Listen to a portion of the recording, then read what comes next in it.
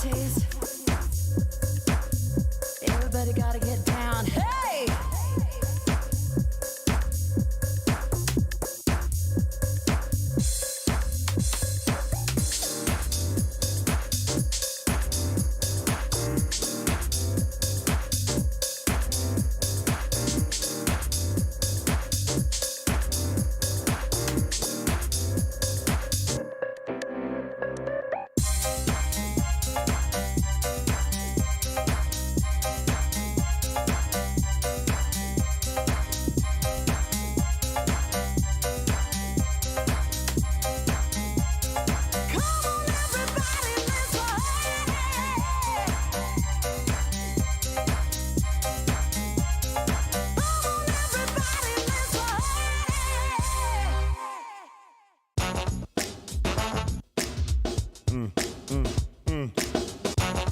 Yeah.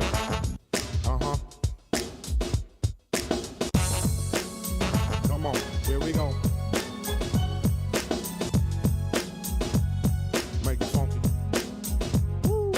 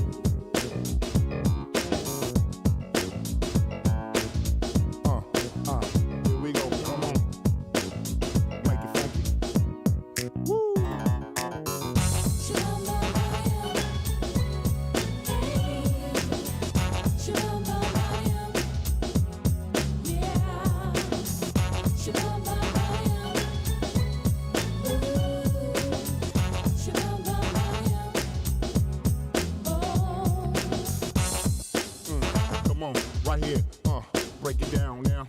Come on.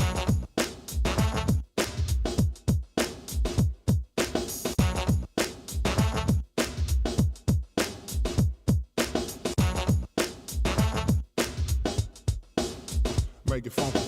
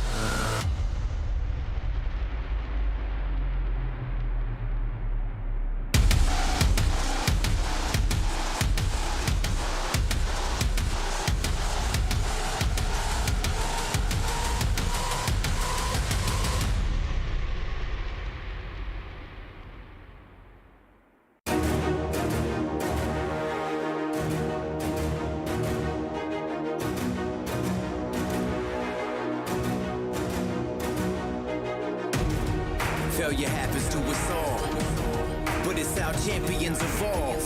The only thing that matters from a loss is if you get back up when you fall. You gotta get up. Failure happens to us all, but this is how champions evolve. The only thing that matters from a loss is when you get back up when you fall. You better get up. You gotta get up. You gotta get up. I need you to get up. Get up. You witnessing a champ in the making, fueled by your passion for greatness. Yeah, but adversity and bad situations meet us in the middle of the paths that we taking. But it's what you do after that makes men. Will you quit or will you stand up and face it? Tell me, do you have what it takes to swing back when this life asks for the fade? Can you tell me you'll adapt to the change when the punch lands and it puts you flat on your face? After you wake, will you stand up and say, get mad, hit back, lit match to the flames? Failure happens to us all, but it's how champions evolve.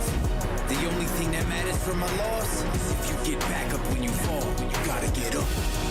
Failure happens to us all, but this is how champions evolve.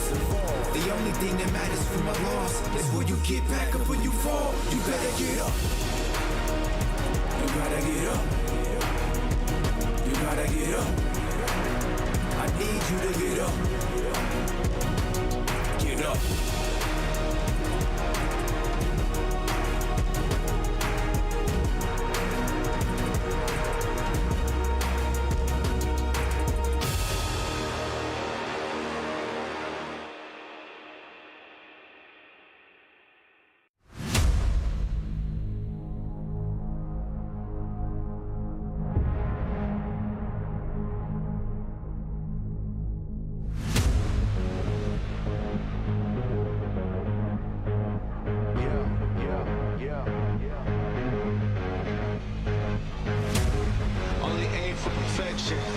Ain't no half stepping.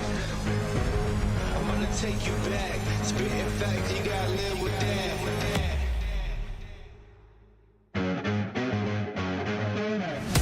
Who got it? Who want it? No problem. We mob it. Who got it? Who want it? No problem.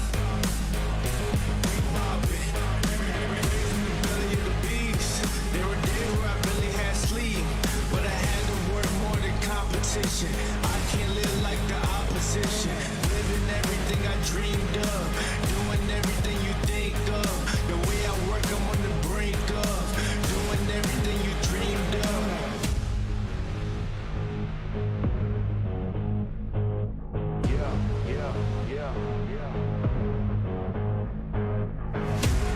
Only aim for perfection. Ain't no half stepping. I'm gonna take you back. Spitting facts, you gotta live with that. Who got it? Who want it? No problem. We mob it. In the city, plenty havoc causing. Do or die, it's either all or nothing. Best believe I'm leaving out with something. Anytime I got the crowd jumping. Throwing raves, you know they fist pumping. I'm the king of dysfunction. What would you do if you had my life? Work like me, had them stripes. Would you go hard just to have that ice? Lot of dudes fall trying to have that price. Either yo cooking about to add that spice. Nowadays you never had that fight. When the push blue, better burst your pipes.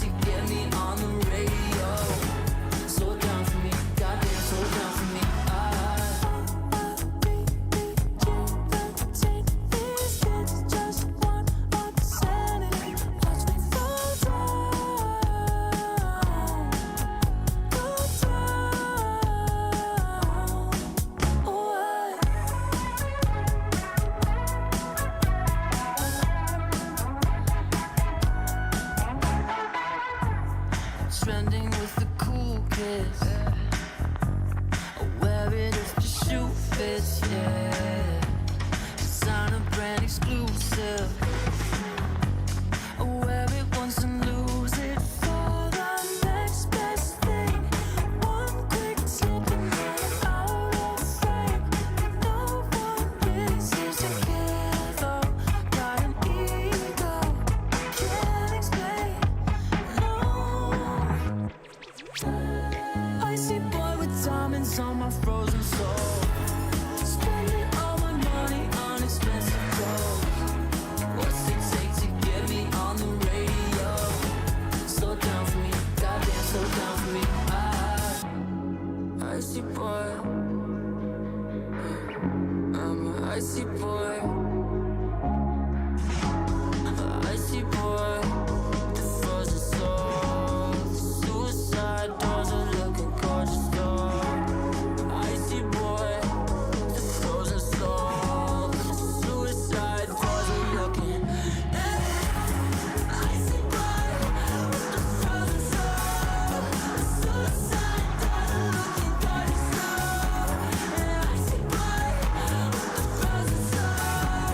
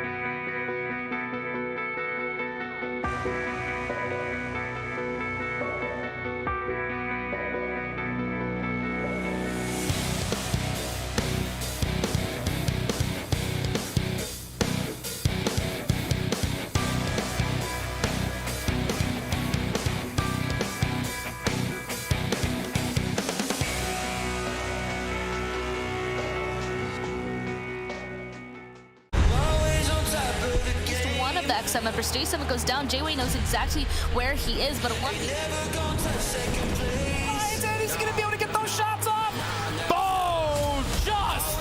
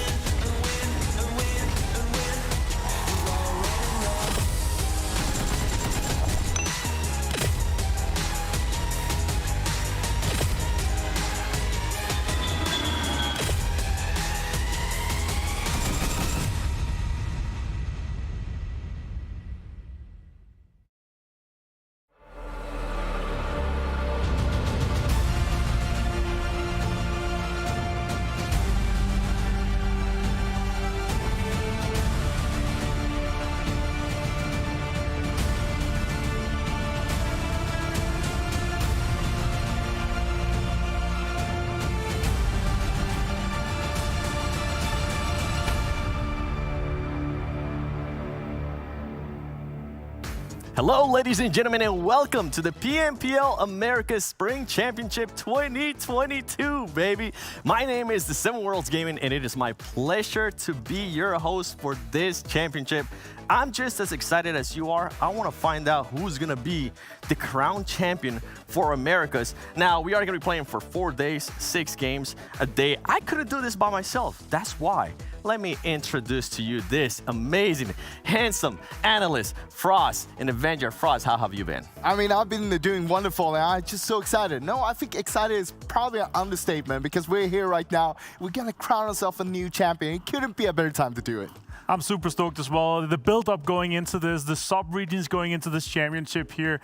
I'm so excited to see who's going to be out on top. It's only 4 days. It's going to be super hectic and insane games we're going to be looking at. Yeah, a lot of teams are not going to get a chance to have a mulligan in any of these games. But you know what? I was mentioning the schedule. Let's actually take a look at that. That way you know which days we are going to be here. You can cancel everything that you have just so you can watch this PMPL Americas Championship. You see it right there, the 26th, the 27th, the 28th, and the 29th. We are going to be here. Make sure you definitely tune in. You don't want to miss out because anything can happen in just one game. Now, let me show you this point system. Even though it's the same one that we've been playing for a long time, Frost, you know, first place gets 15 points, but you know which one's my favorite one. Of course, it's going to be the elimination point. 1 point for every elimination. It's so important because that's where you can rack up most of the points. Even if you don't win the game, you don't get a top 4, you can still rack up so many points from that alone. And we know how important that could be because towards the end, I mean, it could just be 1 point's difference.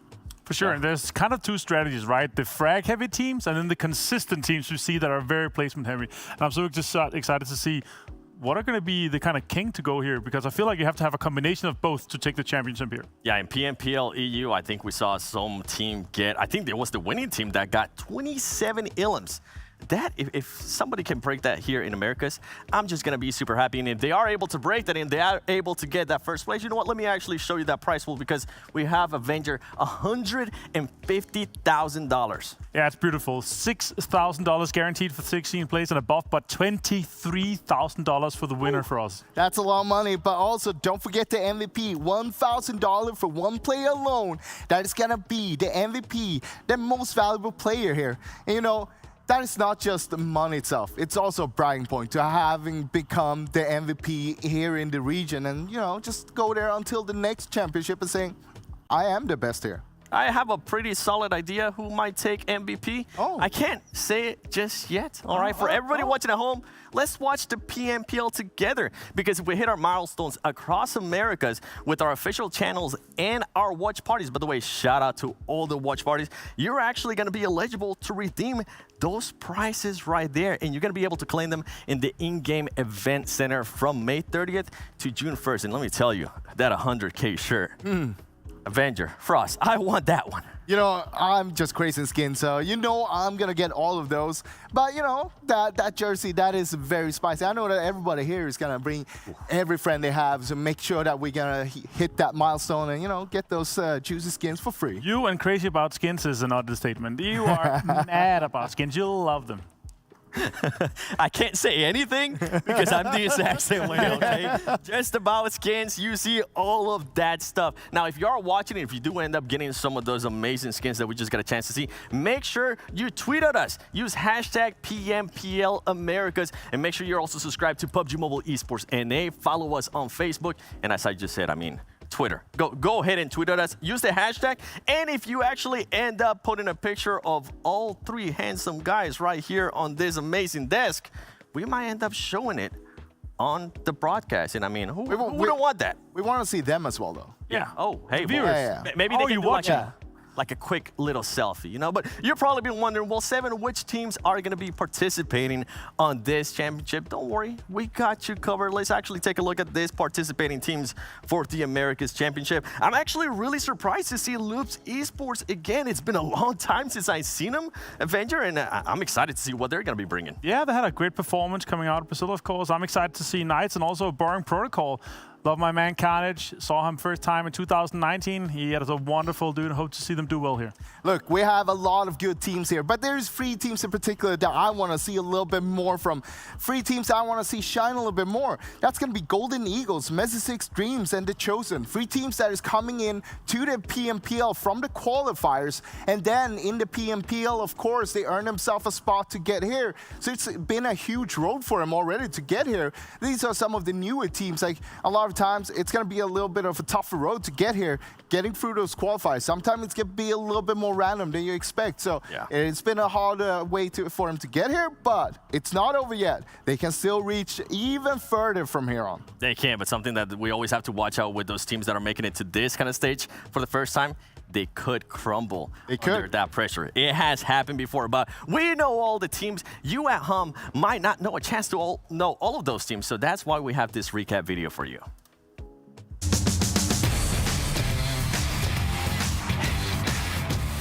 In PUBG Mobile Esports, the bar of competition is rising each day. Whether you are one of the young bloods in the scene or the hot favorites, one slip up and you are that much further behind. But sticking through these odds, the true contenders from all across the Americas have reached the final lap of the race this season. The PMPL Americas Championship Spring 2022. XSET was definitely set out to own the competition from the get-go. After all, they were the defending champions. But it was the Knights who brought real calamity to the battlegrounds of North America and decimated the league stage with a mammoth 607 total points mark. Although Nova Esports had been a consistent banner on the top of the points table, neither they nor the rest of the lobby were prepared to withstand the onslaught. As the finals began, XSET was back in action with 2 chicken dinners on the very first day, whereas a struggling Knights squad only managed to grab 1. A similar narrative continued in the following days as XSET continued to increase the gap, whereas Knights had no luck in getting good placements and never saw another chicken dinner in the finals. This downfall makes sense when a team has so much bounty on their heads. Nova Esports made an impressive comeback with 3 chicken dinners on day 2 and 3, but the team still came second to XSET, who lifted the trophy for the 2nd time in a row. The Chosen NA came 3rd with a commendable consistency on the final day. However, the Wounded Knights still secured a 4th place finish along with the tickets to the Americas Championship. In a region that has A-listers like Alpha 7 Esports, it's hard to think of another contender lifting the trophy. But then there are young talents like VIVOKEYD who will come out of nowhere and suddenly turn around the whole face of the competition. Whether it was the long-lasting league stage or the high-stakes finals, they bested Alpha 7 in every aspect of battle and topped the tables. VIVOKEYD is entering the Americas Championship as the best of Brazil, whereas Influence Rage are the runners-up of both stages. Though Alpha 7 got the highest number of chicken dinners in the finals, they had to bow down to the superior consistency of Keyd. These 3 will be accompanied by Loops, INTZ, and Honored Souls in the championship. LATAM's most talented have made their way as well, displaying some of the most fierce competition from the region we have ever seen. Among the popular ones, Aton Esports stepped it up in the finals after a 5th place finish in the league stage. The defending champions from PMPL LATAM Season 2 claimed the title spot once again with 3 chicken dinners in the finals. Buluc Chabtan was as consistent as ever, and they only went up from a 3rd place finish to the league stage to the 2nd spot in the finals. Though quite out of sight in the league stage, Mezexis Esports, All Glory Gaming, and Golden Eagles went into overdrive mode and took a perfect leap in the finals to seed themselves for the Americas Championship. With this diverse set of talents, the American Championship Spring 2022 already guarantees the most thrilling season we have ever come to witness. Don't miss out on the actions when the stage goes live.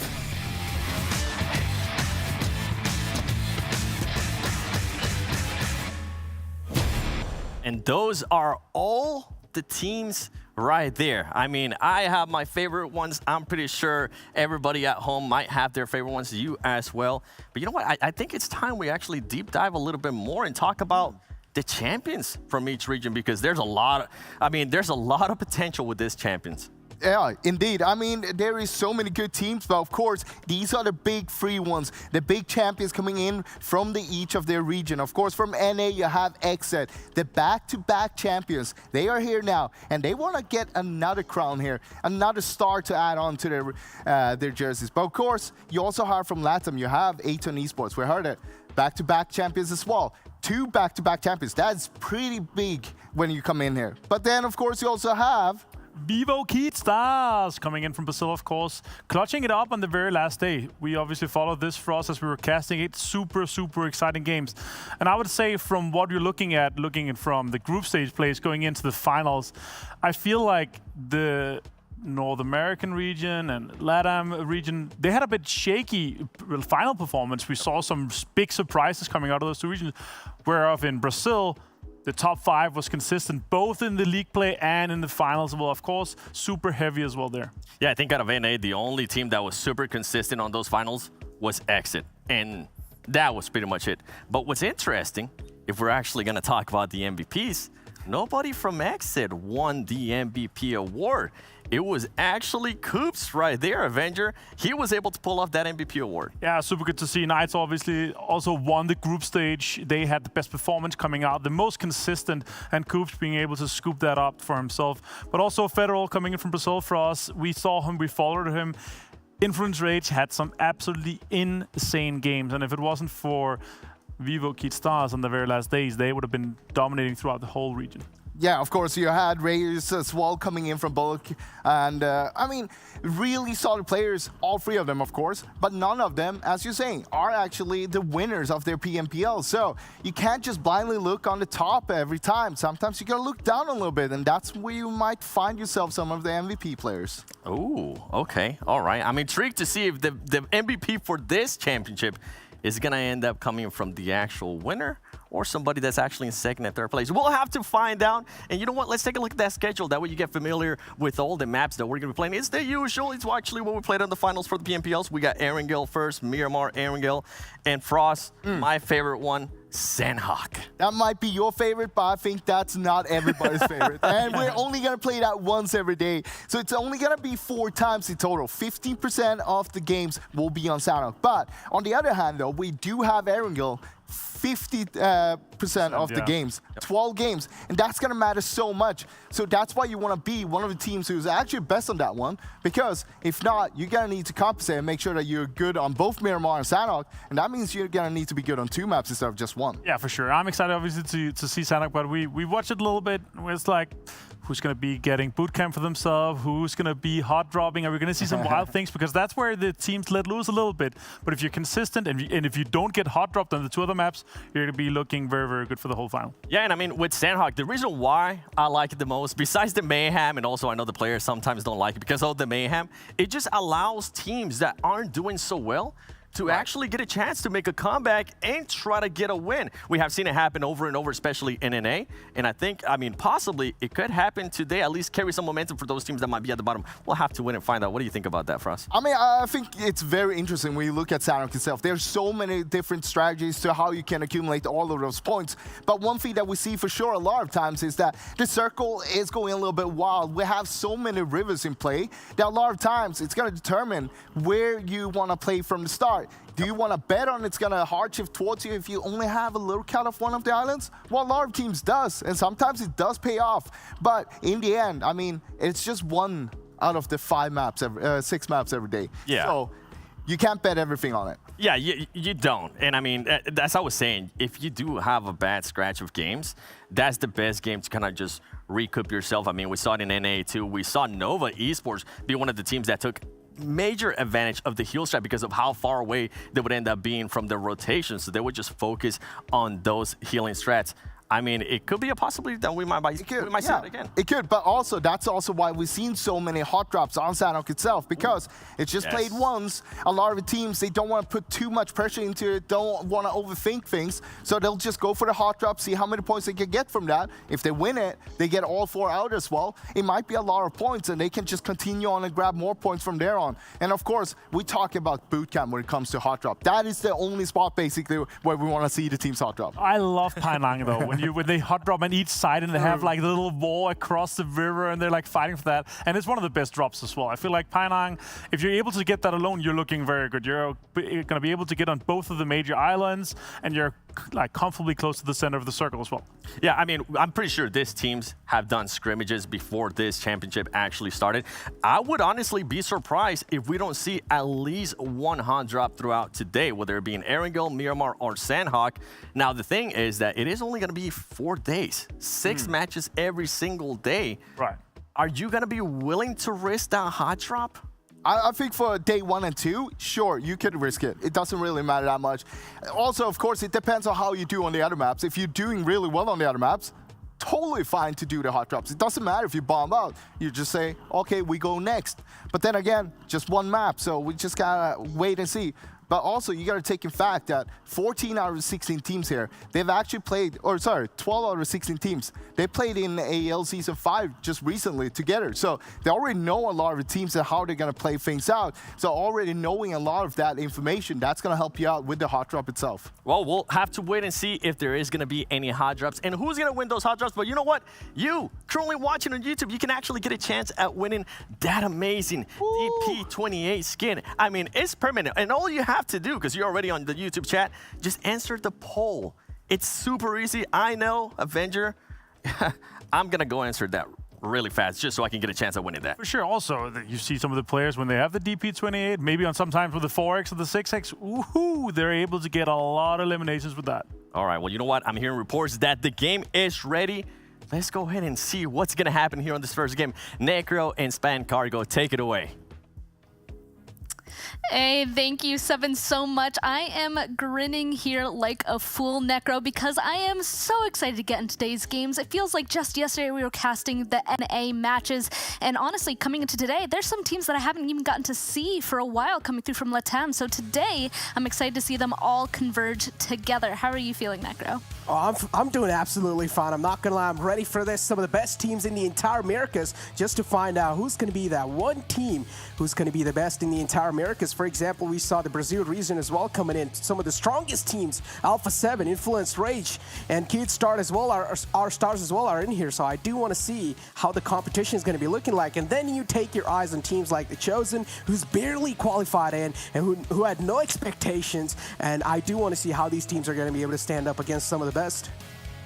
Well, there are a couple of teams that the desk ended up pointing out, right? Froz, he wants to see more from the Chosen, Golden Eagles, and Mezexis Dreams. So we're definitely going to be keeping an eye on them, especially this first game, because at least Zute and I, we talk a lot about mentality, right, Necro? Like this first game, like this is going to set up how these guys are going to be performing this entire rest of the time. Seven already said this is only a 4-day event. Like if you're going to do not that well in the first match, it might be hard to come back from. But of course, these guys are professionals as well. We have seen them bounce back from worse. So we just got to wait and see what happens in this one. I mean, exactly. From what I've seen about Golden Eagles, though, I mean, now that you brought it up, I mean, they barely qualified on 15th spot in 152 points. And even in the league stage, they were barely able to qualify inside the grand finals. They qualified in 15th spot in the league stage. So Golden Eagles, man, they're going to have a tough run without a doubt because, again, they're probably one of those teams that no one really expected to qualify in, and they still made it in barely. So, again, as I said, teams like The Chosen, Golden Eagles, there's going to be a lot of eyes on them because they're some of the underdogs. Well, they were able to just squeeze in though, right? So maybe, I'm just gonna put it out there, maybe they were waiting, right, to put their full performance into this. We'll have to wait and see, of course. There are a couple other teams, of course, that I'm definitely looking forward to. Of course, majority are gonna be NA, XSET, Nightspring Protocol. I am looking forward to see how Loops are gonna do. And the couple of teams that I haven't seen in a while, honestly, are Aton, Buluc Chabtan, and Mezexis Dreams. So I'm so excited to see how they have grown since the last time I personally was able to cast them live. I mean, exactly. And I'm pretty sure the last time you were able to cast them live was probably PMGC, right? And that's when we were actually able to see these teams. And I'm pretty sure since the PMGC, the competition has evolved so much. So I'm pretty sure there's going to be quite a lot of differences that even the team inside the games, they're going to be caught off guard with. Again, now these are the Americas. Just to find out who's going to be that one team who's going to be the best in the entire Americas region. Again, the dopamine's going to be flowing through your veins, but you've got to keep your hands steady.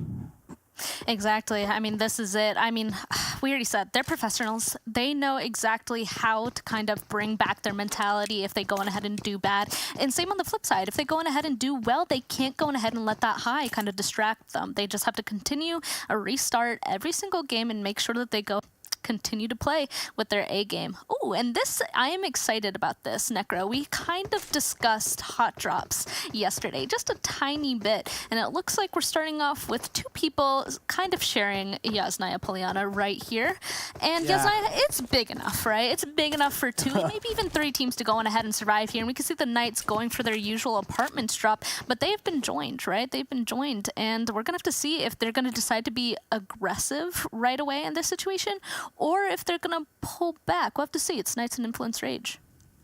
I mean, again, these teams have probably played in the scrims, but scrims are more kind of like teams, they don't really tend to show their true colors in scrims.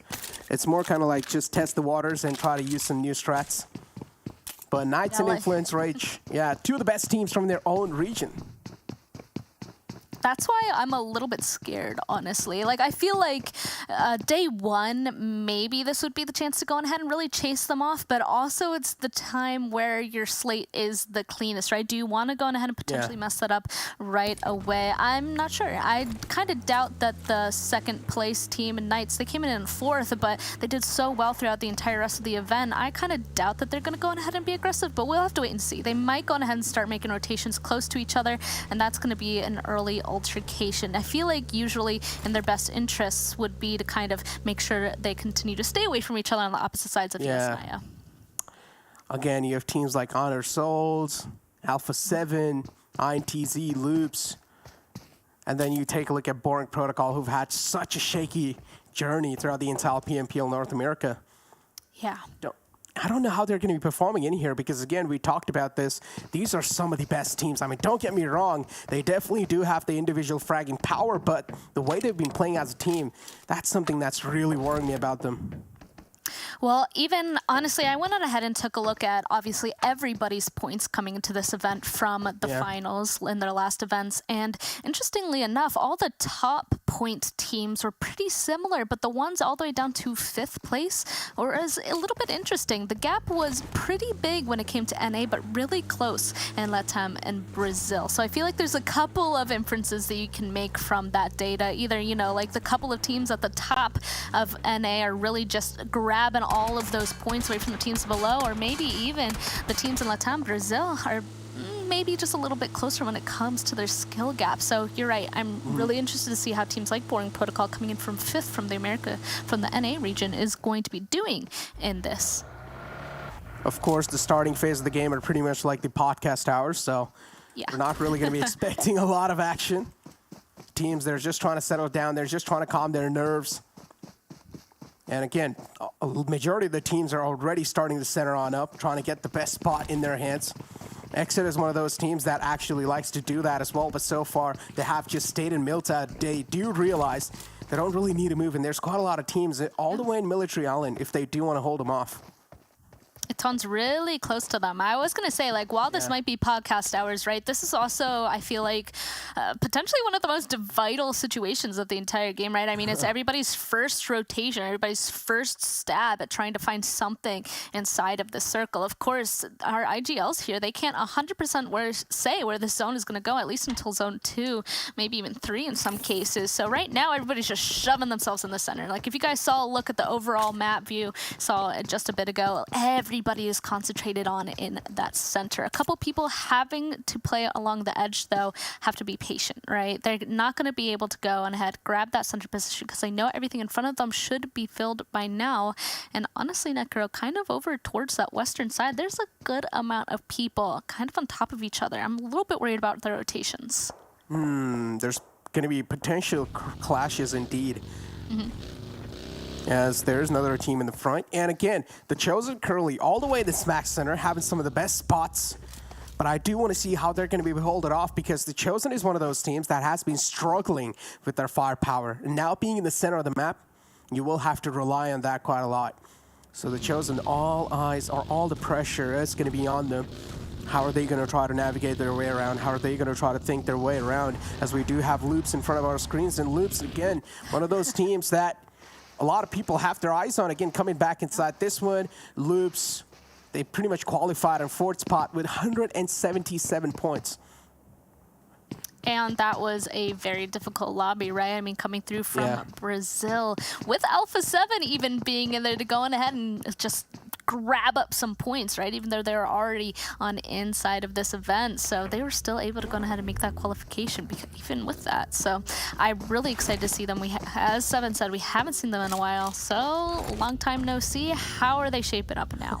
These are the couple teams that I was kind of referencing towards the edge of the zone on this western side. Just a couple of 3 teams kind of landed around that George Pool area. They're all making rotations back to back on top of each other. It does look like they have some spacing, right? But right when they get towards the edge of the zone, they might end up slowing down because they don't have information inside the zone. We might see an early fight over there unless they really, really don't want to fight and they're able to make a rotation away. Mezexis Dreams all the way down south. They still need to make it inside.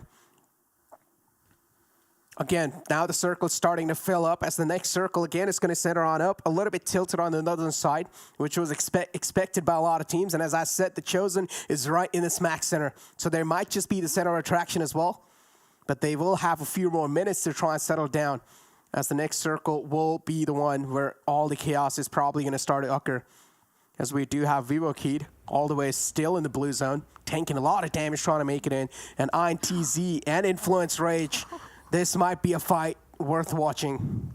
Oh, but Influence Rage, they did this on purpose. This is so cheeky. Lying prone right on the other side of this little hill here. They were watching this bridge for anybody making a rotation. And since the zone ended up making their push up towards the northern side, they might think that this is a really good opportunity for them to get in an altercation, right? I mean, how many teams are going to be up here? So if Influence Rage, if they play this right, they might just be able to surprise INTZ. And that's going to be huge for the start of this game. We'll have to wait and see. They're being patient, though, already by the gas station. And of course, we're seeing some shots be fired back and forth with the Chosen towards the middle of the map as well, exactly as you mentioned. They're in a hotspot area, and it looks like somebody is getting a little bit close to them over there. It's Nova going to try and stop them. Oh, and that's not a team you want to get eyes on. You want to get your eyes on by. So Nova is definitely one of those teams that you'd want to avoid. Influence Rage, again, they have a complete idea. INTZ's in the front lines, and INTZ, unfortunately, they have a casualty. One guy's knocked out. So now all eyes on INTZ. The pressure as well is going to surmount on up on them. How are they going to try to reposition? How are they going to try to think this out? And they're trying to make a rotation out, but Federal this time is connecting quite a lot of shots, but he's not going to be able to get the knock. We said that this was going to be huge, and it looks like Influence Rage really tried to turn it to their advantage, but INTZ, maybe, I think they did a pretty good job being able to get away in time just to make sure that they're not going to lose anybody else. But you're right, there is one person, you can see him crawling the river, actually. There's no way that he's going to go on ahead and get revived, especially because Influence Rage, they have Hawkeyes in that direction now. There's only one place for these guys to have retreated to, and now they're going to be looking in that direction. Of course, Golden Eagles coming up from from the northern side as well. If they're going to go and make a rotation into INTZ, that might hurt them while they're down, being 3 players up, or they might fall into the same trap that INTZ just got out of, right? Go across that bridge as well into Influence Rage.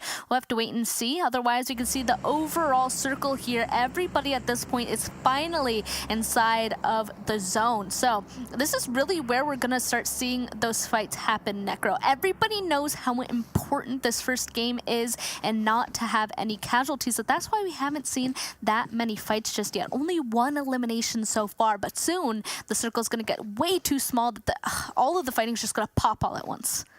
Exactly. As I said, the next circle is where the chaos is going to start to break. The hell's going to break loose. Again, if this circle does take a hard shift away, then all the teams are definitely going to be caught off guard, and we're probably going to see a lot of teams or a lot of players getting caught off guard with that as well. And INTZ, unfortunately, that was the first elimination or the first blood on the hands of Influence Rage. Of course, some of the best teams, as I said, out there. So that is going to be one of those teams that even teams like Nightwind need to watch out from. And yes, it's a hard shift down south. Ooh. That's going to be a tough one, right, Necro? So many people now finding themselves on the northern side or even the western side of this zone.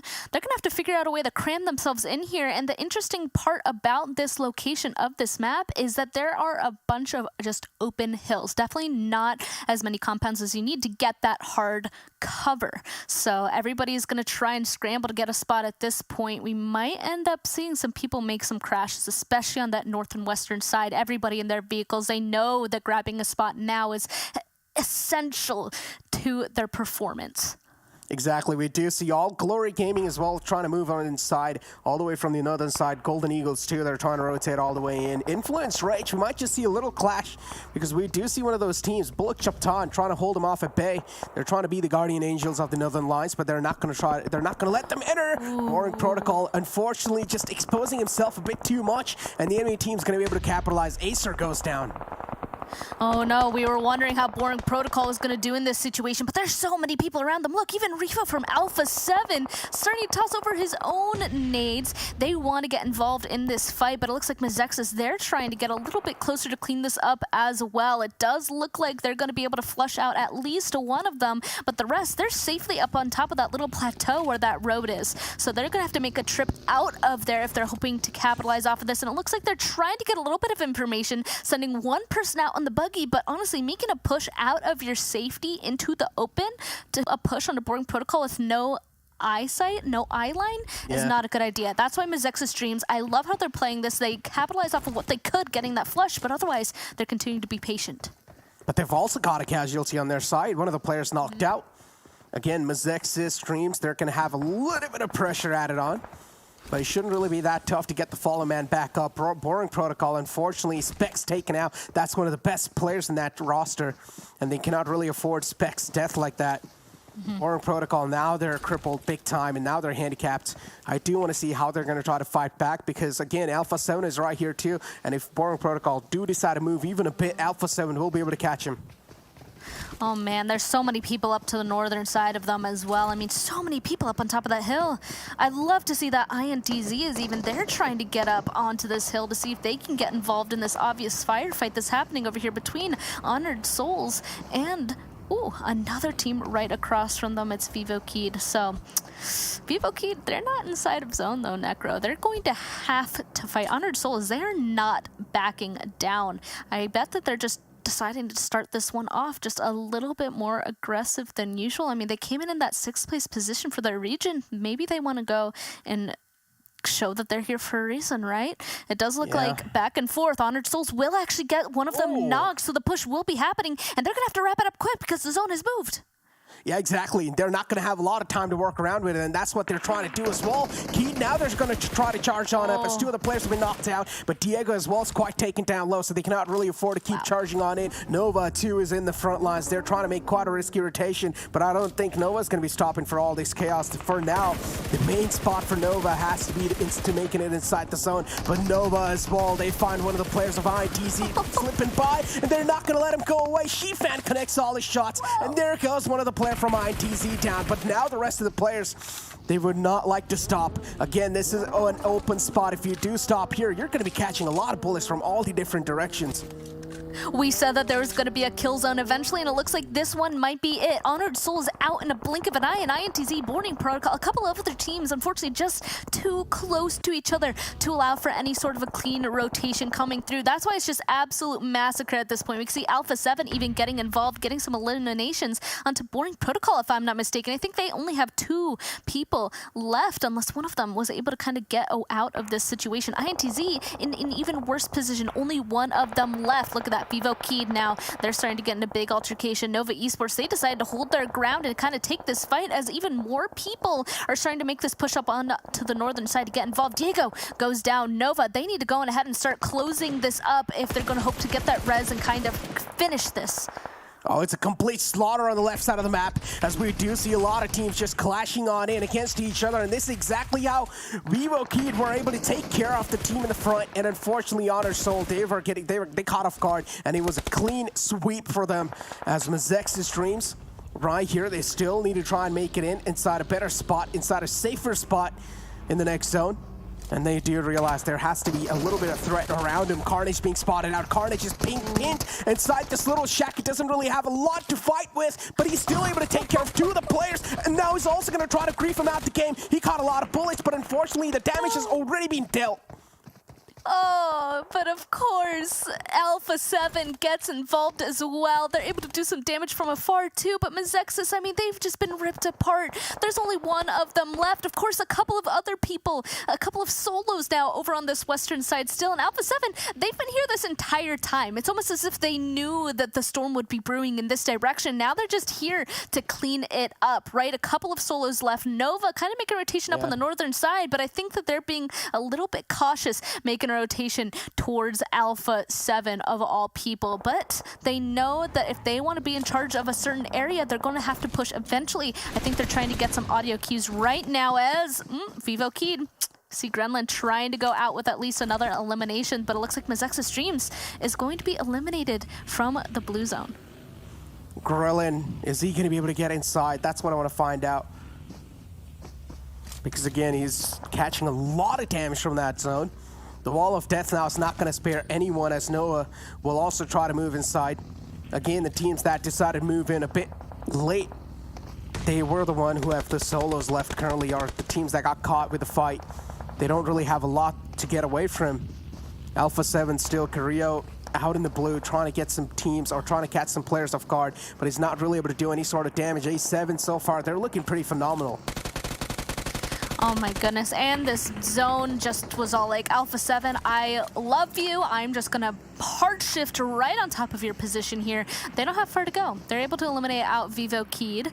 They're in charge of the top of this mountain right here. The only people that's challenging them right now is actually Nova. They're currently driving through, trying to gain that information. Alpha 7, they actually disengaged a little bit. They gave the opportunity, a little bit of the good spot, the high ground to Nova, and now they're trying to get in a fight, but Kindness, he's pushing by himself. Let's see, he's usually can have some explosive plays, but unfortunately in this situation, he does not. His teammate unfortunately gets knocked as well, and Nova, I think that they're only down to QZ left. Loops, they're now taking the opportunity to come out of their compound. They waited long enough, and they hear this altercation happening. This is the perfect time to get involved and make sure that they can third-party this. It does, though, look like it might be over. QZ, he's just gonna have to lay low as a solo, but Revo, he knows exactly where he is. Alpha 7, they made it look so easy, and now Nova, as you said, just down to a solo man alive. QZZ, a man on a mission. I mean, we do know he's one of the best players in Nova squad currently, so QZZ, indeed, we're not going to be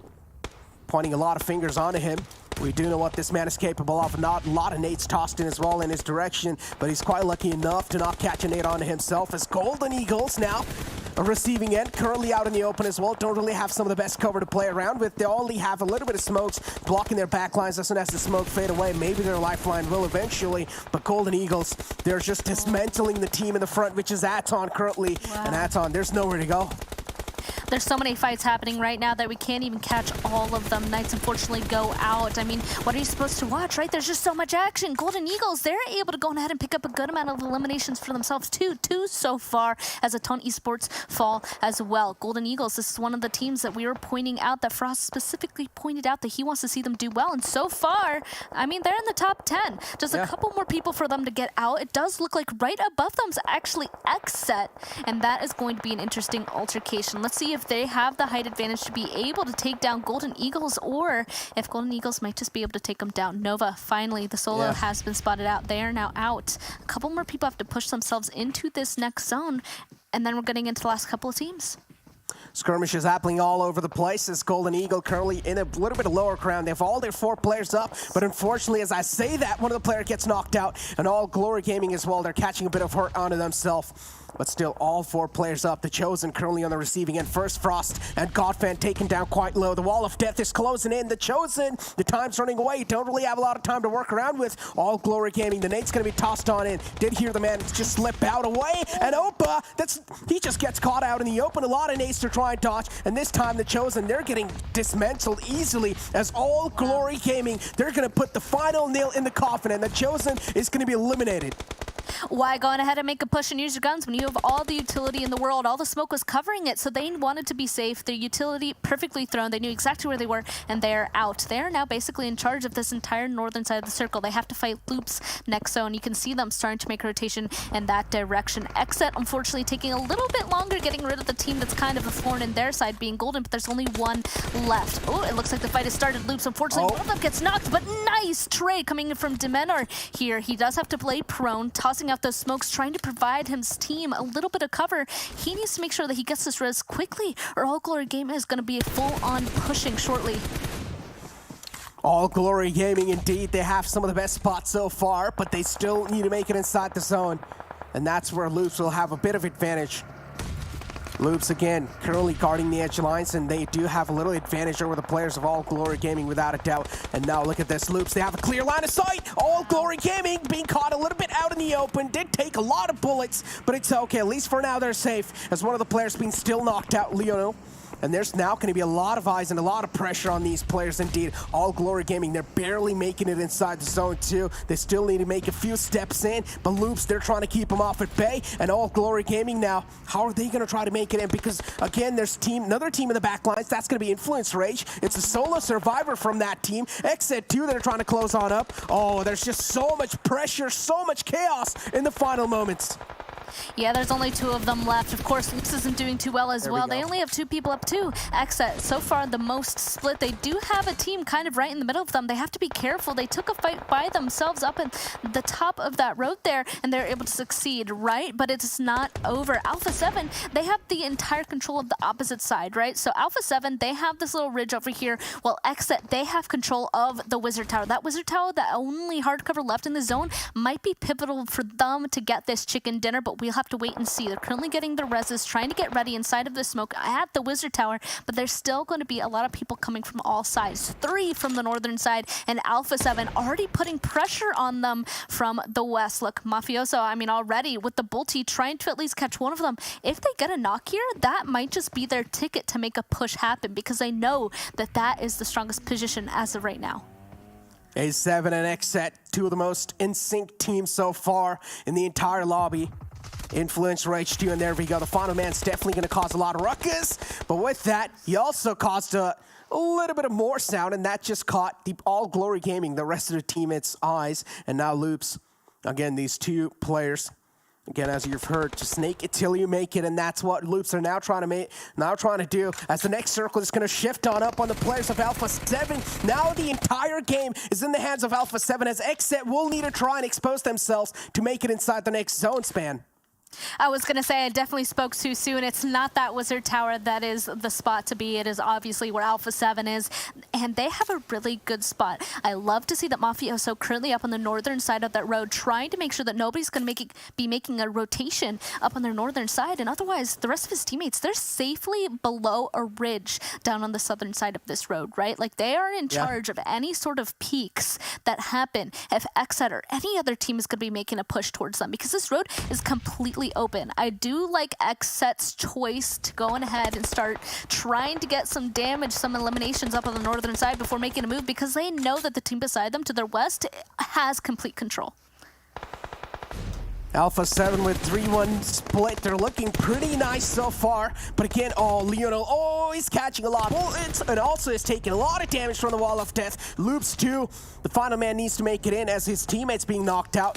At this point in time, it's pretty much a gone case. You cannot really get the fallen man back up. Alpha 7 now, they're getting charged on up by the players of XSET. Leonel hears a lot of sound cues on the left side, but he doesn't know what to react to as Mafioso catches a little glimmer, and that's going to be more than enough for Mafioso to try and capitalize on as XSET kill switch gets spotted out on the right side. Carrillo has his sights locked. The target has been acquired, and now XSET, they're going to be executed soon, or maybe because Alpha 7 too, they're currently on the same page.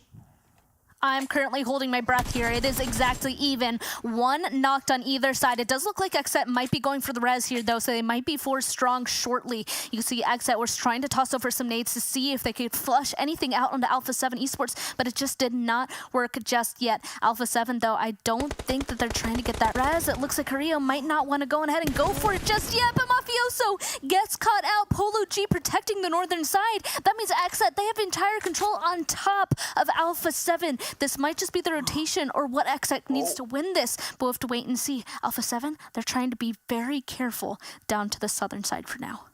But the next circle actually shifts all the way out in the open in no man's land. So other teams have the control of the next zone, but Alpha 7, now they're trying to be a little proactive, try to move out too, but Revo gets caught as well. Now it's a 2-on-4 situation. Alpha 7, they're getting charged on up, but they're trying to fight back too. Swaggin and Mafioso, the last two glimmers of hope alive. As Alpha 7, they have to fight against the world, and XSET, they're just putting a world of hurt on these players. And finally, XSET, they're gonna come out on top in the first game of the PMPL Americas. Oh my goodness, I guess I am wearing red and black, right? XSET, they came so strong through the league play. They came in, they got the first place for their region's finals, and now they're getting the first chicken dinner. I feel like that kind of sets the tone right. All of us were kind of wondering who's going to go ahead and do well off the bat. I mean, Latam, Brazil, NA, we weren't sure. We thought NA might have been the smallest one out of all the regions, but it looks like XSET is really here to show us wrong.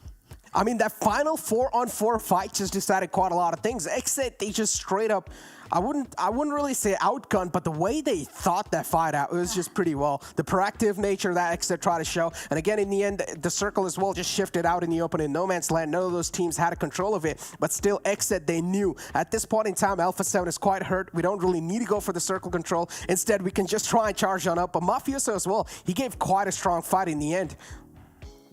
I feel like that knock up on the northern side onto Mafioso from Polo G honestly might have been the thing that got that chicken dinner, right, Necro? Yeah, pretty much. Well, but it seems like, Span, that's going to be it from our side. Well, let's go to the studio and let's hear what they have to say.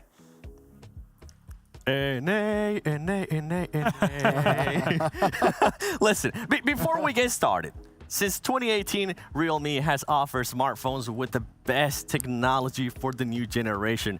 Buy now the new C35 with 4 gigabytes of RAM, 64 and 128 gigabytes of memory. Wow. What a first match, guys. We saw the champions from NA actually come up, get that chicken dinner. They ended up getting some elims as well. Frost, I'm shocked right now. I'm actually shocked how good of a first game we got here to start things off with. I mean, let's talk about the circles, for example. The circles was a little bit all over the place. Then we saw him just keep a hard shifting towards the southwest.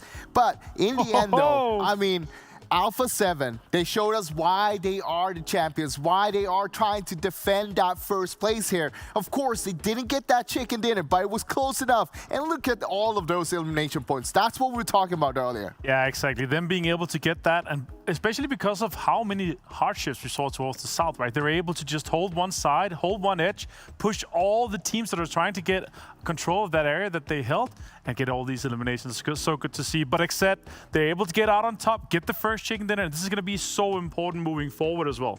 It really is, and I mean, to point it out, we do have the top 3. Every single team is from a region. All Glory Gaming. I mean, this was a team that qualified in 4th place out of their PMPL Championship.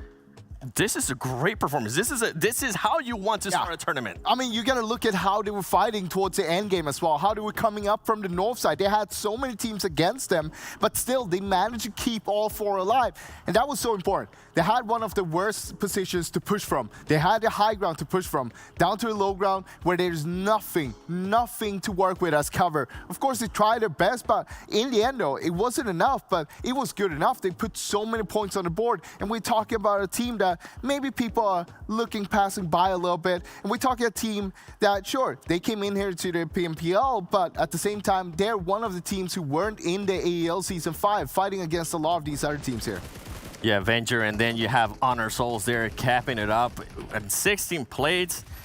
Oh man, with the donut, as we like to call it, with just 0 points all across. Yeah, exactly. Unfortunately, they again went up against VIVOKEYD stars super early on, but this is what I'm talking about here. This western side here, that Alpha 7, they were able to play up high ground and play uphill as well. Super hard position for them, but they were able to close it out. Here we see also, of course, the situation that we saw on the east side, the circle kept going west, right? So all the teams on the east being able to get second and third place like they did with the amount of kills that we saw from XSET as well, super impressive.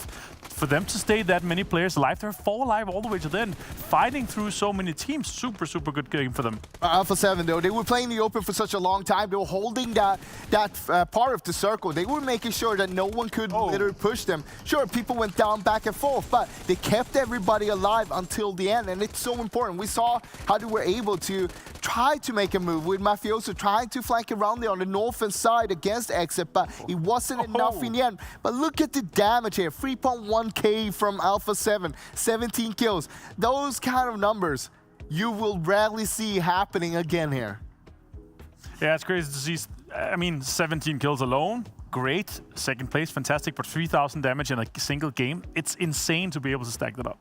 Can you say they wanted to send a statement on this first match? They wanted to say, as you were saying, Frost, we are the champions. Yeah. We are looking forward to getting that championship again. And, I mean, look at this top player stats. Already, Mafioso joined the 1K club here with 1,057 damage and 8 eliminations. That is just insane.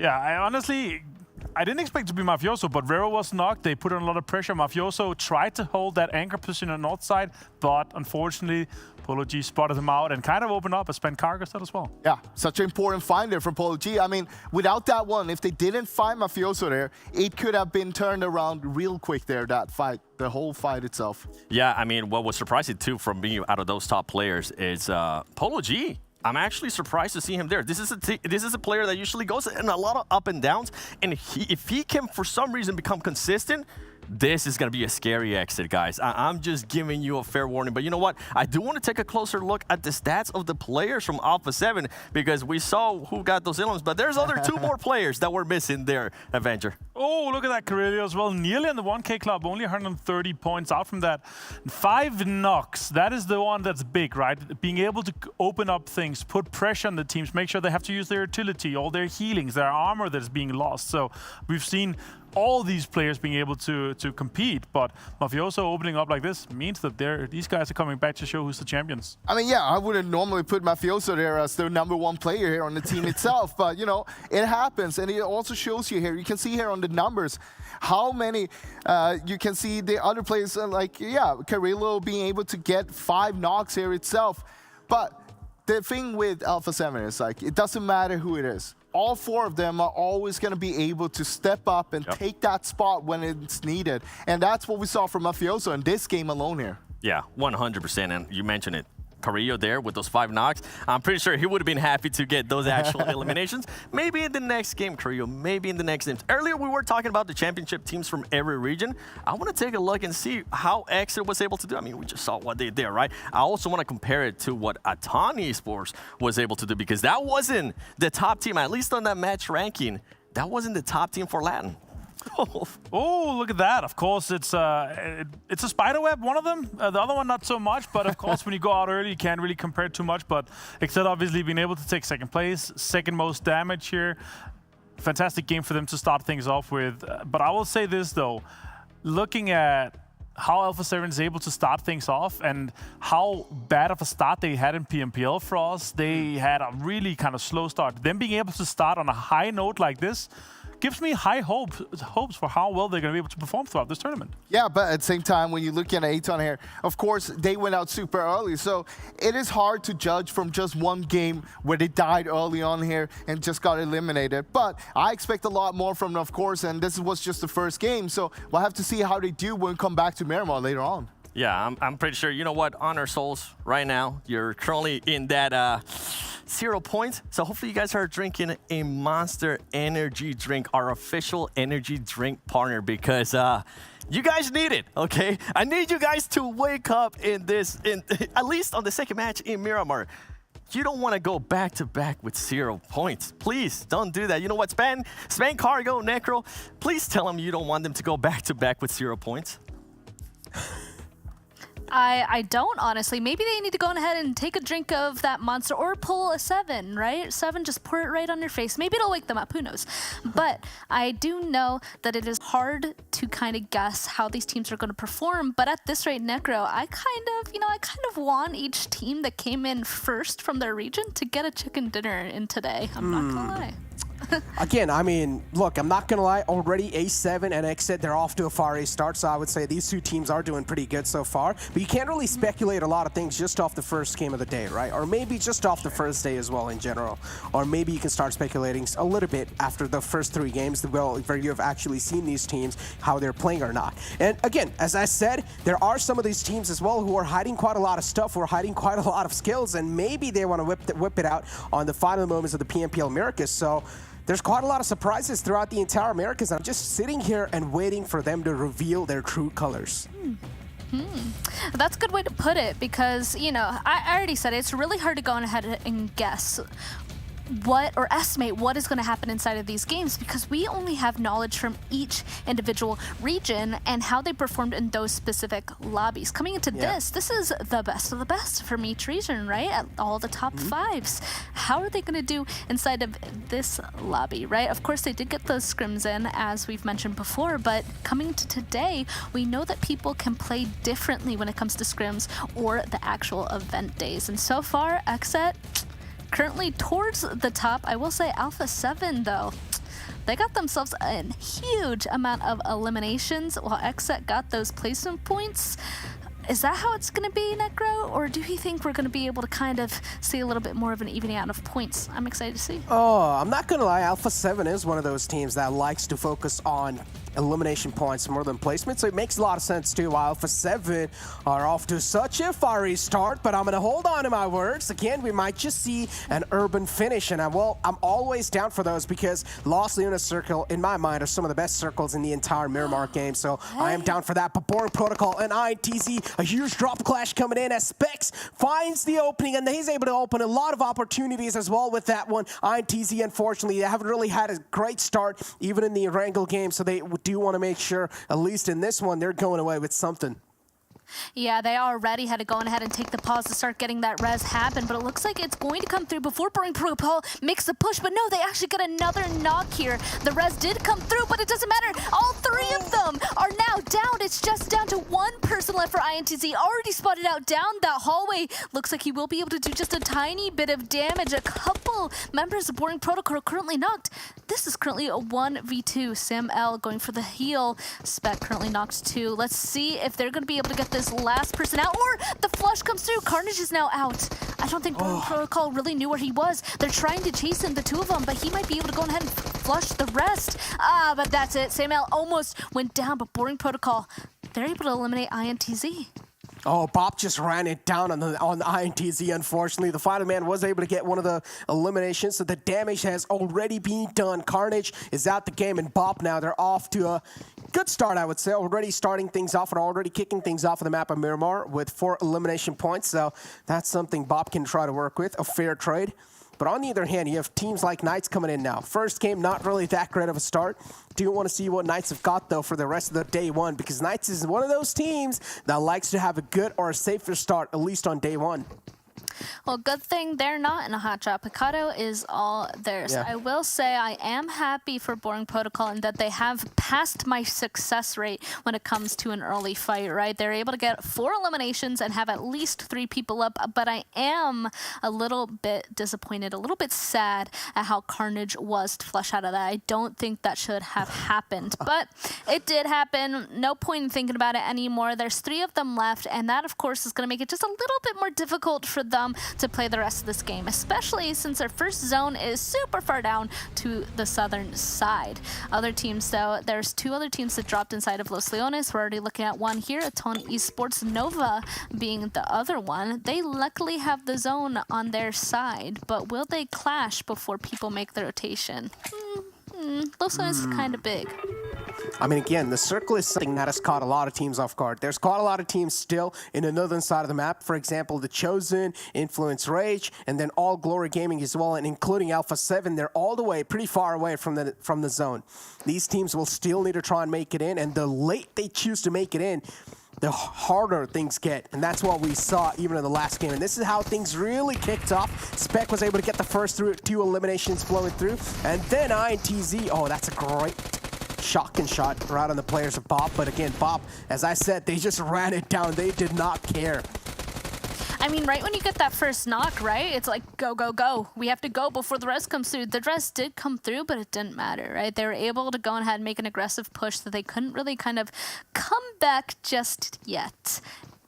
And then they were able to win it. So, like I said, happy about that. Otherwise, people are starting to make their early rotations. We're 5 minutes into this game. People are in their vehicles making the move because they got to go south, south, south. I'm excited if this continues to shift down to the southern side. The terrain down there is insane. All of the small little ridges. So I'm kind of having my fingers crossed for that kind of a situation. Otherwise, we have to wait to see how people are going to be rotating. We can see the Knights already making their way kind of close to Buluc Chabtan here. Ooh, Madian does not want to get shot at there. Looks like he's going to take a tiny bit of shots into his vehicle, but otherwise getting away. Aton again, just straight up booking it. Does not want anything to do against the players of Knights.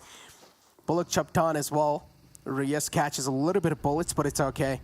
That's something you can try and work off of with. As Knights now, they'll try to reposition.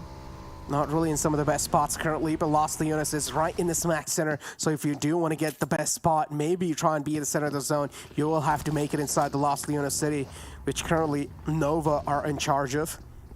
Knights here, they found a little bit of nice off center position, so they're probably going to try to play off of with this one, but I do want to see how teams like Alpha 7 are going to try to make in, because again, all the way still in the outskirts, they haven't made it inside the first zone yet. Are Alpha 7 just going to try to breach in, or they're going to try to make a safer rotation? Honestly, I'm not worried about them. They're so aggressive. They're obviously capable of giving eliminations just from our first game here. That playing the edge this match might just be the best thing for them. Kind of being that team having to play the edge game usually gets a good amount of eliminations because they're always on the move. They're going to be running into the most amount of people, having to constantly be in motion. Now, I'm not worried about them. They do have to come out of El Pozo soon, though, because otherwise they're going to be taking some blue damage, and it would be a shame if they went on ahead, wasted some healing, some meds, right? But shouldn't be too worried about that. They're going to be moving quite shortly while Mezexis Dreams looks like they're able to find themselves a spot under here. But Loops, I actually love to see that they're using these really tall mountains here to try and get knowledge of the people around them. And they probably do have a lot of visual info without a doubt. Mezexis Dreams are in the front lines and all their positions have been compromised so far. And again, as you said, the teams that do like to play on the edge, they've got to be confident in their firepower. If they're not, then they're not going to be able to bridge their way inside the zones. There's going to be quite a lot of teams that will try to hold you off at bay, and that's something you cannot really afford when you like to play on the edge. So you've got to be really confident on your firepower. The Chosen spotting out the players of Knights, but this time they're going to let them go. The Chosen did have a better spot, though, over the players of Knights, but they just don't want to fight yet. The Chosen, another one of those teams that likes to play right in the smack center of the zone. So the Chosen, they like to take things slow and calm in the first few phases. Oh, for sure. I mean, we already saw the hot drop, right? And now at this point, it's definitely going to be like last game where everybody just wants to be as cautious as possible, not start a fight unless they absolutely have to, unless they absolutely have the advantage. Otherwise, it's going to be quiet because there's no point in getting in a fight this early, right? It's going to be that the zones are going to get too small, and that's when they're going to have to get involved. Of course, right as I say that, Loops actually gets a knock into somebody as they're making a rotation. Looks like, unfortunately, somebody was peeking out just a little bit too far. I'm kind of curious to see if Loops is going to be making a push on that. It's the Mezexis Dreams team that we saw earlier in their compound just to the side of Los Leones.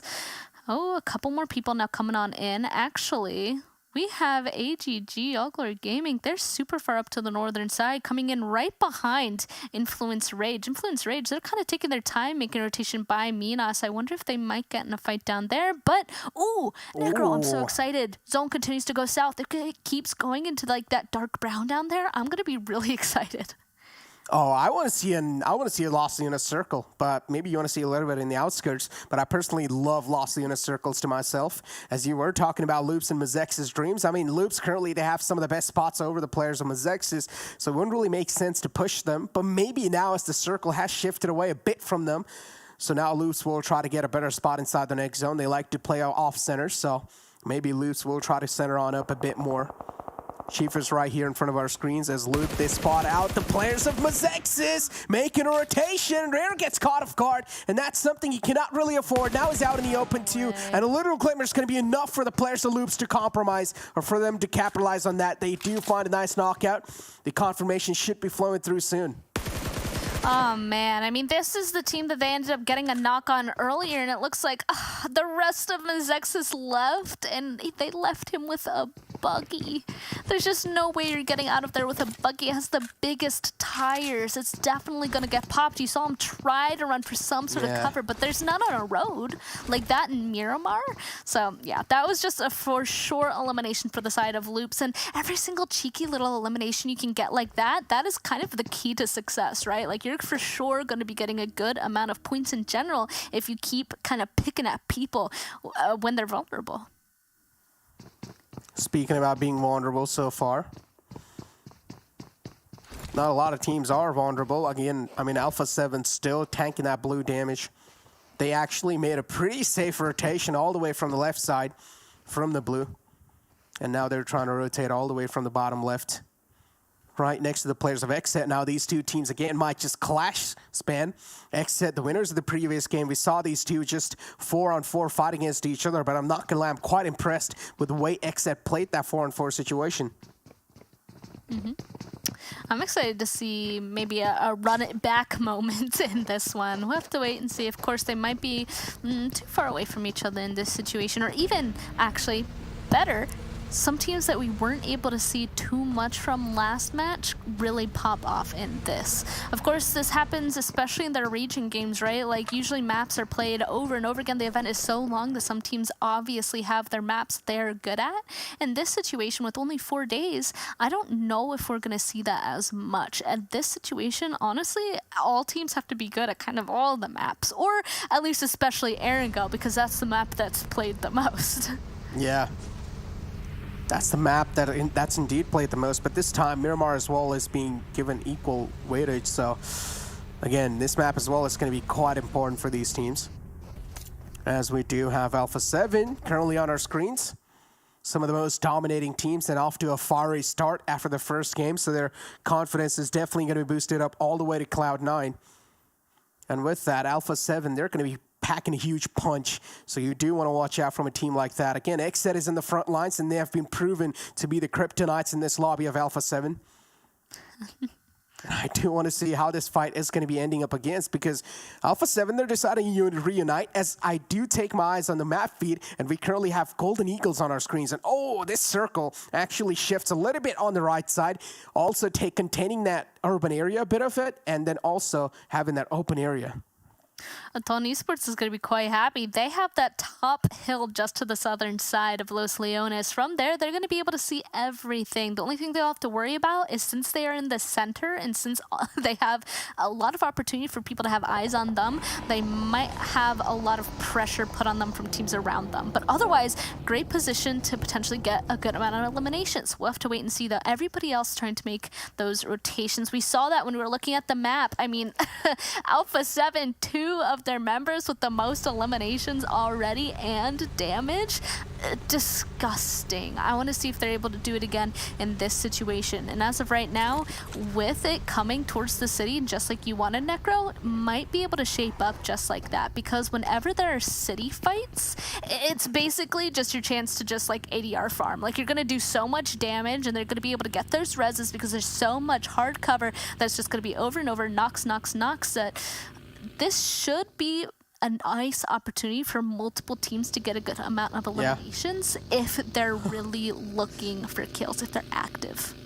And I'm not gonna lie, city endings are one of the most like paranoid endings for these teams because you never know where the teams are gonna be having the eyes on you. So teams are quite paranoid about that too the whole time. So one single misstep in that little building that you have and you will be easily taken out or taken care of. So you always gotta be careful about that one. As you said though, the res will be there, but again, teams might just decide to push on up. So there's quite a lot of things. Teams are quite paranoid and it's not some of the most comfortable spots to be in for a lot of teams, as we do have Buluc Chabtan against VIVOKEYD. Did fire a couple of bullets. Diego got taken out solo, but he's barely surviving on a sliver of health, and that's going to be more than enough for Vivo to play things around, as Reyes will get the confirmation too, and Diego gets taken out, and that's not a start that Kid was really looking out for. I feel like Buluc Chabtan really thought about it right then. I mean, they grabbed their vehicle definitely to move it in a safer spot, but I feel like for at least a millisecond, they were thinking of making that push happen, but nope, there's members right beside them inside of that next warehouse. If they made that push, definitely a couple of them were going to be ripped out of that Murado. So it is a safer bet to kind of retreat and just continue to be patient, but it could have been a huge push. Alpha 7, oh no, Creo, he's going to find himself out in the open. Golden Eagles, they're going to rip at least one member from Alpha 7 away. Maybe it's not going to be a time for them to go on ahead and continue to farm their damage in this situation. Golden Eagles, though, they're getting another point. Last game, they're able to at least get a few of them down. It looks like maybe they're on the same trajectory. Talking about Murado, Murado is not the choice of vehicle, I would say, to go with, because again, it's quite delicate. And you're going to be catching a lot of bullets in the final zone, so you do not really want to go around in a Murado driving, so you do want to make sure you at least have a little buggy. But again, buggy's not really that reliable too, so Mafiosa right here, making a rotation. Revo moving around too. Look at the confidence that Alpha 7 has to even move around in the open like that. Makes a lot of sense too. I mean, off to started things off on a pretty great note. Golden Eagles are in the receiving end too. Golden Eagles did take quite a lot of hurt onto themselves. As Buluc Chabtan, they spot out the rotation of the Chosen, and the Chosen, they're taking a lot of damage, and that's not something that the Chosens can afford. I know it does look like Oppa unfortunately jumped out of the vehicle. He's going to be stranded at that road.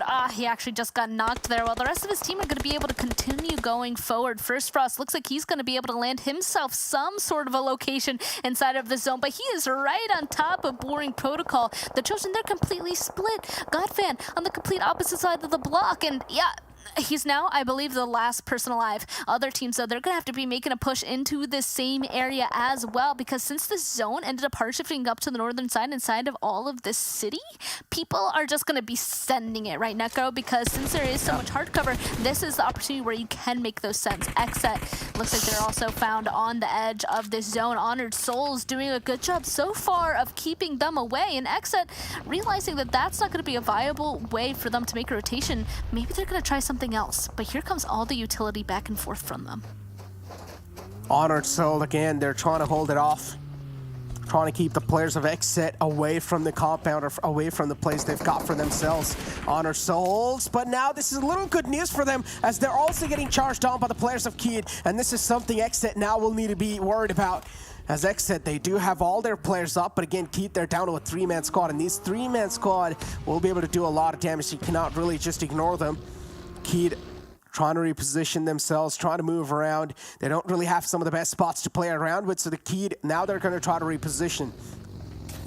That's huge for XSET, honestly. XSET was very much pinched in that situation. I guess Keyd realized that that's just going to be too difficult of a position for them to realistically get inside the zone, though, and they'd much rather take the easier side. The only other thing that could have happened is Buluc Chabtan could have gone on ahead and really made something happen against the other team, but of course, as I speak, unfortunately, one of the members of Buluc Chabtan gets ripped down by Honored Souls. Honored Souls, they're so ripped apart. Only 2 of them left. They're one of each of the members left of Honored Souls is taking on their own entire 4-man team. Exactly. I mean, Honor Soul, they just have 2 players up so far. The pressure indeed is going to be on them without a doubt. They were able to catch one of the players of Buluc Chabtan off guard, but this now fight between the players of Golden Eagles and Loops continues as 3 players of Golden Eagles are being taken out. Golden Eagles, they're just getting absolutely decimated, but unfortunately, the third party comes in, and now Loops, that's something they will need to try and worry about. But Golden Eagles too, they're trying to fight back in this one. 3 players knocked out. It's all down to the final man alive. All eyes on this man. Indeed, the pressure is going to be there. He will need to carry his team on the back. The wall of death closing into. The damage is something that's going to be really dealt quite heavily on these players. Nade crawls in quite close. Loops too. They're trying to take the final man down, but it's not going to be that easy. This nade, he tossed 3 whole nades. I was like, one of them has to hit a member of Loops, right? But no, they're able to get all of their reses up. It is an entire 4-man team against this last member of Golden Eagles once more, and it's just a matter of time. I mean, he's only inside of the smoke on the very edge of the zone. But wait, no way! All Glory Gaming, they got involved. They're gonna get a knock into at least one of the Loops members, but that's the only spot that was kind of out in the open. Oh, another nade? I'm just waiting for at least one of these nades to do something against Loops here. But those nades are not really able to quite find the connections. Golden Eagle closing on up. All Glory Gaming sort of being a little cavalry for the final man of Golden Eagles, but again, he does not really want to leave the smoke too because realizes eyes are in the back as well. And Loops, they're finally able to put the final man down. The final nail in the coffin is hit, and that's going to be it for them as we do have Loops moving on up a little bit. Loops, they did take one of the players, or they did take a bit of damage in that fight, but they can try to work with it as they still have all 4 players up. One of the players almost got taken out from the game, but so far they're up, so far they're alive, and that's all that's going to matter. Nova exposing themselves a bit too much as Shifan catches one of the players of Alpha 7, and Swaggy in this time is not going to be let go just like that. Shifan is going to make him pay. Oh man, it looks like that is it. That is him. It's up to Zfan left for Nova. You can see his teammate QZ knocked on the other side. Oh, but a big nade coming through from Alpha 7 is going to end it. Alpha 7 now, they just get to focus on getting inside of this next zone. If they get this res, they're going to be able to grab that vehicle and potentially make a send for it because Revo, he's trying to get some sort of knowledge by taking a look over the side of this edge. Oh no, and no way, Loops. Loops is getting torn apart over on the eastern side. They were tied for that top position, but no, they actually get eliminated. They aren't able to make their way inside of the zone. I was wondering how they're going to be able to do so, but at this point, it is just so saturated with players inside of the circle that it is just a holdout for anybody else trying to make their way in. Talk about a holdout XSET against the players of Keyd. Again, these 2 teams do cross their eyes. And J7 tosses an nade quite close, realizes it's a bit too close for comfort. And unfortunately, one of the players of VIVOKEYD gets knocked out, gets blown into smithereens, as now it's just down to these 2 players up. Adrian's knocked out, crawling for help. The man will need to get the rest back up. J7 makes a push happen on the right side. VIVOKEYD, a lot of pressure indeed surmounting on up. How are they going to try to play things out? As XSET, just 2 players alive from their side, 3 players on the side of VIVOKEYD, but now they're also catching a lot of bullets from a third party. Oh man, there's just so many angles you can get inside of a city, right? J7 though, he's starting to make the push happen. Oh my goodness, he's able to go on ahead and get the secure onto at least one elimination here, but he can't quite see him because of this little thing, but he knows that they're behind the wall, but no! J7 unfortunately gets knocked here. That is so unfortunate. That means XSET only has 1 person left. He would have been able to clean up all of Vivo there if he was able to play that just a little bit more safely or maybe had a teammate there. But no, it's just Pelogi left. Let's see if he's going to be able to finish it off. As I mentioned, a little bit of missteps gonna cost your life, and that's what exactly is happening here. A great start for the Miramar game, and this is what we exactly needed. A Los Leones circle to kick things off, and all these teams now are being forced out of their comfort zone. As Mezexis Dreams, 3 players up for this team, right next to Influence Rage. How are they gonna try to plan things out of this one? Aton's ball is in the front, a lot of eyes, and Mezexis now they will need to move out in the open, but that nade's gonna catch one of the players, and Mezexis now, all the pressure is gonna be on them. I'm like goofing like a little idiot here. Oh my goodness, that was such a huge nade. The push is coming through now. Dreams, they need to be careful. Let's see if Mezexis is going to be able to do this, but no! The smoke, he couldn't quite switch out his gun fast enough. All Glory Gaming getting another knock. They are super damaged though. Half of them are left alive, but Wacho, will he be able to go on ahead and kind of bring this back for his team? You can see Flo, his teammate, trying to come over to help, but no, they get ripped apart from people outside of this fight. Mezexis Dream is out. Influence Rage getting the last few bullets into that altercation. All Glory Gaming, they're going to be able to get all of the reses back up, and they have a spot inside of this zone. Exactly as I said, these urban endings are so damaging for a lot of teams. You never know where you're going to get shot from, and that's what exactly is happening here. A lot of teams are getting third-partied. A lot of teams are getting caught off guard. You just never know where their eyes on you. Aton right here. Influence Rage in the front. Influence Rage 2, all 4 players alive, so that means indeed they're going to have a huge advantage over the players of Aton, where they only have 3 players up. Knights, all 4 players alive so far, looking pretty in sync, but Knights, they haven't gotten single points throughout the entire game span. Ouch. Oh man, it looks like XSET, they're gonna fall as well. I mean, they got the 10th place position. They got some placement points, some elimination points. Definitely not as good of a performance, of course, from our first match, but maybe that'll give themselves a little bit of allowance to not do as well in this one. It does look like Buluc Chabtan, they're gonna have another member of their team fall. Only one of them is left, and they're very much smushed between a huge team to the north and a huge team to the south, right? And the zone. Actually, this is a beautiful zone for Knights up on the northern side. This might come down to a Knights game versus the team up to the northern side on the opposite side of the zone. Knights, they're just playing this game so safe. They're not really going for any sort of risky plays. Not even a calculated risky play. Nice, they just want to always stay on the safer side of things, and as you said, the next circle is going to shift on top of the players tonight. 9 teams alive and 23 players remaining. As Aton, now they're looking to charge on up because they have no other choice. Aton will need to make this charge happen. They will need to make this push happen. As I said, Influence Rage, they're already in a huge advantage. It's a 3-on-4 clash. I do want to see how Aton will try to flip the tables. Oh man, this could be huge. Aton starting to make the push. A little bit of damage towards Influence Rage. The thing is, Influence Rage, they're just sitting pretty, right? They get to wait for Aton to come to them. However, if they wait too long, they're going to be outside of zone. It does look like Buluc Chabtan will go down in the distance, and Knight's getting some nice nades coming through. Aton, though, they're starting to make the push happen. Actually, Federal, what is he doing? Choco goes down. It looks like he's able to do a ton of damage. Influence Rage, they didn't even wait. They didn't wait at all for Aton Esports to make the first move. Instead, they're going to make sure that they get eliminated so that they can make this rotation into this zone. This might be a Knights versus Influence Rage ending. Of course, a couple more teams down on the southern side. We can see that Boring Protocol still alive. All Glory Gaming. Of course, Boring Protocol gets out right as I say that, but All Glory Gaming still alive. Confidence looking all-time high on the team of Influence Rage. All 4 players, or 3 players still up for that team, but on the other hand, All Glory Gaming, all 4 players up for that team. These 2 teams are definitely looking the strongest so far. Knights, they've got 4 points in the game.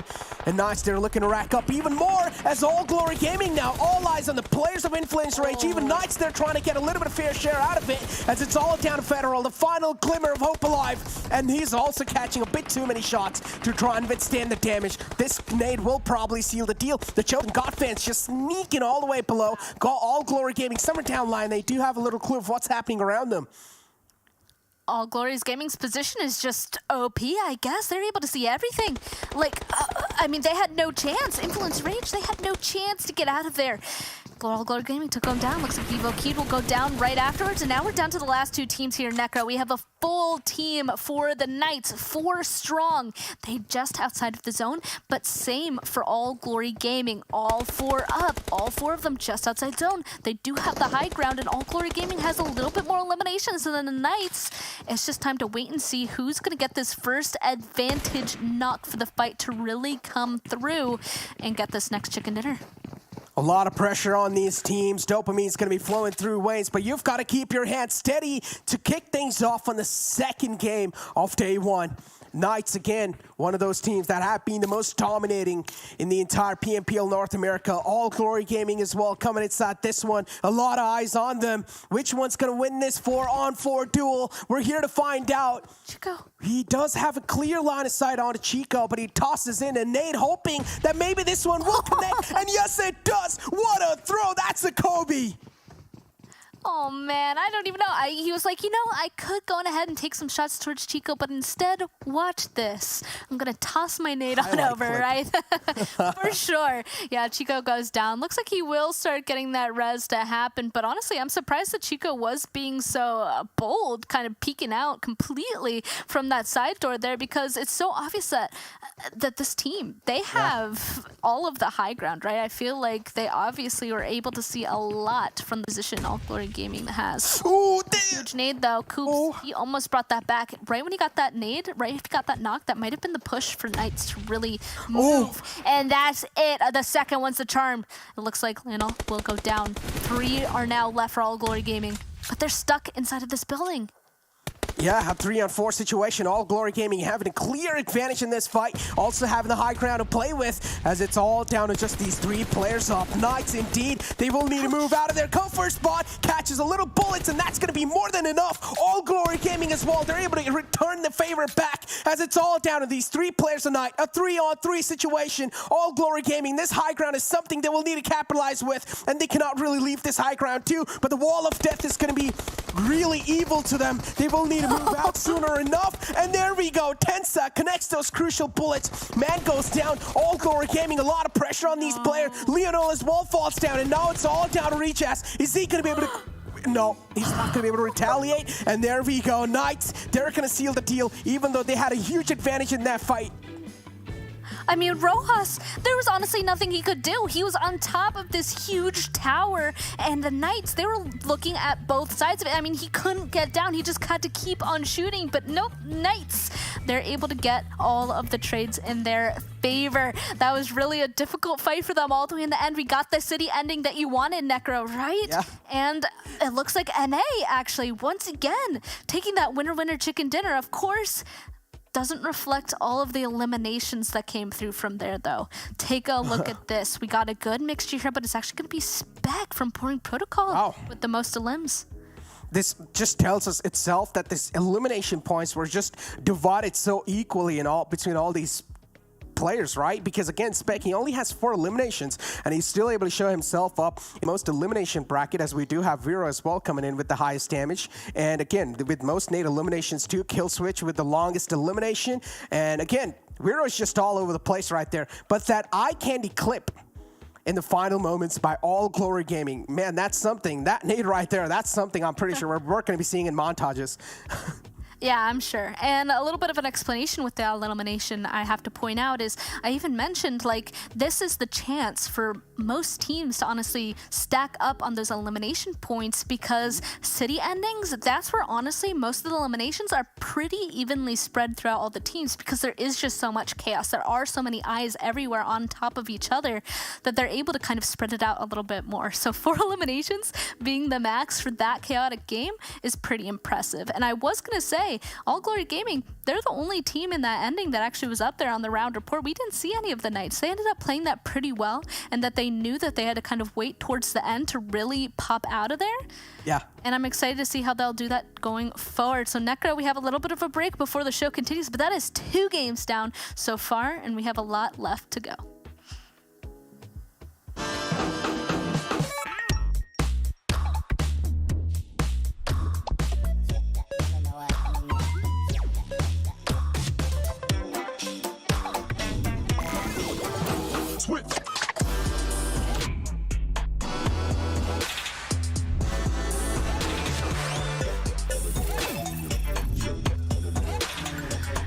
Realme C35, standout 50 MP, fit-in design. What a match. NA again. But first, before we go into all of that, since 2018, Realme has offers the best smartphone technology for the new generation. Buy now the new C35 with 4 GB of RAM and 64 or 128 GB of memory. Frost, Avenger, I'm sorry, I'm gonna have to brag a little bit here. You know, it's NA, okay. baby. It's okay for now. It's okay for now, you know. You guys obviously need this kind of start. On the other hand, you know, we'll come back later. We'll come back later. But yeah, Knights, of course, getting that chicken dinner here in the second game. So 2 NA wins here, back to back.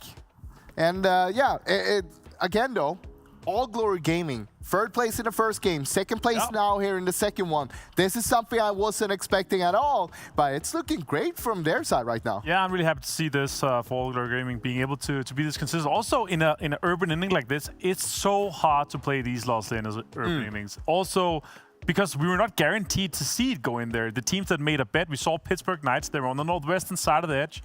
They took a bet, okay, they're gonna play to see if it goes out of the circle, out of the city, they're going to have a good rotation. If not, they can stay inside the city, and they were able to fight their way in. Super well executed by the pros. And of course, we had the 2 teams in the end there. Knights that was playing on the northern side in the town, they were in Los Leones pretty early on in the game and just played it from there. On the other hand, you have All Glory Gaming. They were coming in from the south side. They had to fight their way in, team after team after team, to get that high ground in the end as well. That high ground, of course, could be utilized really well. But since they got there a little bit late, if they got there a little bit earlier, they could have got so many more eliminations. Not going to say it was bad. They still got 9 on the boards, and that is more than needed for a game like this. And of course, again, them getting that second place now, that is really good to see. Also remember Rojas being able to clutch it up, resing all the members and then push into this to get the high ground, to put the pressure on Knights, getting Chico down there. He was trying to peek this and then being denied the entry, Frost. Yeah, that nade itself started things off basically and made sure that they started an opening. And time of time, you see, this is the problem. When you have the high ground, you're going to get pinned down though. You want to have that early on. Now, when you're just up against one team, you only have one player down here, it's going to be a lot harder. Of course, it could have been a good strategy, but it didn't work out for them all the way. No, exactly. Knights, they knew that they had the circle. They knew that they had to come off this high ground eventually, and they just waited the late game. They tried to play the utility, to try to use the smokes, and then it ended up being a win for them. Obviously, still 9 kills for All Glory Gaming. And the 2,080 damage rolls. Yeah, a lot of damage, and that comes down to them needing to fight their way in. Compared to a team like Knights, for example, sure, we saw them towards the end, they had all 4 up, but they were able to hold and defend against all the other teams that was trying to push them. They were basically owning the northwestern side of that circle for such a long time in the Los Leones there, because the circle kept on going up towards them. I think they went in there in circle 3 or 4 already. Yeah, they were holding on to the northwestern side for a very long time. Also because you can easily get out of the city from that, and you can also move easily further into the city. Let's take a look here at the top players, though. Vero had a fantastic game. Most damage here, 600. 3 eliminations. Spectre with 4 for Boring Protocol and their fight throughout the game. Yeah, that's great to see, of course, Boring Protocol stepping up here as well. We saw them having a little bit of an early fight there early on in the game, but, you know, being able to survive from that and then get all the way here and being towards the end, that's a great one. Especially when it is a urban ending. It's so hard, because if you're not in the city early enough, it's going to be very hard for you to push into it. But if you go in too early as well, you don't want to do that in case the circle goes out from the city itself. Yeah, I mean, it worked out wonders for the Knights to come in a little bit later on that one.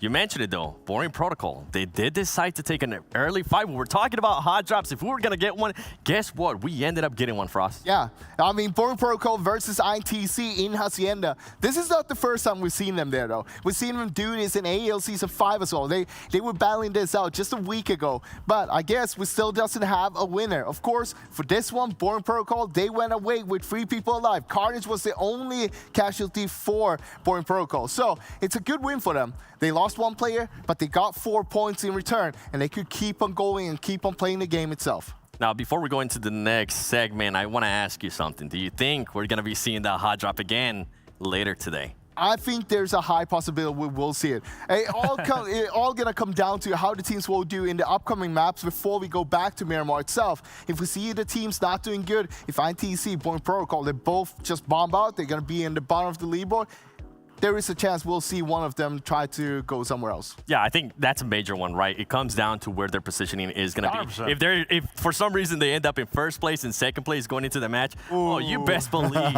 they're definitely going to hot drop each other. Now, at the end, though, I mean, we got to talk a little bit more about Knights and also All Glory Gaming, Avenger, because that was quite a finish. At one point, I actually thought All Glory Gaming might have been able to pull it off. Yeah, it really came down to where this circle was, of course, in this situation here where they had the high ground. They could put on a lot of pressure into Knights, but Knights knew they eventually had to come down off that high ground. And actually ended up being up the blue zone, doing so much damage to All Glory Gaming. You can see also the amount of healing that they had to pull off to try to survive those situations. Also, they had 3 knocks trying to move into that. So I would say All Glory Gaming being able to get this much out of this game was super impressive. Yeah, not only that, but keeping all 4 alive, I think is the most amazing thing coming out from that team, because they had to fight that many teams and move forward, keep on moving into the circle. While Knights, they were just holding their position, basically. They were defending against all the other teams, trying to take a spot close to them. So in that kind of sentence, I mean, All Glory Gaming, they had to fight their way, and that is the hardest one.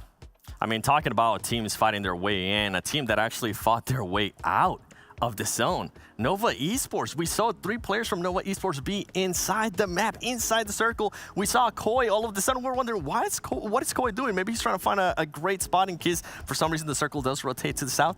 He ended up absolutely backfiring, Avenger. Yeah, for sure. In this situation here, we have this kind of unwritten rule. Don't be in the city unless you know it's going to end in the city. And it was a 50-50 zone or so. And they were like, all right, guys, if we could play on the south side, we might be able to both get back into the city. And then if it goes out, we're going to have a great position. So unfortunately, it didn't work out for them for how they planned their game there. Yeah, and you know what? I did get a chance to see some great DP28s in there. And you can get a chance at winning a permanent DP28 skin. It looks amazing. All you have to do, if you're currently watching on YouTube, just make sure you answer the poll. That's all you have to do. I already did it. Hopefully you did it too. And a huge shout out also to our Monster Energy, our energy drink partner for this tournament. Overall, guys, I'm actually really impressed that NA has been able to pull this off, and they've been able to pull off those back-to-back wins. Because coming in, we were hearing a lot of talk saying that maybe NA was the weakest region out of all of them. It's currently not looking like it. You know what? I'm hearing that the game is ready. So why don't spam Cargo and Necro take it away? Thank you once again. You're right? I mean, NA, so far, they've got 2 in a row. Will they be able to make it a turkey? Will they get 3 in a row? We're about to find out here in Necro. We're going into our 3rd match of today, 3 of 6, and it's Erangel actually once again. And Erangel, the first match was a little bit quiet, especially towards the beginning, right? I think people are trying to get their footing, trying to get used to this lobby so far. Didn't want to get in fights just yet, but there is one space in particular that I'm a little bit curious about to see if something's going to change, and that is what's going on in Yasnaya. I mean, again, look, we're going to be moving inside the map of Erangel. Again, the things that we started the day off with, we saw a nice 4-on-4 situation between Alpha 7. And again, I do want to see how XSET are going to be able to play things around in this one, because the way they played in the first game, it did seem like they were quite in sync. They were quite, like, it just seemed like there was just a well-synced team.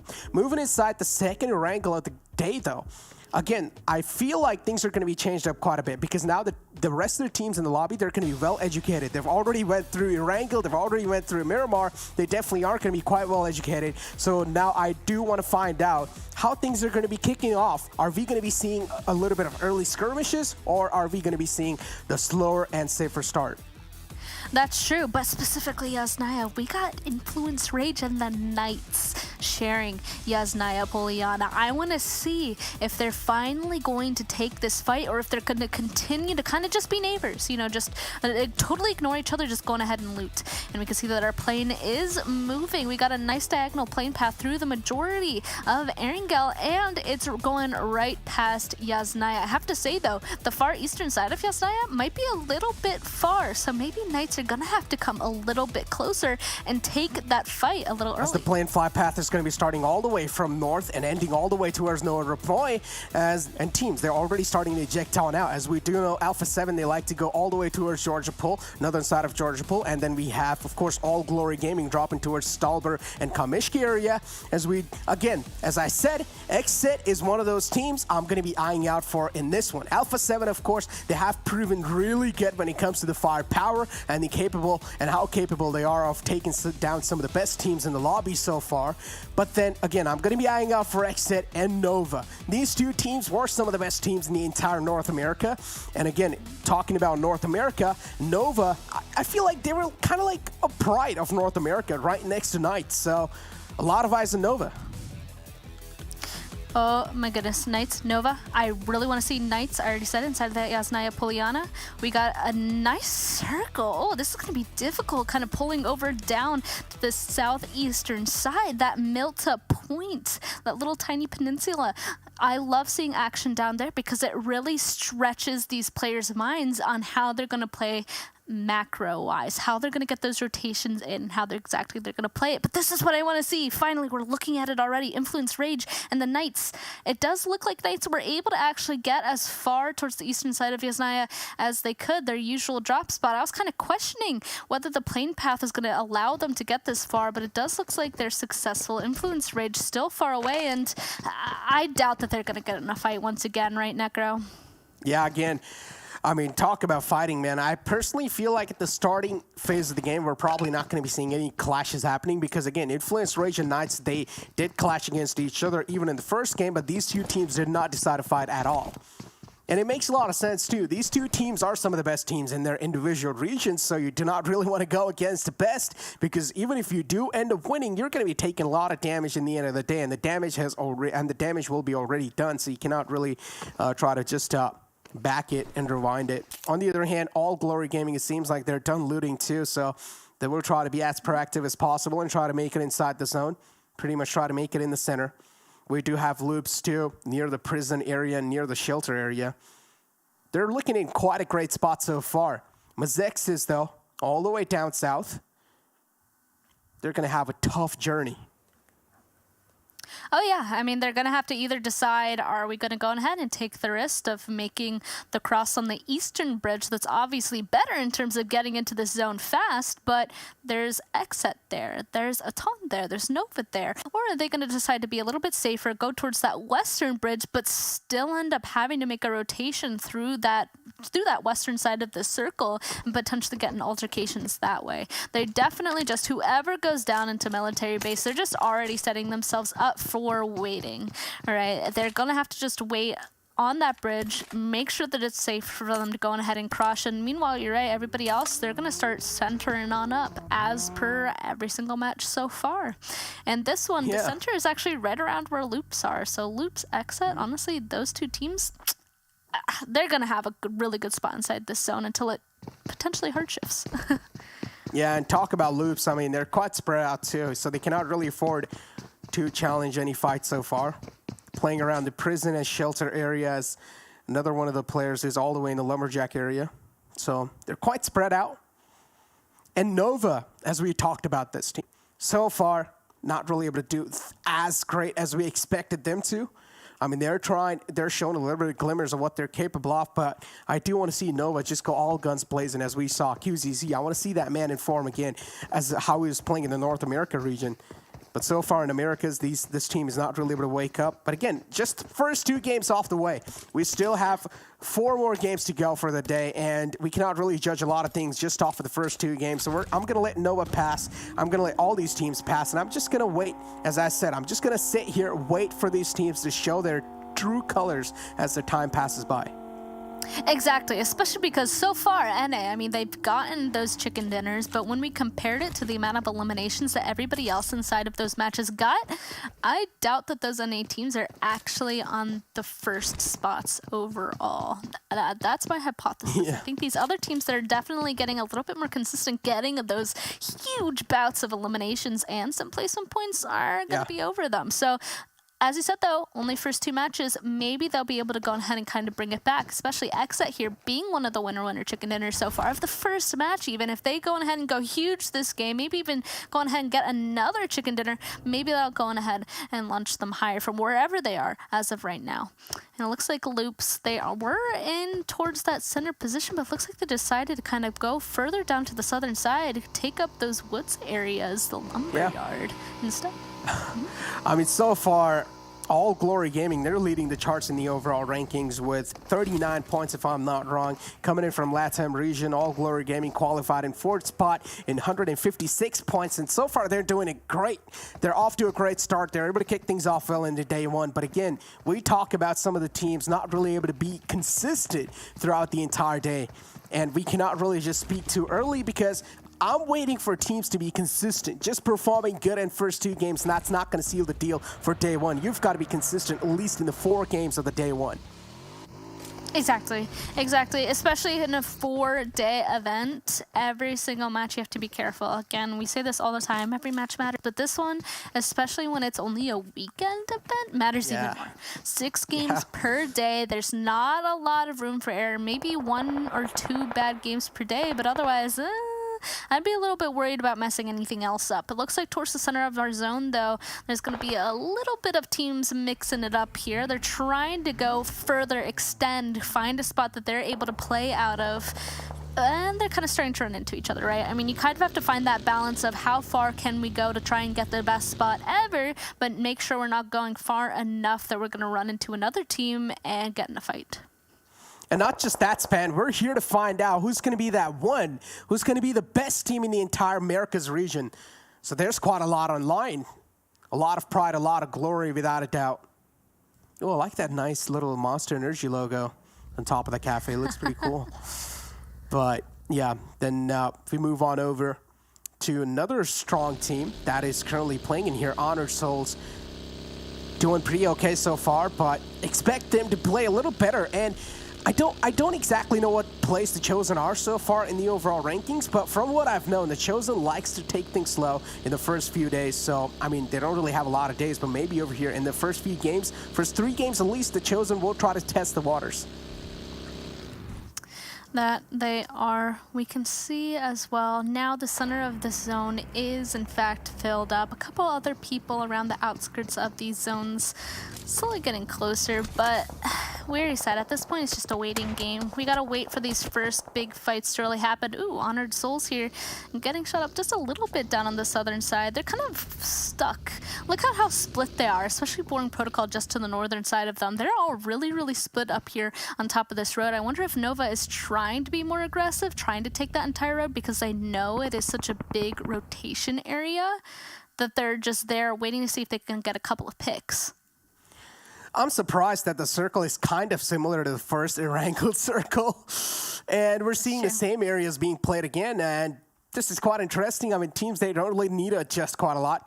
And at this point in time, if you've done your homework after the first Erangel game and you know how teams are playing, then pretty much all you need to do is just replicate the same thing that you did in the first game if it did go down well for you. If it did turn out south for you, though, if things did not really work out in the first Erangel games, then you can try to readjust a little bit here and there. As we do have Knights in front of our screens, and Knights, now they're going to be in quite a lot of trouble because they do see a lot of teams rotating in the front. It's free opportunities for them to find some eliminations, but they're not going to be able to connect shots.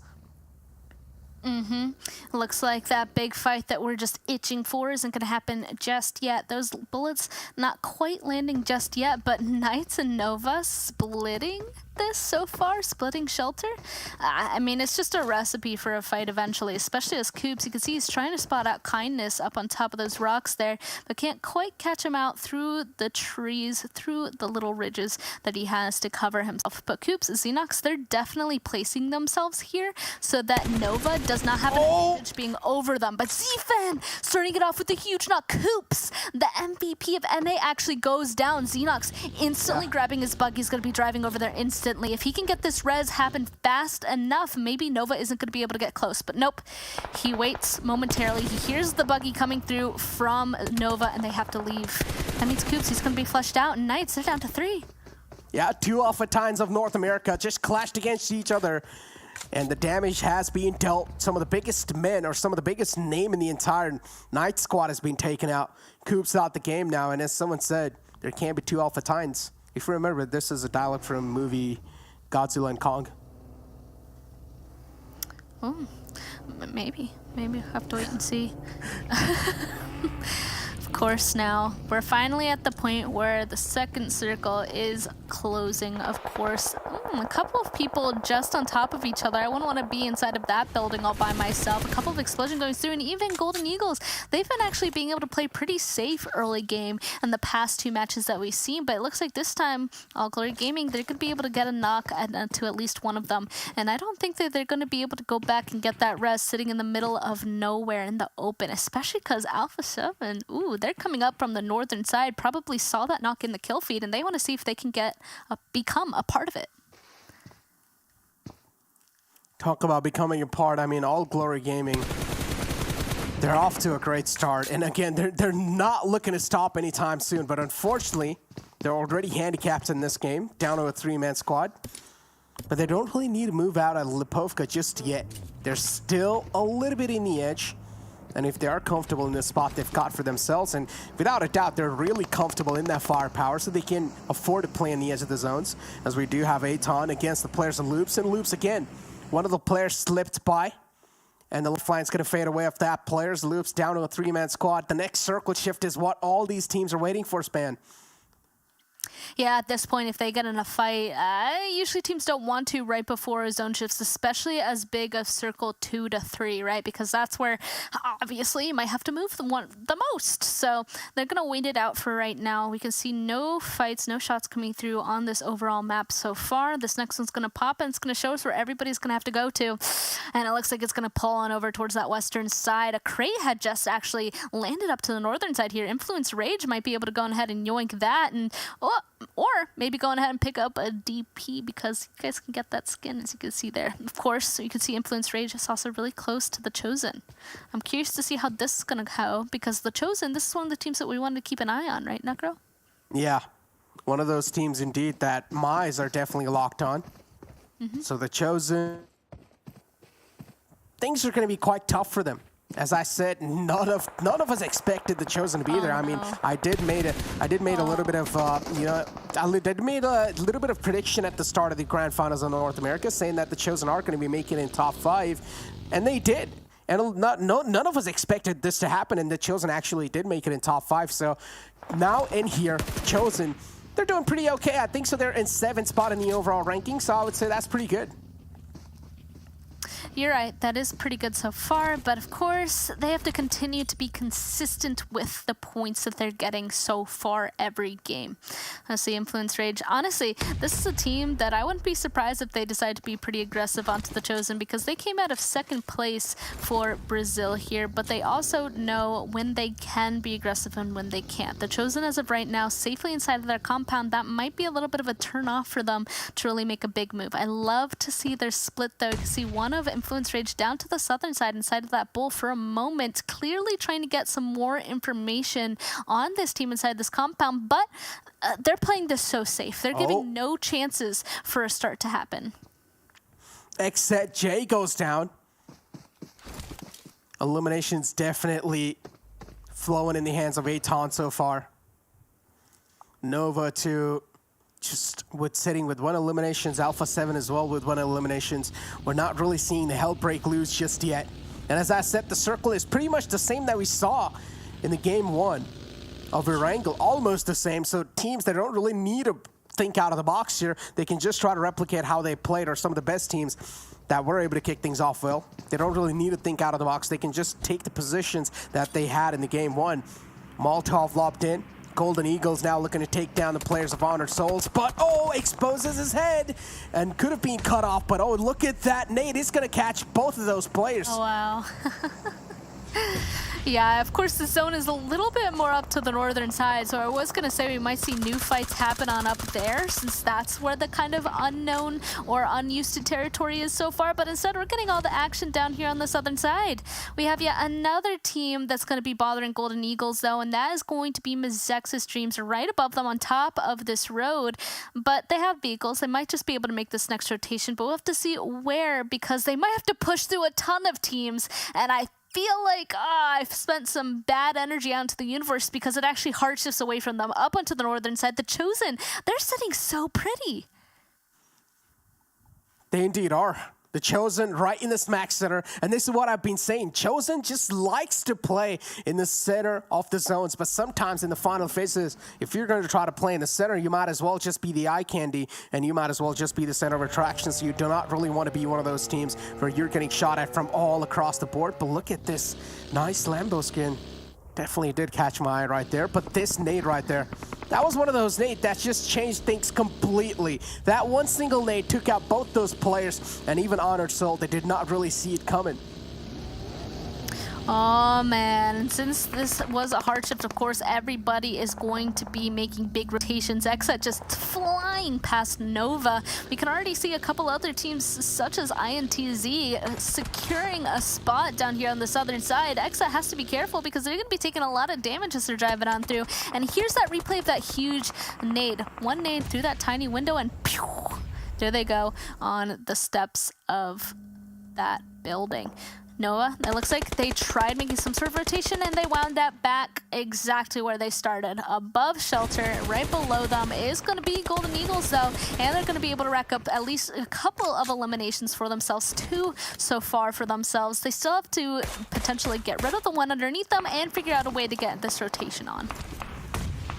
Talk about the rotations, man. At this point in time, the circle is not going to have enough amount of space to just contain all the teams in it. So we're probably going to be seeing a lot of bodies hit the deck now. Aton as well going for a really safe rotation all the way on the right side of the map as Keed is in front of us.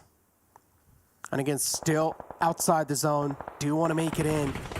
But which is a safer spot? That's what they're wondering, and a lot of teams currently in the lobby are wondering the same things too. Mezexis just ran over one of the players. Boring Protocol, unfortunately, they're down to one man. They're down to just one man, so that means now they're down to a 3-man squad. Mezexis, that's not a position you want to be in. The player stops out in the open. We'll need to pay the price for that. And VIVOKEYD, that's the opening they really needed, and now they're trying to work off of with that opening.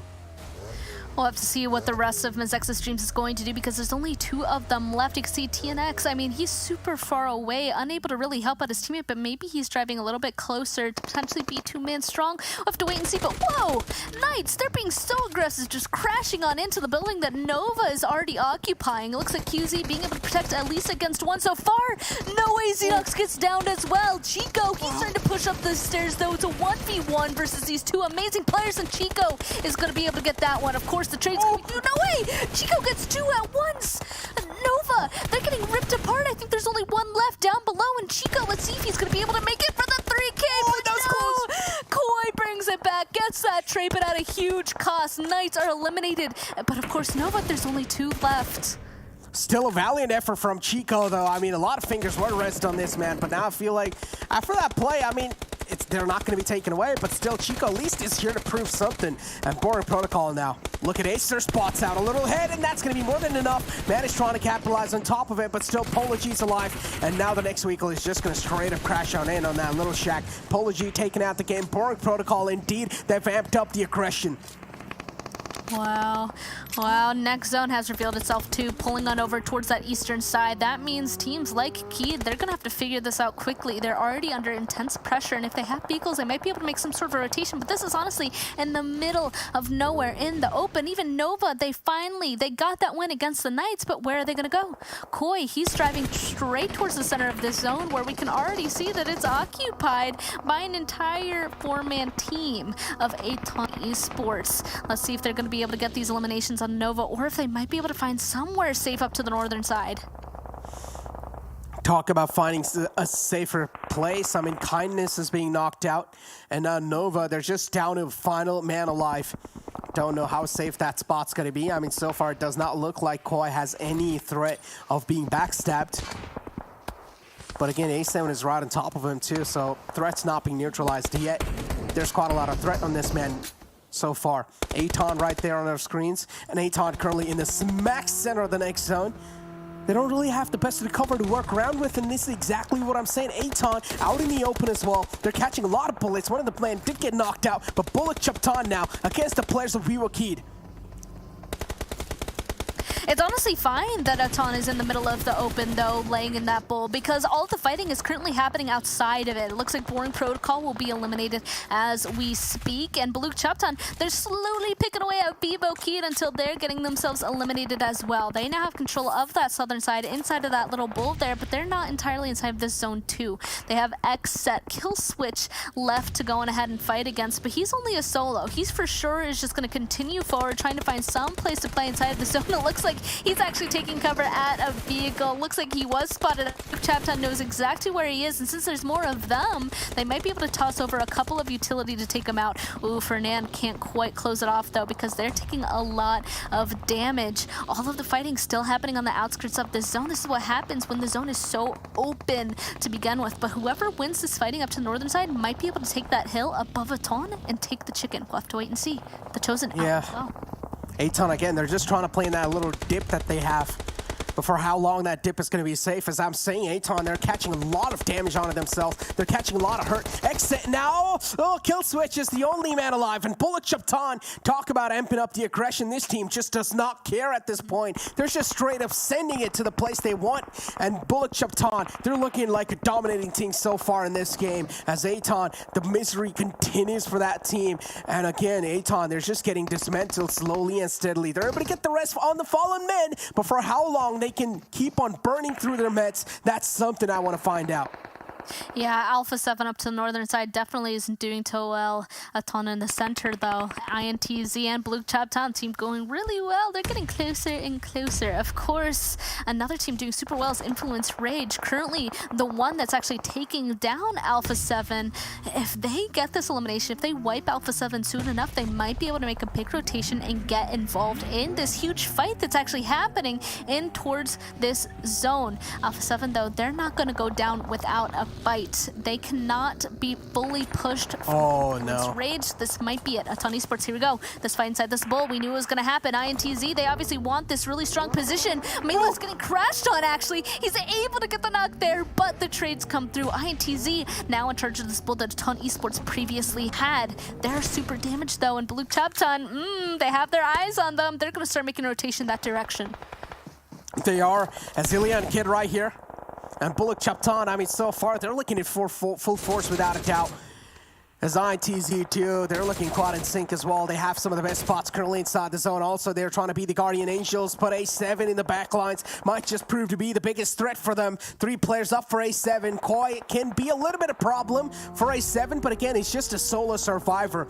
Koi's not going to be able to do a lot of damage to A7 without a doubt. As Buluc Chabtan now finally moving on up a little bit. You want to make it inside the zone, and INTZ, the man gets ran on. Madon is on fire without a doubt. Oh, okay, here we go. Buluc Chabtan, of course, a couple of them unfortunately gets downed and out at this point. 3 of them still survive. There we go, having to play a little bit of, chicken here, trying to get the runovers onto INTZ, but fortunately they're able to kind of jump out of the way for now. If they're going to get a fight down here on the southern side, they got to do so quickly, because Nova on the northern side and Influence Rage starting to get above them on top of this hill is scary. So we'll see Buluc Chabtan trying to take out INTZ. Another knock comes through. Reyes doing really well for his team. He spots out another. Can he get this knock? But no, the trade comes through. INTZ trying to push up this hill. They might be able to slowly take down Buluc Chabtan at this point, but here comes Influence Rage. They want to make sure that they get these knocks happen. As Reyes now down, and Raw gets that last kill, that last elimination, onto INTZ. Influence Rage right here. 3 teams alive and 9 players remaining. Influence Rage having all their players up. Buluc Chabtan, 1 player's knocked out, and Koi is deciding to be the spoiler of the sport. He gets 1 elimination, or almost finds an elimination. Federal's knocked out. The Wall of Death is moving quite close, but they're barely making it inside the next zone too. Koi finally put out of his misery. Koi taken care of as Buluc Chabtan now. They know the players of Influence Rage are quite hurt. Ooh, okay, Influence Rage though, they're taking this nice and slowly, healing on up when they have to. It does look like Federal unfortunately did go down, but the res comes through, right? So both of these teams are 4 strong. We can see that their kills actually are pretty similar as well. So whoever gets this chicken dinner is going to be huge for them. Looks like Influence Rage is going to break the silence first, taking a couple shots towards Buluc Chabtan as they're making these rotations, but both of them now getting towards the top of this high ground. This could be huge as Reyes actually gets knocked. This could be the push that Influence Rage is looking for. A knock on a 1. We do have Kid still alive, laying prone up here, but now it's just a full-on push coming through from Influence Rage. Oh, Locke is super low HP, but it doesn't stop him from keep on going. He does get traded, but there's only 2 members of Buluc Chabtan left. Of course, the smoke doing super well, providing them some cover. Little boy, actually, wait a second. Buluc Chabtan, we kind of turned this around as a 1v1. Yeah, it's a one-on-one situation, but Manon has no clue where the final man is. And there we go. Influence Rage will take the 3rd game of the PMPL Americas. And Influence Rage, they're doing a phenomenal job so far. Talk about Lil Boy clutching things out. What a way to play that as well. The rest 2 players just went and sent on up. So maybe the player of Buluc Chabtan thought that the other player, or the final player of Influence Rage, should be in the front. And he had no clue. That Lil Boy was all the way in the right lines, and well, he had a nice line of sight onto the final man alive of Buluc Chabtan and an easy cleanup. I mean, you would think that, right? If a big push is happening, all of them have to be together, right? If they really want to go on ahead and secure that. But Little Boy, honestly, with the unexpected but so vital rotation, ends up getting that win there. I mean, the smoke, you could not see anything through it. And that is the next chicken dinner winners. It looks like it broke the streak from NA, but of course, that just makes it more exciting for us to see the confidence of these teams that we haven't seen as much from. I mean, again, even though North America, they're able to win these games, but still they're lacking in something, that is elimination points, and that's why, I mean, again, the other teams are able to take the full advantage of it. For example, A7, they're still doing pretty good. I mean, NA, if I'm not wrong, they're currently in 4th and 5th spot in the overall ranking, so again, I do want to see how the overall rankings is going to be looking like after this game, though, because again, we don't know how the overall rankings are looking like after this game. But again, a great solid performance, even from the side of Buluc Chabtan. That's something I did not really expect. All these teams clearly here to show up and play and get these points to do their absolute best. We're going into a short break, and then we'll be back with the last 3 matches.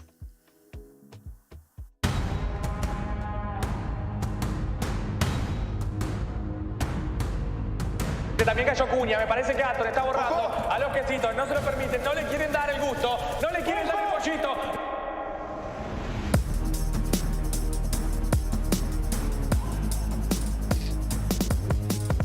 Aton Esports are the flag bearers of their region. The Mexican team has 2 PMPL LATAM titles in the bag and has played in both the Americas Championship and PMGC last year. They ended up with an 11th place finish in PMGC West last year, collecting a little over $37,000 in prize pool.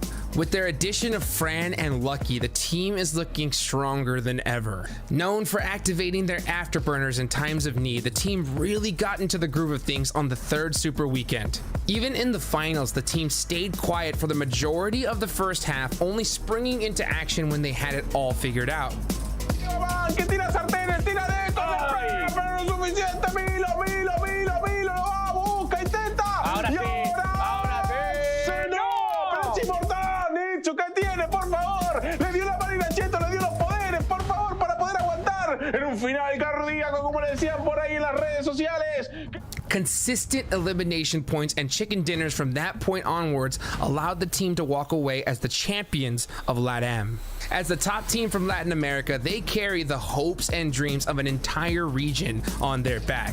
El Pisoco se acaba de montar. El jugador de Aton sigue avanzando. La que se acaba de hacer mío, repagueo. Salieron todos, se volvieron locos. No queda nadie prácticamente en pie y está el último impacto certero por parte de Fran y donde los mandaron Jaguar. Can they live up to the expectations in PMPL Americas Championship Spring 2022?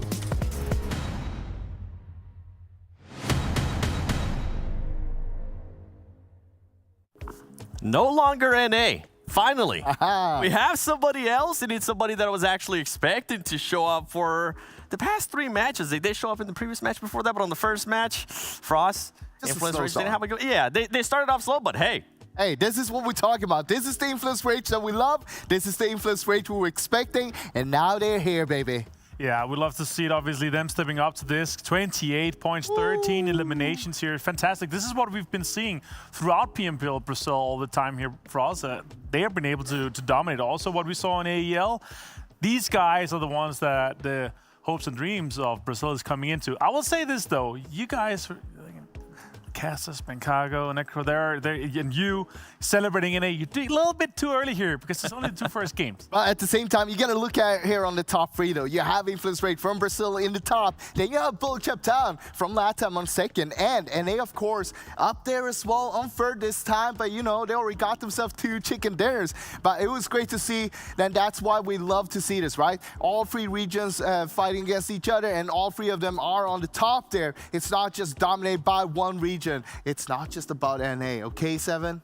Yeah. It's a good bounce back from Nova Esports, okay? They did have 0 points in the previous match, so it's good to see them being able to at least be in the top 3. Now, when we talk about getting off that hole that they're currently digging themselves in, Honor Souls, what are you doing? Look, they're having that slow start. They might bounce back. But I want to talk a little bit more about Nova, though. We saw them, I think it was in Circle 3, when they were on the far south side. And when that circle popped, they were already ready. They were going for it straight away. They were already prepared for the rotation, and they were, before the circle pop, they already started that rotation. Of course, they did lose players towards the north side, but it was Koi in the end that was able to clutch it out for them. I will say this, though. Unfortunately, they pushed Chico one by one. If they did a 2 versus 1 push, they would have taken half. They wouldn't have lost as many players, and they could have had a better game. But unfortunately for them, Chico was able to close out and isolate 2 fights. Yeah, we saw Aton, of course, taking that tip really early on, but it was a little bit too early. That's the thing. When you're playing an open spot like that,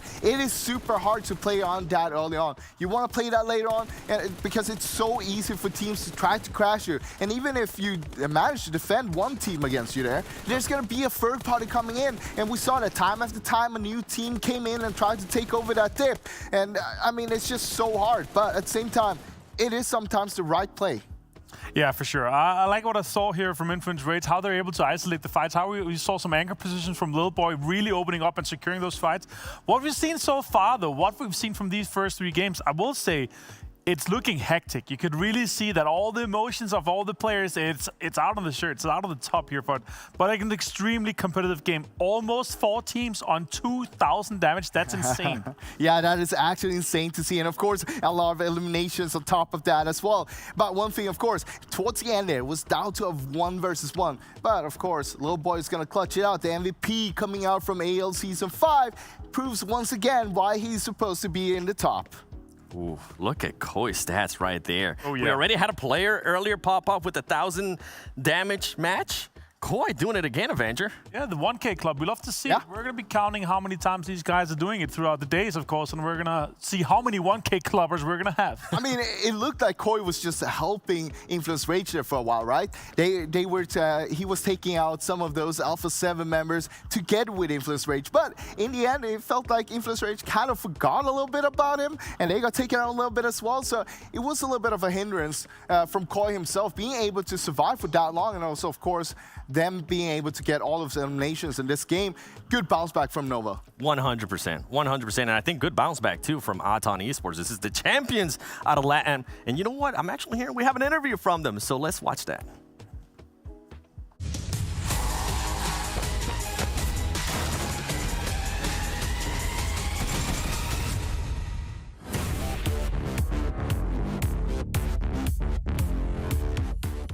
Hola, hola, ¿qué tal, chicos? ¿Cómo están? Tengo aquí a la bestia, a la máquina. Cuidado, Choco Troco, ¿cómo estás? ¿Cómo te sientes, estimado? Todo bien, Corsario, todo aquí correcto. ¿Tú cómo estás?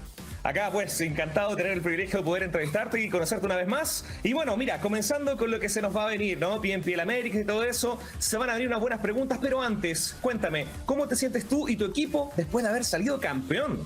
Yo creo que el equipo tuvo una motivación muy grande al salir campeón. Yo creo que esta vez sí queremos ir por más. Entonces yo creo que venimos muy motivados. Eso me gusta. Siempre motivado, siempre arriba. De hecho, una pregunta que yo creo que muchos están preguntando también es el tema de ¿cómo te sientes en comparación al resto de los equipos? Fueron campeones, obviamente imagino que los mejores, pero de cara al internacional, ¿no? A PMPL Américas, ¿cómo te sientes? Pues yo creo que me siento preparado.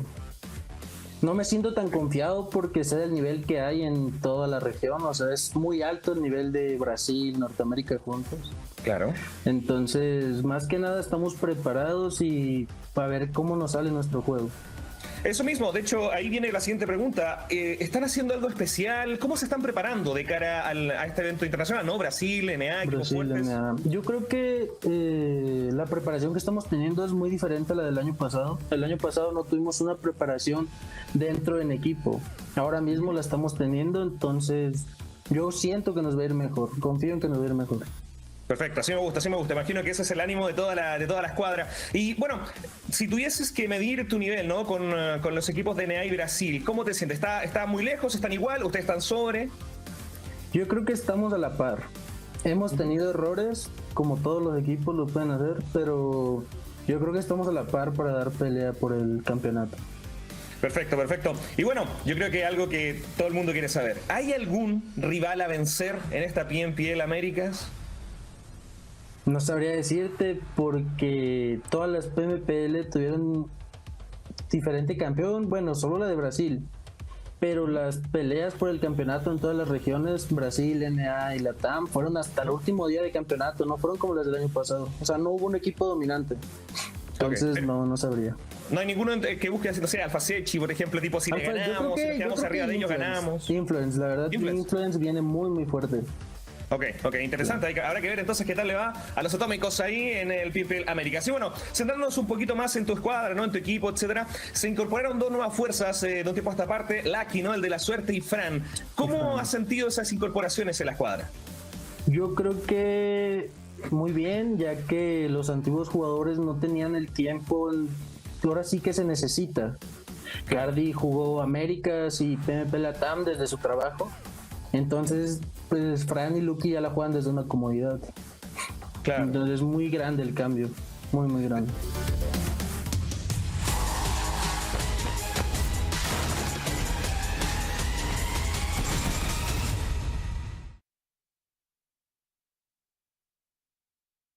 Great interview there by Choco and Aton Esports. The team, as I mentioned, I'm glad they're bouncing back. I'm glad they're being able to put up some good performances here. You know, they didn't have one of the best performances last time when they actually were here in the PMPL Americas. So you know what? Let's take a look at the overall. I actually want to see where they are currently standing because Influence Rage, 49 points.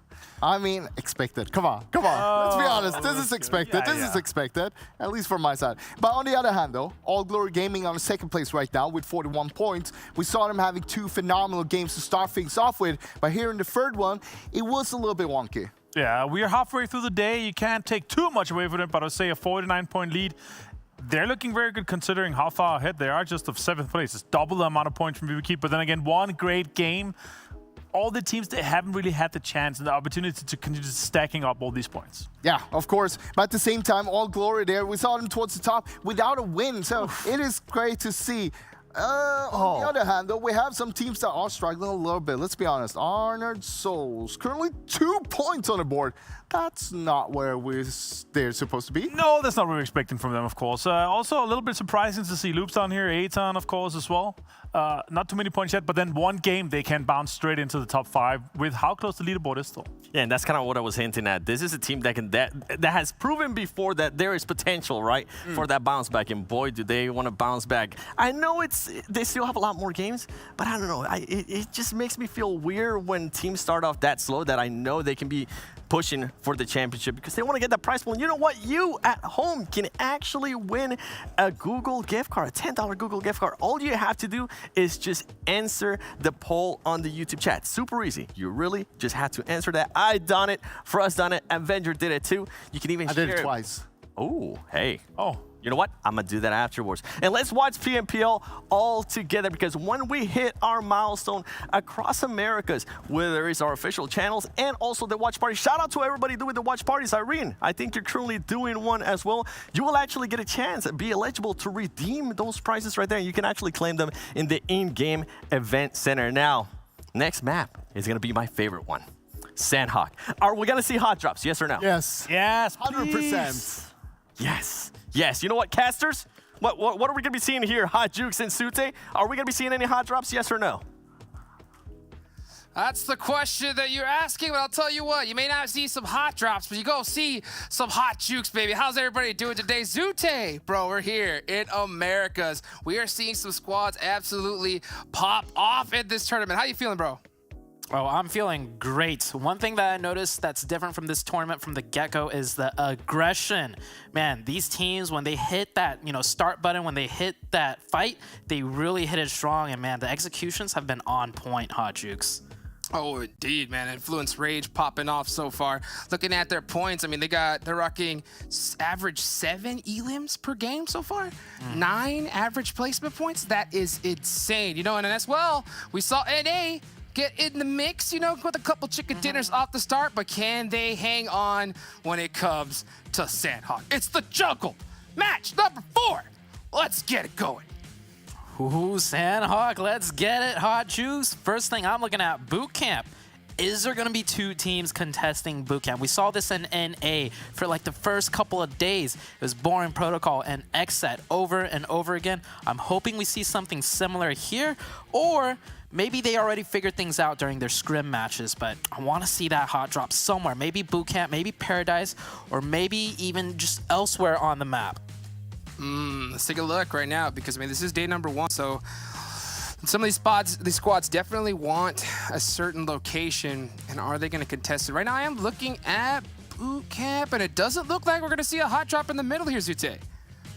Nope, no hot drops, but I see another one stretching down towards Painan. We got the Knights, and that team, I believe, is... Ooh, they're like right on top of each other. I can barely make out the names. Loops, okay, that's a good one. Oh, it's going to be insane. Because Painan, not a lot of loot there. That's for sure. So, I mean, they're going to have to scramble for it. Let's see if we're going to be able to catch it here.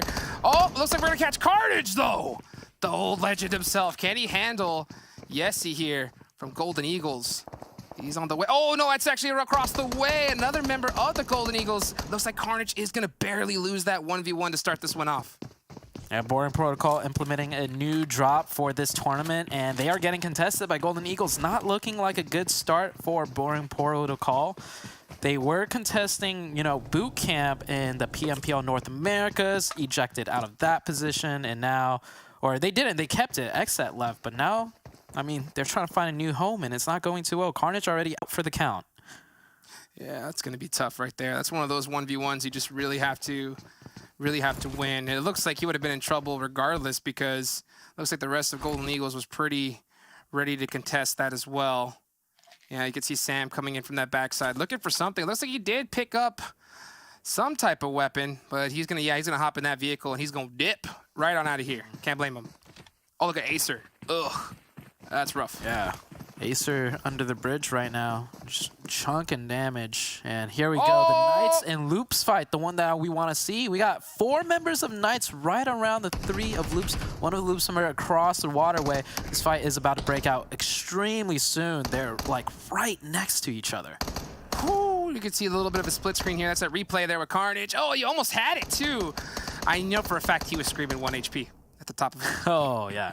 I mean, especially when they actually are 1 HP, right? Like, that's true. Even when they're not, he's screaming 1 HP. So this fight, though, I got to give it over to the Knights. One of the Loops player is across the riverside, which is fine, to have a different support angle. But from that position, I don't feel like he can really get much of an angle on the Knights. The Knights are running over in the open. Chico with a nice little pre-fire onto Chief, making sure he does not peek out. And in the kill feed, Acer goes down now for the side of Boring Protocol. Yeah, it looks like Golden Eagles went fishing there, as an Eagle normally does, and they did catch Acer. But we're watching this battle right here in Painan, Knights versus Loops, and I wonder if we're going to see this later on in the tournament. That's where my mind's going towards, but it's going to really depend on who gets this dub here. And you can see Chico, he's looking for the mangles. Oh, yeah. This fight, Loops is getting a nice little spread. They have 2 close to the Knights to keep up the pressure, and they have Cardozo across the riverside and 1 kind of flanking around the southeastern side of the city. But the Knights, they're going to go aggressive. They're going to push straight in. A little bit of a dance back and forth here. Chico's tagged down to very low health. Now, meds are important factors to this fight because they just dropped. There's a chance Chico might not even have a first aid kit, and does not seem like he does, as he's slowly healing up with boosters and maybe just bandages. Cardozo in from across the way. He really needs to kind of get in the mix here and catch somebody. Yeah, Coops. He's got that angle perfectly onto him. That's going to be a trade that could be coming here any second. Yo, look at Demeanor. He is not moving a muscle, just getting that pre-fire ready, and it looks like Xenox is going to be the first one to go down here. Oh, not Xenox. Here's that split screen once again. Oh, wow. Nice shots from long range, but looking at the bottom right, Xenox is down. Now Loops is getting aggressive. They push in, but they trade it back. A little bit of a uncoordinated push there. That does give one over to the Knights, and now it's a full-out aggression. Koops gets shots on the side. Now there's 2 players down from the Knights, and there's still 3 up from the Loop side. Here comes that pre-fire from Toy. Can he be able to hold it down? He does go into the window and survives a little bit longer. The Knights are frantic. They're trying to make something happen. Tenza goes down. Now it's all up to Chico. All by himself. Pobrecito Chico. Chico, we saw him in a 1v3 just last game against Nova. He managed to get 2. Can he get the 3 this time? Gets 1. A nice little pre-fire lean. Almost gets the second. It's a 1v2. Push this. Yeah. He's going to go for it here. Being so careful not to catch the slightest little miss. Trades back and forth. Oh, man, they were able to get the res off. They're going to go 2v1, and there goes the Knights down. And Loops with the BM saying, this is our house, Ute. Oh, man, that's pretty clean. They only lost 1 player. Yeah, only lost 1 player, picked up 4 points, and potentially, you know, just a step closer to claiming Painan for themselves. Now, this tournament is only 4 days, so with the Knights getting taken out like that, they really got to consider, is it worth fighting Loops for the next few Sanhok matches we'll have coming up in the rest of the days? Ooh, well, we've seen the Knights pop off in the past. I mean, they are going against a different level of competition here in the AM Championship. But at the same time, I'm pretty surprised to see the BM come out a little bit early here. Ooh, Golden Eagles will get that confirmation. It was actually VIVOKEYD that got the knock. VIVOKEYD all the way on top of the mountain. Speaking of which, this is a very northwestern Sanhok circle, so we might see the first game of Sanhok end on top of that mountainside that we've seen so often before. But for now, we have a gridlock of teams all trying to rotate onto this side. And here you see on that mini-map, we got 4 teams lined up from the north to the south side. Oh, man, you can just see Vivo all the way from across the map trying to be able to get this KS, trying to get that Elim, steal it, take that point. He's in the full laydown position, limiting that recoil. Can he catch it? Doesn't look like he's able to find that angle, so it looks like we are going to see a big res here, but it's going to be hard to get out of this rock, ain't it right, Dute? Oh, yeah, they're sandwiched. They're sandwiched from the front. They have a team right in front of them, and they have VIVOKEYD on top of the mountain looking straight down at them. Yeah, a little bit of a shot back, but still, VIVOKEYD definitely sitting in a much more comfortable position. Whew, just getting that spot alone is difficult, and being able to get that nice little poke back says, hey, you know what? We see you. We know where you're at. Yeah, you can see the rest of the team of Golden Eagles are just trying to get a couple knocks to buy some time for the teammates. Wow, some great shots from downrange. Yeah, he may have the advantage being prone and having better recoil control, but when you're prone on the edge like that, the only thing sticking out is your head. So any taps right back, it's an instant headshot landed on that player, and you saw how he dropped that low HP. So Golden Eagles will manage to reset their players, fall back into a more comfortable position, and they already have 3 points right there. That's clutch, honestly. I mean, those kind of plays that really make or break you when it comes to tournaments like this. Oh, look at that. Güero just looking towards the sky. Looking nice here at Sanhok. Aton Esports, they're in 13th place so far. This was a squad that I don't think we really expected to see, make it here, but they were able to clutch it. And, I think a good couple performances is what they really need to kind of get that momentum going for them. I mean, I feel like Aton is just having a slow start, right? They finished first place in the finals for their region, representing Latin America. Now, we've seen a lot of teams, finish off strong first place in a previous tournament, and then when they get into a new stage with higher level, elevated competition, they get off to a slower start. Like, actually, the Nova team out of China, they always start off notoriously slow, but they bring it back.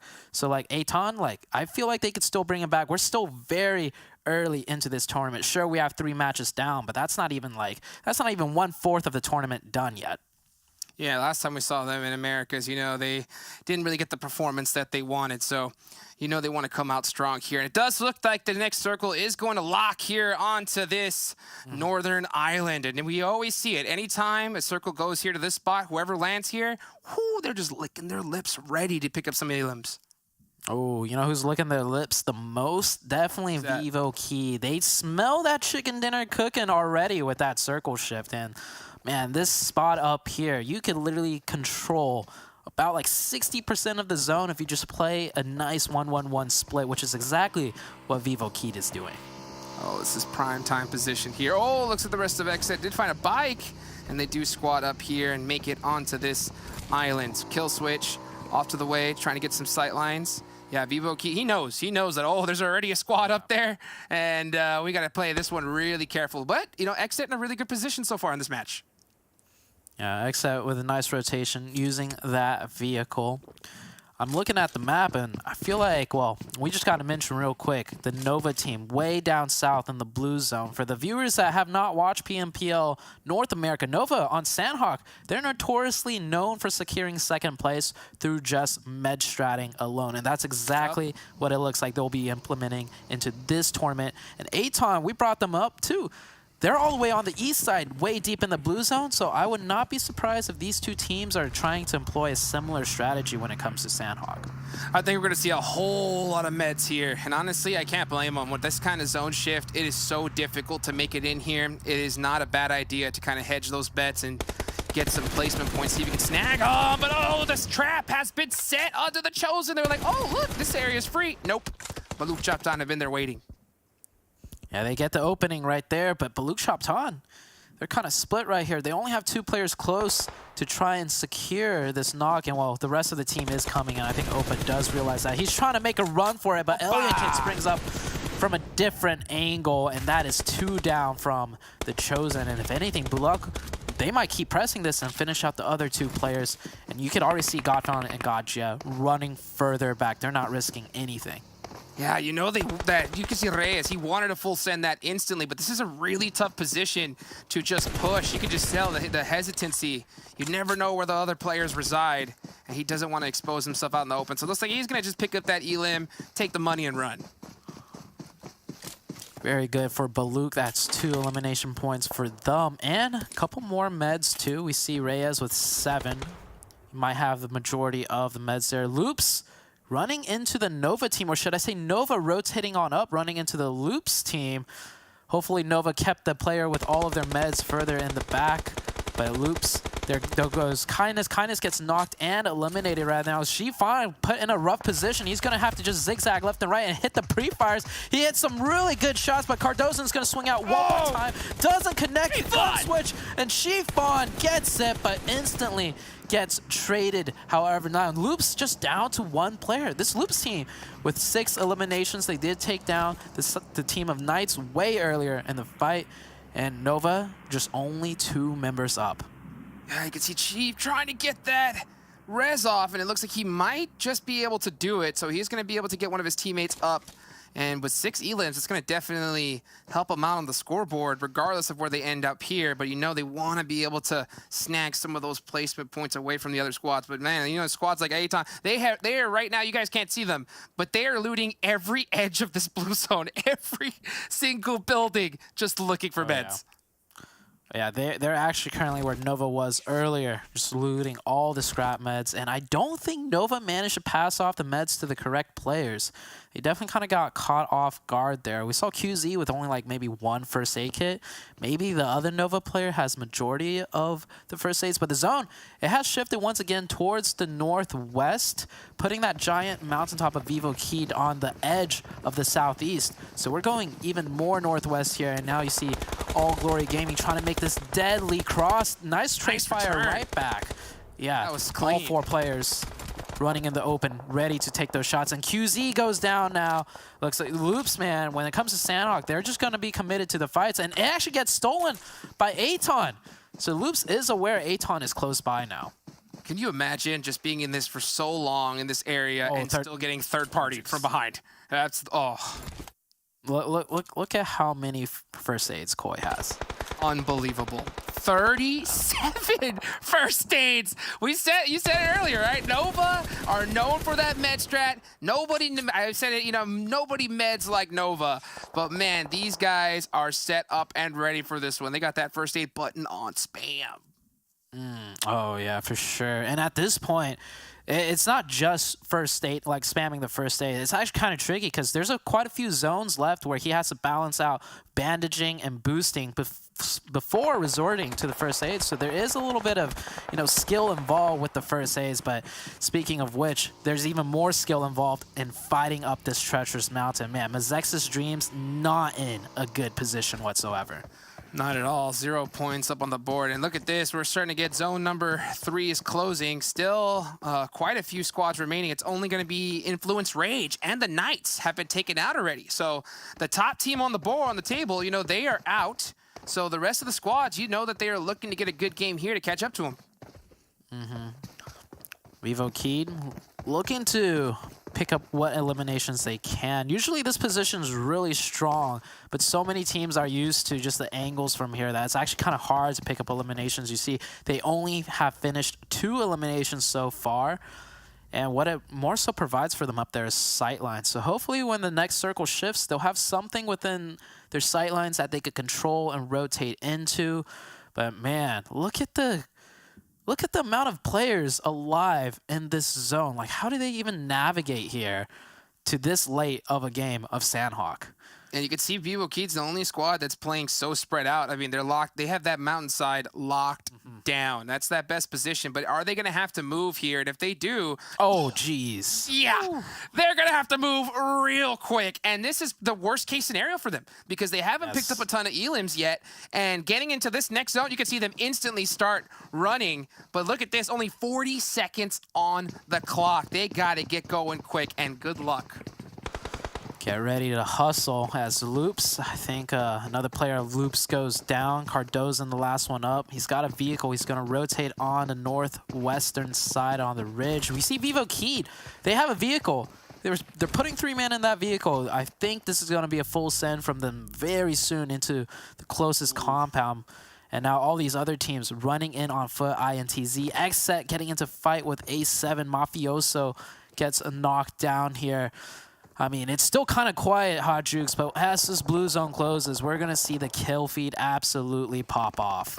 We're going to see half of these players go within the next minute. That's how insane it's going to be once this zone shifts. It's going to be absolute madness. The Chosen are eliminated here in 14th place. 13 squads still remaining. Buluc Chabtan have the best position in the match so far. They are set up pretty. And it looks like 2 members of BOP have that off angle. Oh, looks like we haven't seen a crash. Exit! And Alpha 7 going at it. Oh, Mezexis in the middle too. Yep. It's a party. Mezexis just drives straight down in between both teams and gets absolutely eviscerated. And it looks like Alpha 7 got the better of this exchange as XSET was playing somewhat of a 2-2 split, and they were not aware of the aggression. But who took that one? I think Alpha 7. Well, okay. Hit the vehicle. Oh, actually, it was gonna be Aton. from Aton. Yes, it is. I mean, Milos is driving all the way over here to try and pick up these meds, just in case that zone shifts off them, because they are on the south side of the circle right now. And oh, wow, these shots all the way from downtown. Picking them up quick.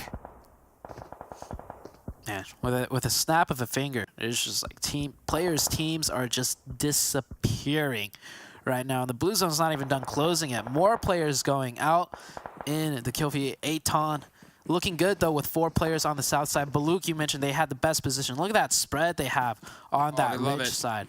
Oh, that ridge is so good for them too, because you get so many of those TPP peak angles that you could take advantage of. They could have full control of that with no problems whatsoever. We're going to get the next circle shift. Will it go back up towards the water, or is it going to shift away down to maybe the southeast? XSET with only 2, and they're kind of stuck in Camp Alpha now. And oh, it goes even further towards the water, Hot Jukes. Yeah, the Buluc Chabtan, they might as well be a beach. They got their feet up. They are ready to collect some serious elimination points here. Rest of the squads are going to have to scramble on him. 26 seconds left on the clock. And look at XSET. I mean, what do you do if you're XSET right now? You're trying to create a plan on getting in this zone, but it's going to look really unlikely. Yeah, I think if you're XSET right now, you just... I think the best thing to do, honestly, if you want to maximize points, is just camp in the blue and just watch for other players trying to run up for that rotation. You shoot them in the back. But speaking about camping, Golden Eagles not camping at all. They're going to try and press on forwards into the zone. INTZ on the defense. This should be an easy finish. And he actually gets another one. And that is huge. That's one more point. Every point so crucial.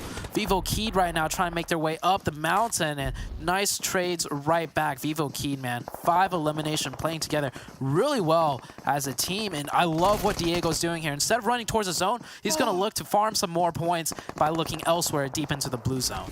Well, we said it right. Half the lobby is done and dusted. You can see the rest of the players trying to run in. VIVOKEYD try to get the lay down, but gets shot from behind. Sam L from Boring Protocol stealing away another elim there. Here come the first aids, but it might be already too late. And meanwhile, Buluc Chabtan, they are just sitting pretty. Oh yeah, Buluc Chabtan, they have 3 elimination points so far. They've literally let the blue zone and everyone else do the work for them. Killswitch going for a preemptive drop spot, and it actually works out. He demolished that player, but we'll be able to get revived as VIVOKEYD has managed to make it into this zone. Now, Aton with 4 members still up. Same with Buluc Chabtan. Everyone else is either a duo or just a solos at this part. And Loops, nice spot. They fought their way all the way in from Pinon, starting off with a hot drop. So kudos to them for making it this far into such a crazy zone. That is a tough rotation to make, but it looks like it did pay off. I'm assuming he probably just drove off into the water and was able to secure that position through all the chaos that's happening up here. So perfect timing on the side of Loops. And they've got some good elim points in the earlier game. So now they're just trying to get some of those placement points like we talked about earlier. VIVOKEYD, 5 elims. They got their eyes on Buluc Chabtan, but man, they're just hoping this zone comes to their side, because if it goes to them, it's all over. Yeah, I don't even know if VIVOKEYD has cover in the next zone. They have to move out of those buildings just a little bit. Maybe they could go prone in the grass and hope they won't be spotted, but Aton going up to the same side. I'm surprised Aton isn't just pushing Buluc straight on from the ridge side. They're exposing themselves quite heavily by going up to the high ground that way. And VIVOKEYD hears them and is throwing some nades. Meanwhile, Buluc just going completely uncontested. This is a free chicken for them. Oh man, might as well just stand up in the middle of the open and put some shots downfield. Looks like Boring Protocol is going to go out, and wow, they went out in 7th place. With all this chaos, you know that's gotta hurt for them. You can see Reyes pre-firing here, just trying to catch. He does look like he did get one tap and catches them too. So Aton Esports goes down 5 teams remaining. And Nova, the notorious 2nd place finish out of Nova still maybe? Nova, I mean, they're still in. This zone is not in the water, meaning the 2 players in the water will go out to the blue zone very soon. And I would love to see a camera on Nova right now to see how many first aids are left. If he has at least 5 to 6, maybe 7, that would be enough to secure that 2nd place. But yeah, Buluc, hands down, 100% has gotten the 1st place win. Koi, how many does he have? Let's got see. at least 1. He's got 2. Slow zoom in. Can you see inside his backpack, Hodges? I'm trying to look into it. He's got 2 left. Oh, he's only got 1 left. Oh my! Oh, and the blue zone is closing. He might get it. He might get it. Reyes tried to jumped off to get that last elim point, but he isn't going to get it. So they did secure at least 3rd. Are they going to get 2nd? Only a matter of time here. He's not gonna. So 3rd place finish. That is still 10 points on the side of Nova. They're the best head stratters in the game. I was expecting to see quite a few more players there, you know, healing up like he did, but 37 first aids? I mean, what else can I ask for? But Buluc Chabtan, man, they had to fight for that chicken dinner, Zute. Fight hard. Real hard.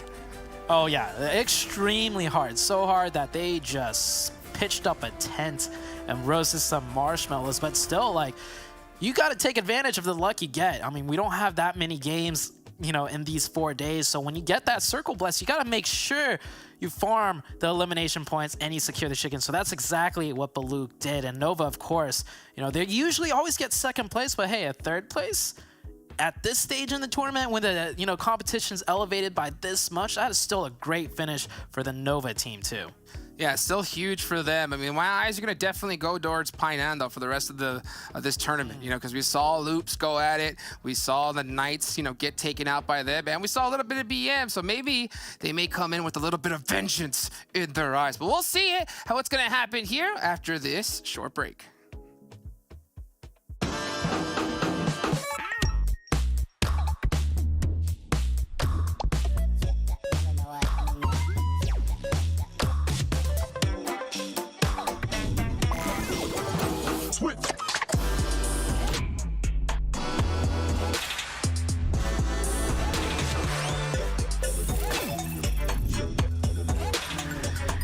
Realme C35, standout 50 MP, fit-in design.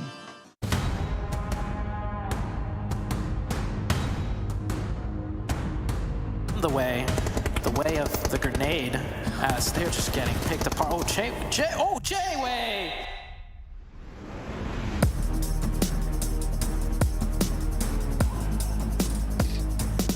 XSET came into PMPL North America Spring 2022 as the defending champions. So it was a shock to everybody that during the league stages they performed so terribly. But it turns out that they were nothing but wolves in sheep's clothing. It's a 2v2. Bro, going for that revive. XSET knows they have an opening here, a chance to push on in. They're going to try and get this 2v1. Brawr's going to try and stick that revive. It's a little bit too late, though. He doesn't even get a chance to shoot. They understood that it's the finals that counted. That's where they would be able to get the big money. So during the league stages, they opted to go for a much more tactical approach, playing quietly, trying new things, while keeping an eye on all the rest of the squads putting in their best efforts. Then came finals time, where they decided to finally unleash the beast that is XSET, earning 163 points in just one super weekend. Just something, but unfortunately it does not work out. I think there's only one left now in all of XSET. They're cleaning this up, During the finals, they earned 3 chicken dinners in the first 10 matches, including another top 4 finishes, which will put the team well within touching distance of the trophy.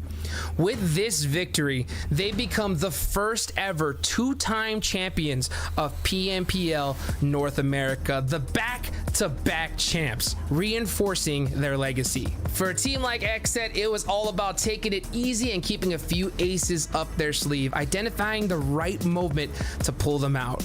Now that they're heading into the Americas Championship, being the best team in North America, it paints a target on their back. Will they be able to handle the best of the other American regions? We'll have to wait and find out.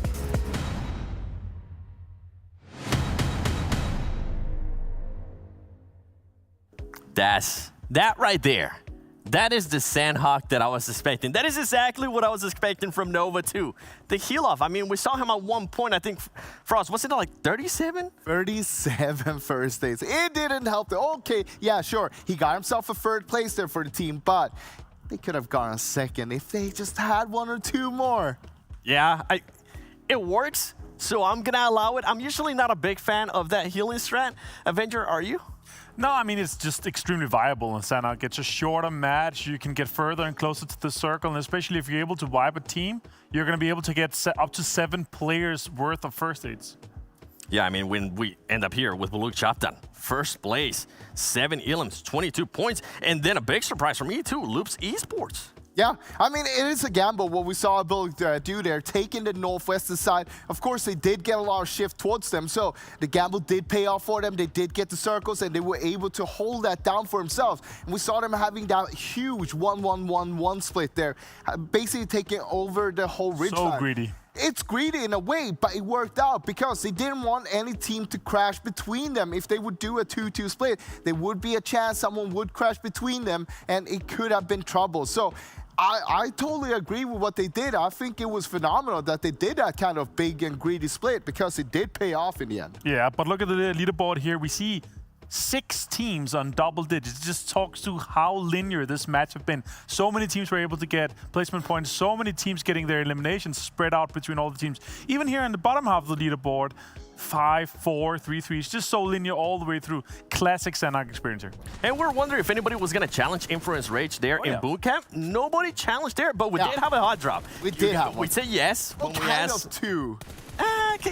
There's one that counts in my heart. Right, okay, yeah. There's just only one that I want to talk about, and it's going to be none other than Loops versus Knights. Yeah, in Pinanda, it was unexpected to a certain degree, I'd say, seeing those 2 hot dropping there and no one going for boot camp. But of course, we saw it going back and forth a little bit, but in the end, Loops stood strong there. But it was almost looking a little bit bad there for a while when they had one guy knocked and they kind of pushed up one after another. They were trying to just buy some time so they could just crawl back down and get that revival. It's such a bottleneck situation in these small buildings we see in Sanhok all the time. It's so hard to push more than one at a time, right? And this is what you try to do as a player if you're alone. You try to isolate the fights, try to make these 1v1, take the advantages that you can. Chico actually played it quite well, but unfortunately for Perfect Knight, they didn't make it out of Pinon.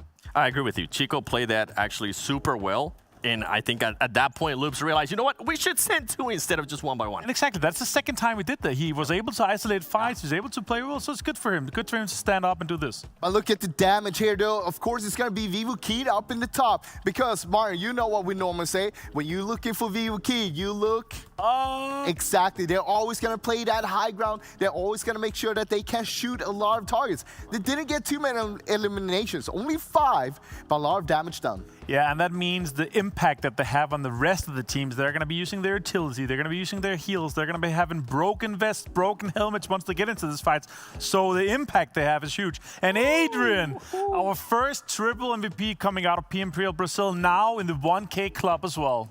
Yeah, great to see, of course. He's standing tall there once again for the team. But that is also such an advantage when a team like VIVOKEYD played a high ground like that. We can see how they're going to utilize that, not only to deal all the damage, but they're already going to be scouting out. They're already going to know where all the enemies are going to be, where they want to play from, and they're going to try to take out some of those enemies before they even try to make a move. I will say this, though. Having that Northwestern Camp Alpha S circle and then even go to the water, it's one of the hardest circles that is to play on Sanhok. So I love that we saw it. Love this is a wild circle. It's a wild card map, but it's only once per day. That's why I love it. Okay, even if it's just one time a day, that's the reason why I love it. And we've been keeping track of how players are able to join that 1K club in regards to damage. I actually want to see what Koi from Nova was able to do because he is definitely going to have more than just 1K. Oh that's not a spider web. What's that? It's just one line, guys. Look, I'll tell you this. He's joining at least the 1K club when it comes to the healing. 37 first aids, that's what's going to give you. I mean, they were and he did it really efficiently, actually. Yeah, that's actually really efficient. They were also like on a 10th, 11th place, kind of, when Koi started off that healing. And they got all the way to a 3rd place, almost the 2nd place. And that's why it's so viable. He was down alone. He knew there was no reason for him to go in there to the north and try to fight. He was never going to get that many points. He was never going to get 10 more points to the team itself. So this is very viable when it comes to a situation like this. What I don't want to see is when a team try to do this healing strat, when they have 4 members up and they keep one guy with all of those first aids and just send 3 people in. Play it all out instead then. Exactly. You might be able to get most out of it if you're 4. There's so many situations, right, where you want to be 4 in the endgame, especially when we're playing against champions from other regions. Yeah. Because if you take a 3 versus 4 fight, there's a likely chance that you can lose that, especially against some of these other teams. Yeah, and I think that's something that this team is going to learn because they were used to doing this a lot in NA. And everybody watching on YouTube knows I don't like it because I'm just used to seeing those eliminations. But hey, if you're trying to get those points, as you guys have been saying, definitely go for it. I mean, Nova Esports was able to just showcase how important that is for that. And look at that, 6th place. 6th place overall, back-to-back 3rd place for Nova, of course. So, I mean, those placement points are going to be very heavily. You can see before that, they only got themselves 1 placement point. So I guess it's all good. It doesn't matter how you're getting those points. As long as you get those points on the board, you're going to put yourself here towards the top. I will say this, though. You remember we started the day, you guys praising North America, Spancago, Neko. You guys, I'm looking down here the list. It's first, 2nd, 6th place. So the top 5 is all LATAM and Brazil. What's your thought about this here? Guys, relax. I mean, I see Nova, XSET, Knights. They're there. Okay, they're within that striking distance. I'm not worried about it, Frost. No, I don't think anybody should be worried. I mean, even if you're down here right now, this is the first day. We got 4 days in total. It's going to be 24 games in total. You don't need to worry if you're going to be down here. You just have a little bit more homework to do when this day is over. Yeah, and I think with NA, honestly, I even said it. I was really surprised we got those first 2 chicken dinners, okay? I'll be the first one to say I'm a big NA fan, but yeah, hopefully we can start seeing a lot more consistency out of this team. So far, those past 2 matches, I've seen great consistency out of Nova. I'm hoping that kind of continues. But going on to some of the teams that we kind of saw there towards the top, Buluc Chabtan, right? And then we had Aton Esports. Even though they were in the 2nd page, this is our 2 teams that, first of all, Aton is 1st place out of Latin, and then Buluc is 2nd place. So I want to see how those teams are performing. Yeah, I mean, it's going to be a big fight between those 2 to show who's the big boy when coming up from that region. And of course, right now, we know that Buluc is in the top above Aton, but we heard it from earlier in the interview that Aton, you know, they got a lot to give here. They have, of course, 2 new players on the roster, so it's a little bit hard for them to try to get everything going. But right now, Buluc Chabtan, they are in the top. Yeah, it's quite impressive what Aton have been able to do with, 2 new players. Usually just swapping 1 player is fine, but swapping out 2 players, it's so hard to adjust as fast as they've been able to. I want to say, though, what we saw from the overall leaderboard just before, Honored Souls actually have been able to step it up really good just in the last couple of matches here. And what we saw from the first 2-3 was not... I think they doubled their points here in the previous game. Quadrupled them, I think. Easily, okay?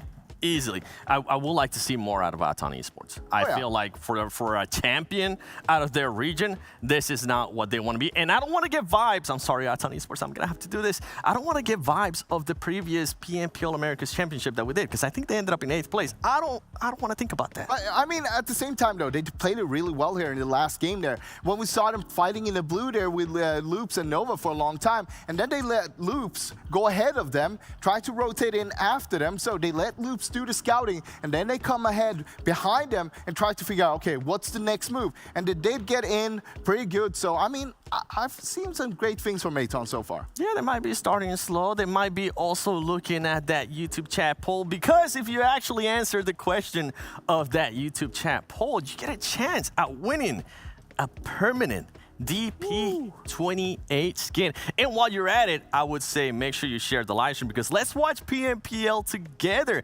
when we hit our milestones throughout our official channels and also the watch parties, as I mentioned earlier. Shout out to everybody doing those watch parties.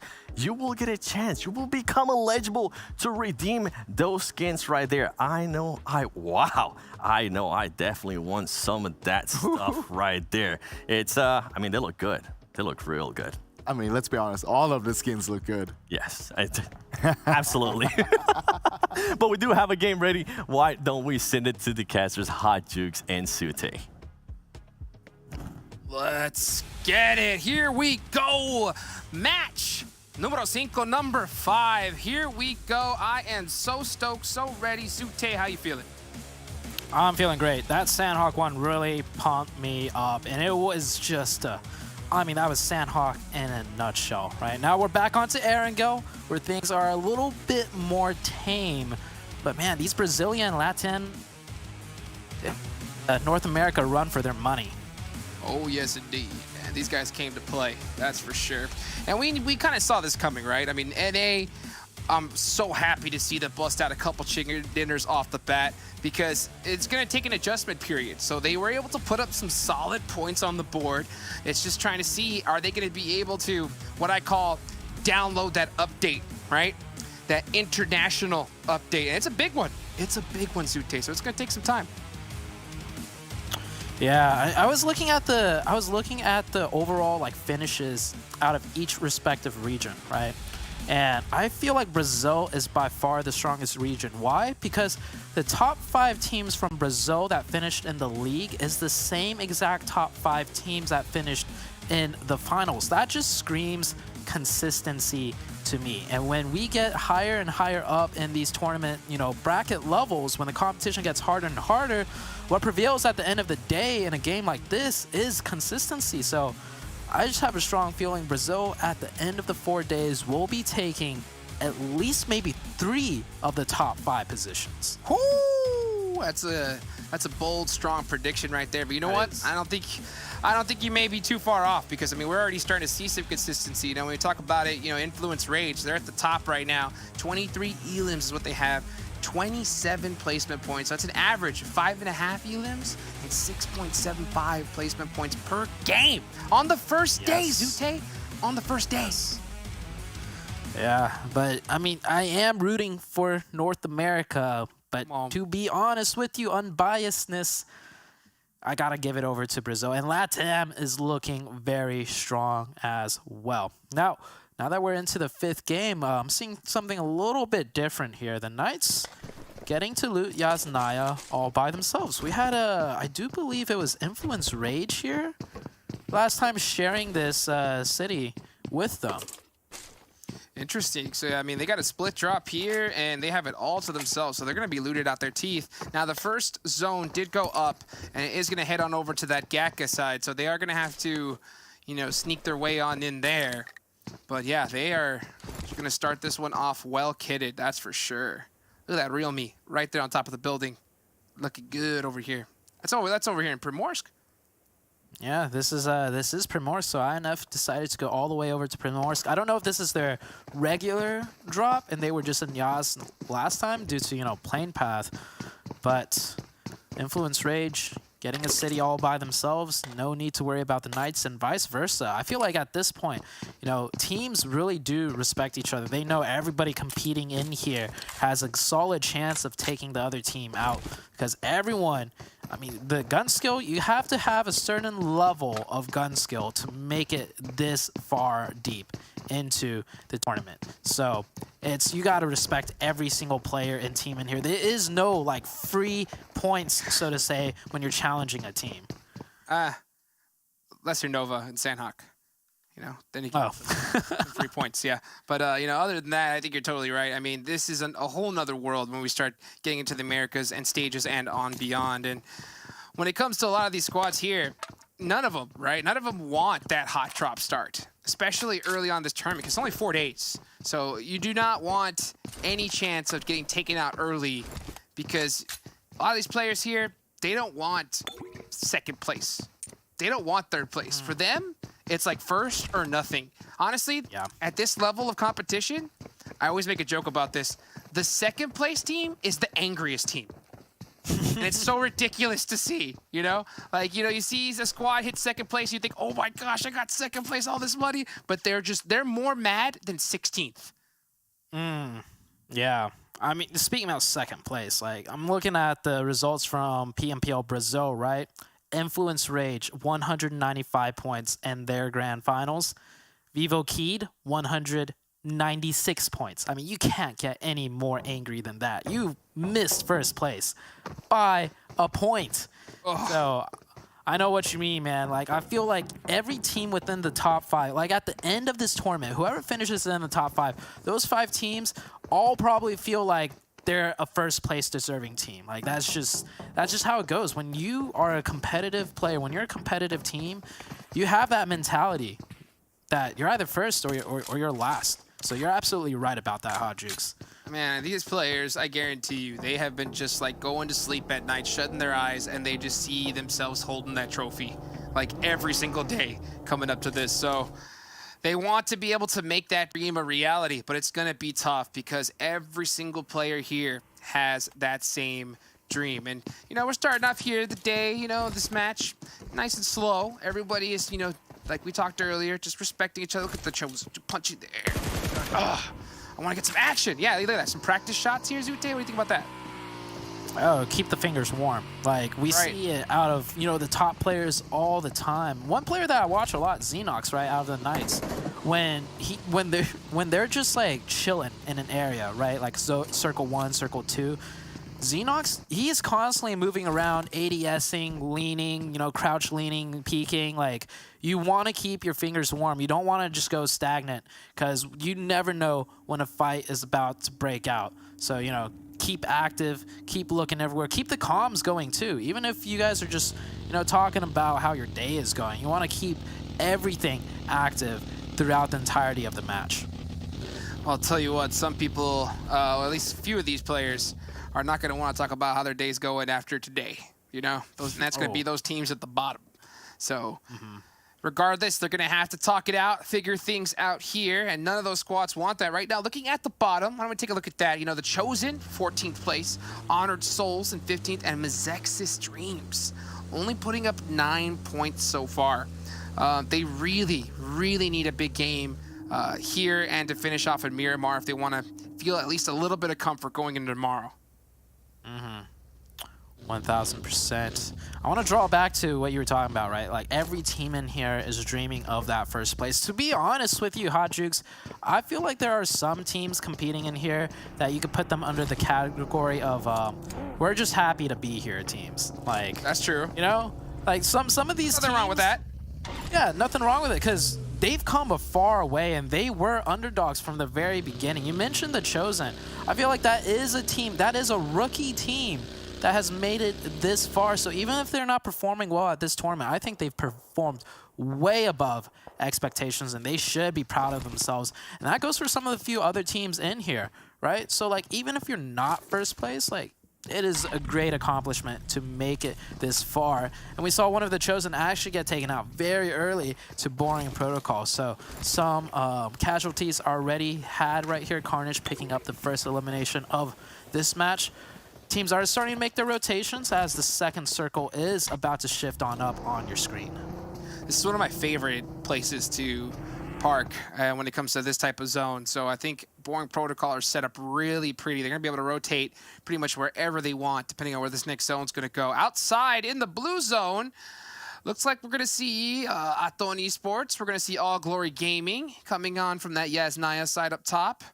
And you're going to see them in the blue just trying to drive in and find a place to stay. Zute, man, a lot of action here that we have coming up. But you know what, man? I can only imagine, right, how these players are feeling when it comes to having these types of nerves, right? And you know, a lot of them, pretty much every single player is all full gyroscope. Can you imagine, right? Just trying to control that recoil and your hands are like this. Oh, it's just shaky hands is a no-go at this stage in the tournament. It's just like, you gotta have nerves of steel at this point. I mean, you've played in multiple, you know, PMCO, PMPLs leading up here. I don't think anyone has shaky hands at this point. If anything, it's just nerves, you know, like hesitation. But shaky hands shouldn't be a thing. Speaking about shaky hands, you should see, Hot Jukes, just the hand cams out of some of these players. Xenox in particular. Oh, hold that thought. Okay, we're going right back to a fight between Nova and Influence Rage. QZ with a grenade does not connect. It looks like a 4v4. A little bit of a chess match over here as Influence sends 2 into one building. Nova sends 1. Shifan in a 1v2 situation with 2 players in the back trying to cover for Shifan. This is somewhat of a stalemate for now, but that grenade might just open things up. No connections. Oh, connects onto Shifan. Down to 1 HP, and the second follow-up by Little Boy. And that's going to open everything up for Influence Rage. Wow, what a beautiful play there from Influence Rage. They hustled quick to realize that, hey, we got 2 separated players. Let's take advantage of this. And Shifan was holding that side because he knew that he had cover from the top, but he can't hide from those nades. And Federal is going to get the finish. And you can see QZ just thinking, guys, get me out of here, please. Yeah, QZ, he is caught in a tough spot.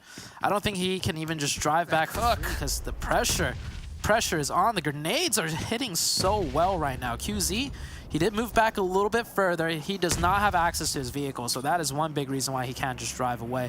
But you see him throwing some defensive smokes, trying to create some more distance as the rest of the Nova team doing the best they can to support and cover fire to get QZ out of there.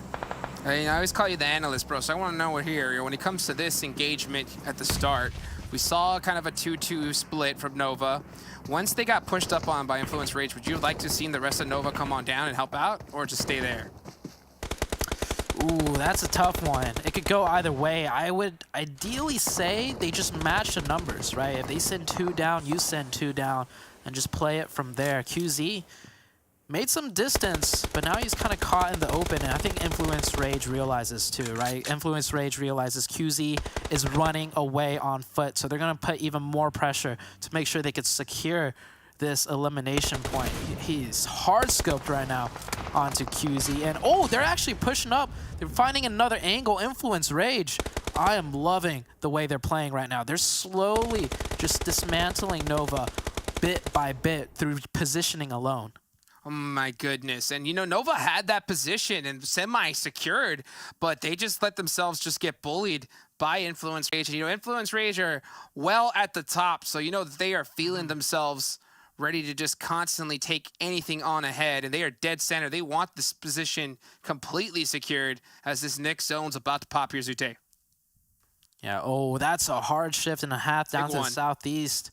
That does bless XSET quite a bit as they control a strong central location now. Influence Rage and Nova still fighting. I think one of the Influence Rage members did get taken out. Yeah, just now you saw that. Oh, Koi responding.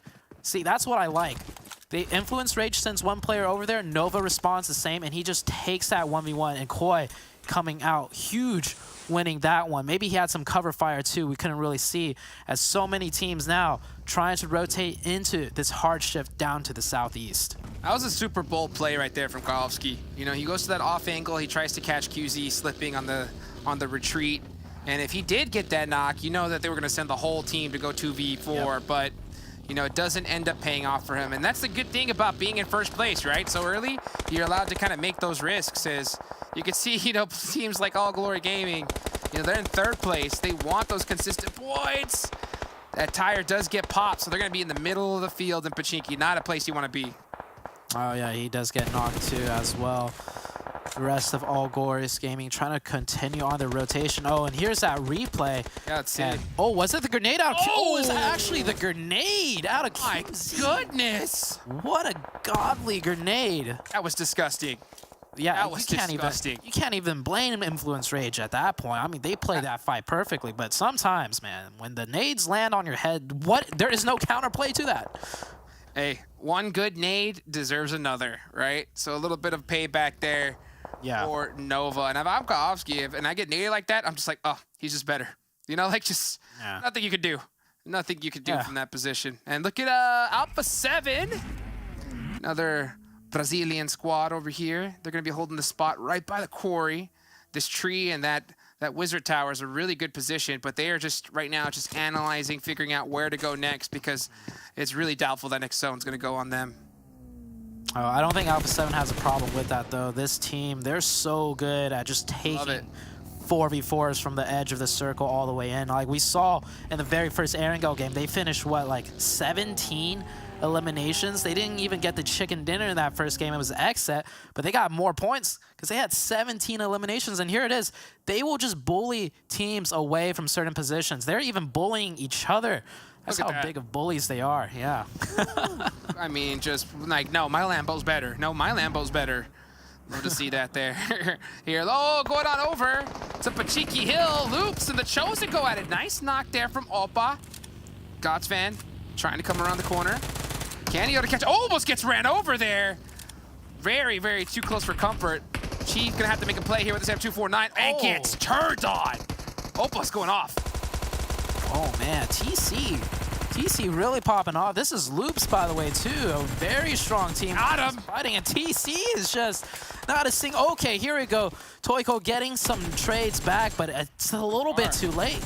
Yeah, he's the last one up, and actually TC's only down to 1-2.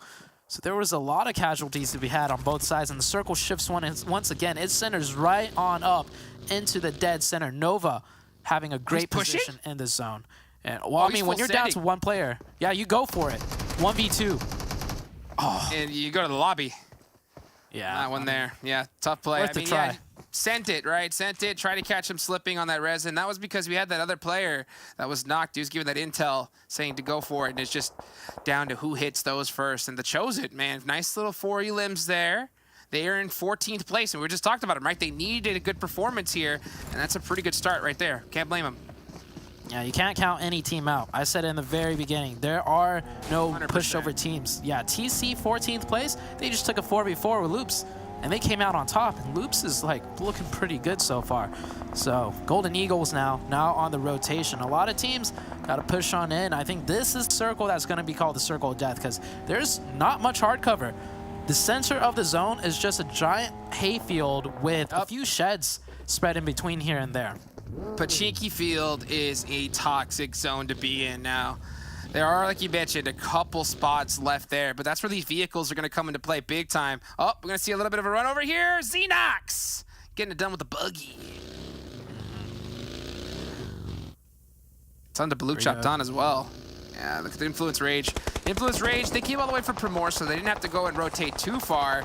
And man, they are not having a good match so far. 1 elim to their name, 2 players up. Maybe trying to catch this third party. You can see those smokes. These guys don't want to rotate at all. And you can just see every team already just getting those vehicle walls set up and just trying to secure those positions in the circle.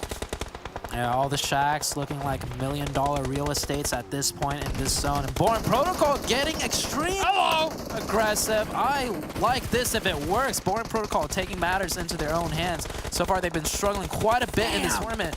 But this is the first decisive play I've seen them make, and it works out. A couple of them are knocked, but they should be able to get the revives here, but they're not done yet. They still got to fight their way into the zone. That was only one team stopping them. Snade.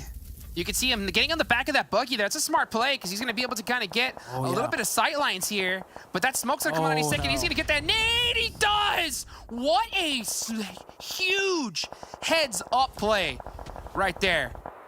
That was so awesome. Back of the buggy nade?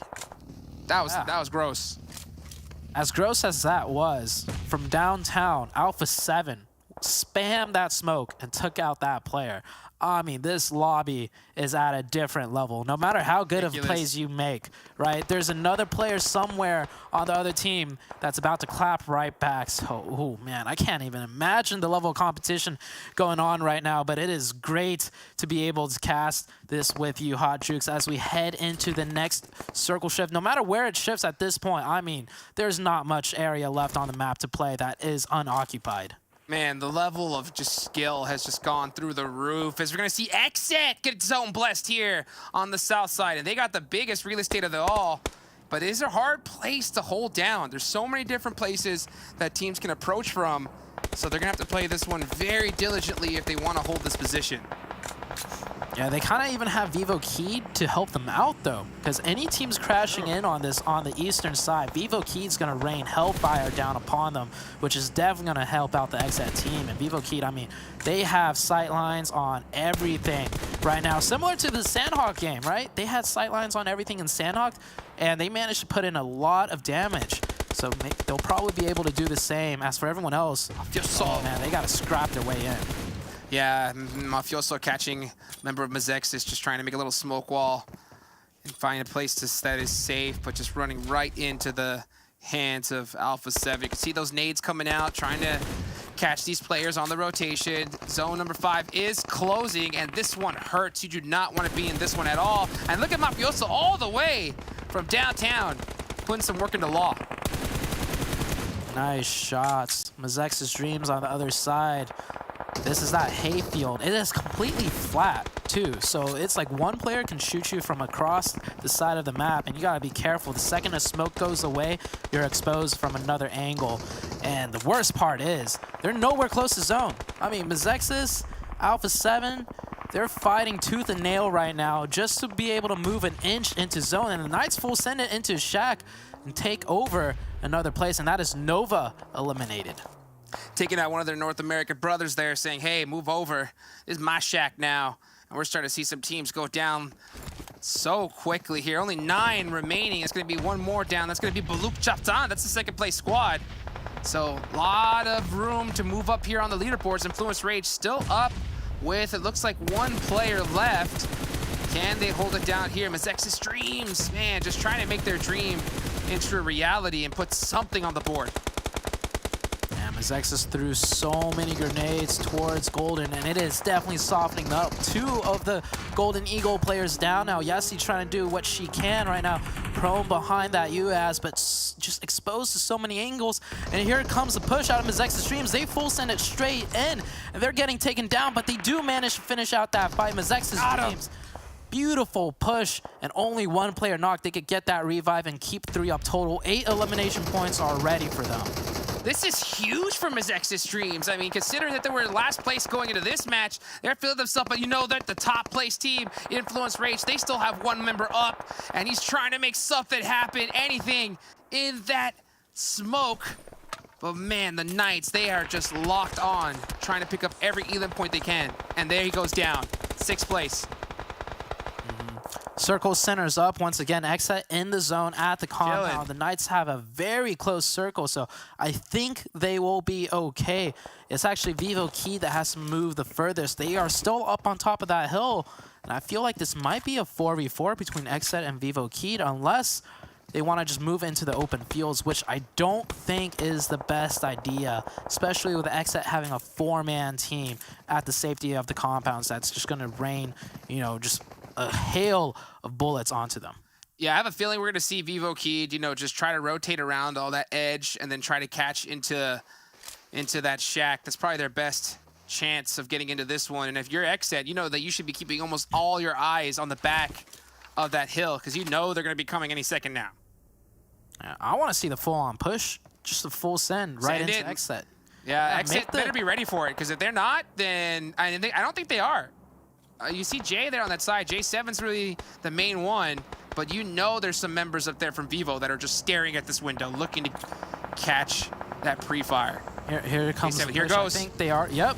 They're going Easy for the send. game-winning play. I love this. Full send and kill switch. Beautiful grenade. Oh my god. Huge free. Goodbye, VIVOKEYD. Kill switch. Saw it coming from a mile away. Had that nade locked and loaded, and was able to get it done. J7 gets caught, though, as Aton used that to sneak up here to this broken wall. And they are just trying to make something happen. Doesn't look like they are going to be able to go for that finish. But, man, XSET, the alarm has been set, and it is all eyes forward. That was textbook defense right there. Beautifully played by XSET. And I love what VIVOKEYD did still. They went for the game-winning play.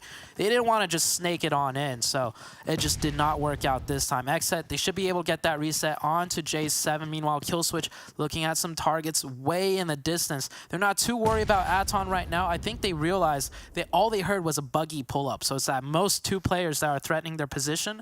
So they're playing it calm and slow and not panicking too much right now.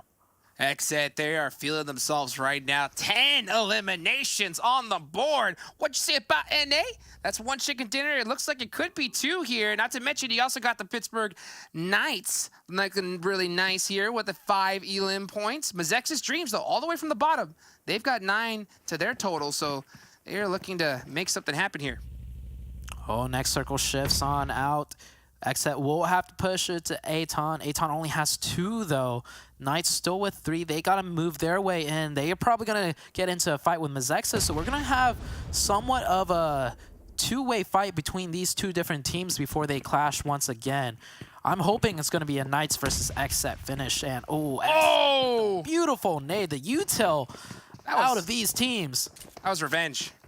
That was an angry nade. That was an angry nade. That was saying, hey, man, how dare you nade me earlier? Oh, but it looks like that might just get stolen, and it does. Tensa said, hey, XSET, thanks for the point, bro. Appreciate it. Polo. Oh, he's looking for it. He had to have spotted him by now. They know. There's no way he could jump that wall. Jay gets caught by Tensa. Tensa using that hay bale, threading the needle there. Oh, Asta has to see him. Oh, yeah, Asta sees him, but does Polo see him? Not moving a muscle. He has to by now. Oh, I don't think so. Polo would have jump shot by now. Meanwhile, the Knights are taking numbers from Mezexis and XSET. Moving on in, and there's a good grenade there. Got him. Finishes that one right on out. 11 elimination points there for XSET. North America versus North America. Coops trying to do a cheeky play, getting on the back of the buggy, and Polo said, bro, not today. Oh, I don't know about that one out of Coops. I mean, you got to make the big risks to make the big plays, and so Coops will get taken out. It's a 4v2v1. Mezexis Dreams still in the fight, just snaking on in, and Chico is looking right his way. They know, they are aware of each other, but can they spot each other? This hayfield so thick right now that they can't even see, just 10 meters ahead of them. Man, dude, the snakes are coming into play. Oh, it looks like he does get tapped up, and Chico gonna get finished by Kill Switch, but I don't think he was really giving away his position. Oh yeah, they're finding him right underneath there, the pre-fire. XSET looking to get one more to their name, but that tractor, man, them tires, saving the dream of Mezexis. Oh, can they have the nade? Nah, tractor not strong enough for a grenade, bro. Sorry. Now, Hodrix, by the way, have you noticed how almost every grenade thrown on screen right now has connected? That's true. It is every just single one. The skill level way too high. Kill Switch. Tensa, can they hold it down? Tensa, nah, not gonna happen. It's XSET with another chicken dinner here today. Rep that set. Let's get some hype for these North American legends here. Now, these were the back-to-back champions, right? When it comes to PMPL, 2 chicken dinners on day 1. Zute, what more could you ask for? Oh, I mean, XSET is looking really good. One thing that we questioned with the XSET during the league stage was their consistency, right? So, I mean, after they got that, first place finish in the championships, my question still was, can they keep that going? And it looks like they definitely are. 2 chickens already, and there's still one more game left to play. This XSET is looking in pitch or top pitch form. I don't know. My words are being stumbled right now, but XSET is definitely impressing me. Yeah, I was about to say pitch perfect, whatever it is, that's exactly what we're seeing there. And I love to see that from them. Not to mention, I mean, yeah, they did get that zone. They were sitting pretty. They didn't have anything to really worry about. But, putting up consistent points like this, and when you get that zone, getting the chicken dinner with high eliminations. That's the key to winning tournaments like this. Like, you want to get that blessing and use it to your best ability, and that's exactly what XSET did. Zute, we got one more to go. We got one more to go. Guys, we'll catch you right back after this break.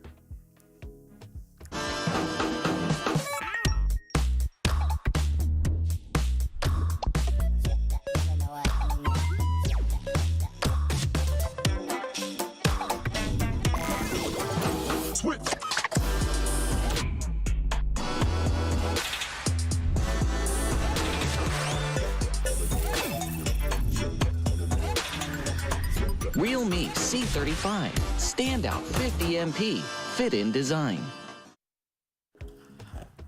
XSET, I'm just saying. XSET, when Polo G shows up, this is a completely different team. But before we go into that, I want to give a special thanks to Monster Energy, our official energy drink partner for this championship. Wow, XSET, the way Polo G, it's crazy how when he performs, the whole team performs. Oh, you talk about Polo G, I want to talk about Kill Switch. Yeah. I mean, being ready for that push there in the back from VIVOKEYD, that's such an important thing because he was able to pre-nade that. He expected him to come there, and with that pre-nade, he got himself 1, but 2 knocks there, and that's so important. That meant that they could win that fight straight away, and they only needed 2 guys there. The other 2, they could just look forward instead and look for Aton that was crashing at the same time. But the beautiful thing here is that you're able to pair up the winner chicken dinner with the 15 eliminations here. It's amazing to see them, and this is going to put them so good on the leaderboard, right? But it is extremely top heavy. Knight's also getting 19 points total. Mezexis is also getting 19 points total. It's going to be fantastic for these 3 teams on the overalls. But XSET though, the first team to get 2 chicken dinners, and we're only 5 games deep here so far. That is great to see, man. I was going to say, you guys weren't calling out NA there after that last match because they were in there. I heard that. They totally did it. Knights and XSET and Nova definitely showed up. XSET and Knights, there you go. I just saw Nova right there. Nova, I would like to see you in the first page too, because 4 points, please, this is not you. This is not what I'm used to from Nova. Yeah, they had a little bit trouble there earlier on. We saw them up against Influence Rage.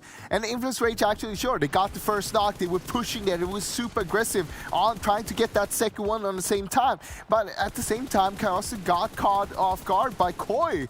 Koi has been wonderful so far, I gotta say. Time after time, when we see Nova do something, it's always Koi there. Yeah, and I mean, it's when I was doing PMPL and A, it was either Koi or QC. So it's good to see that those two players, at least in regards to Koi so far today, he's been able to kind of showcase those skills, Avenger. Yeah, and especially this circle, what we see from XSET obviously is this situation where you're able to hold the compound for this long.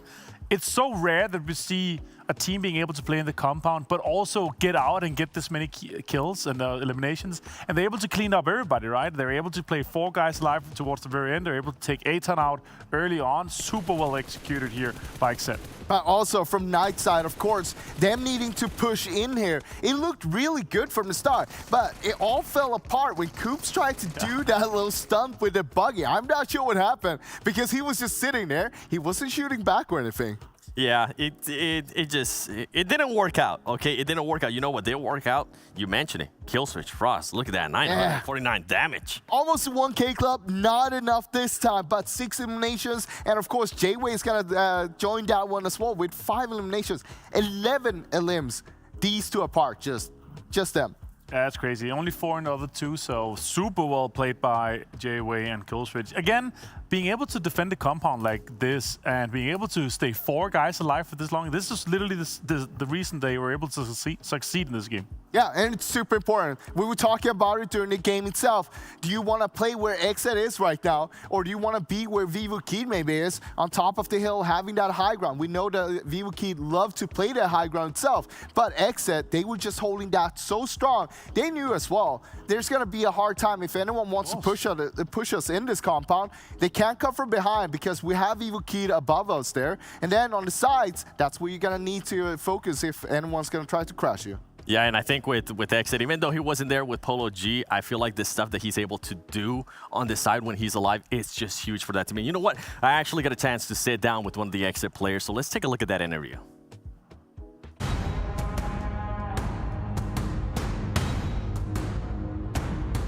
The way of the grenade as they're just getting picked apart. Oh, J-Way!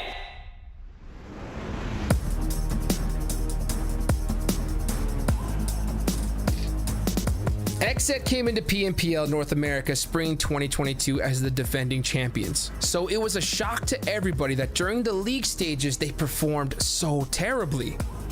But it turns out that they were nothing but wolves in sheep's clothing. Win this, it's a 2v2. Brar going for that revive. XSET knows they have an opening here, a chance to push on in. They're gonna try and get this 2v1. Brar's gonna try and stick that revive. It's a little bit too late though. He doesn't even get a chance to shoot.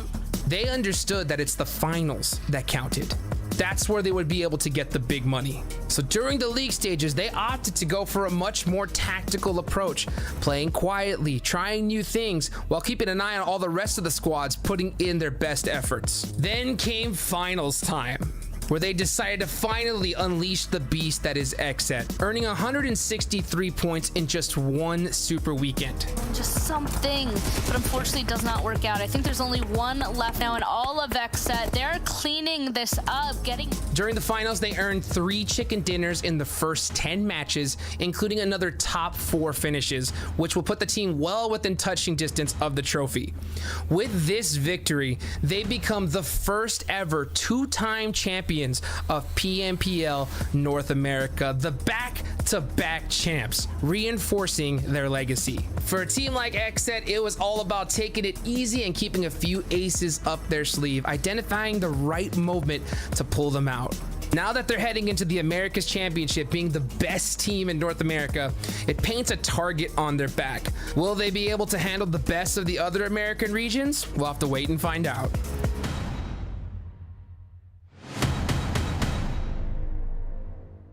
XSET, so far the performance they have had today is something that I'm pretty sure they're going to be super happy about. 2 chicken dinners so far. And I mean, I would actually like to compare them with VIVOKEYD because we did end up seeing VIVOKEYD kind of get better throughout the day.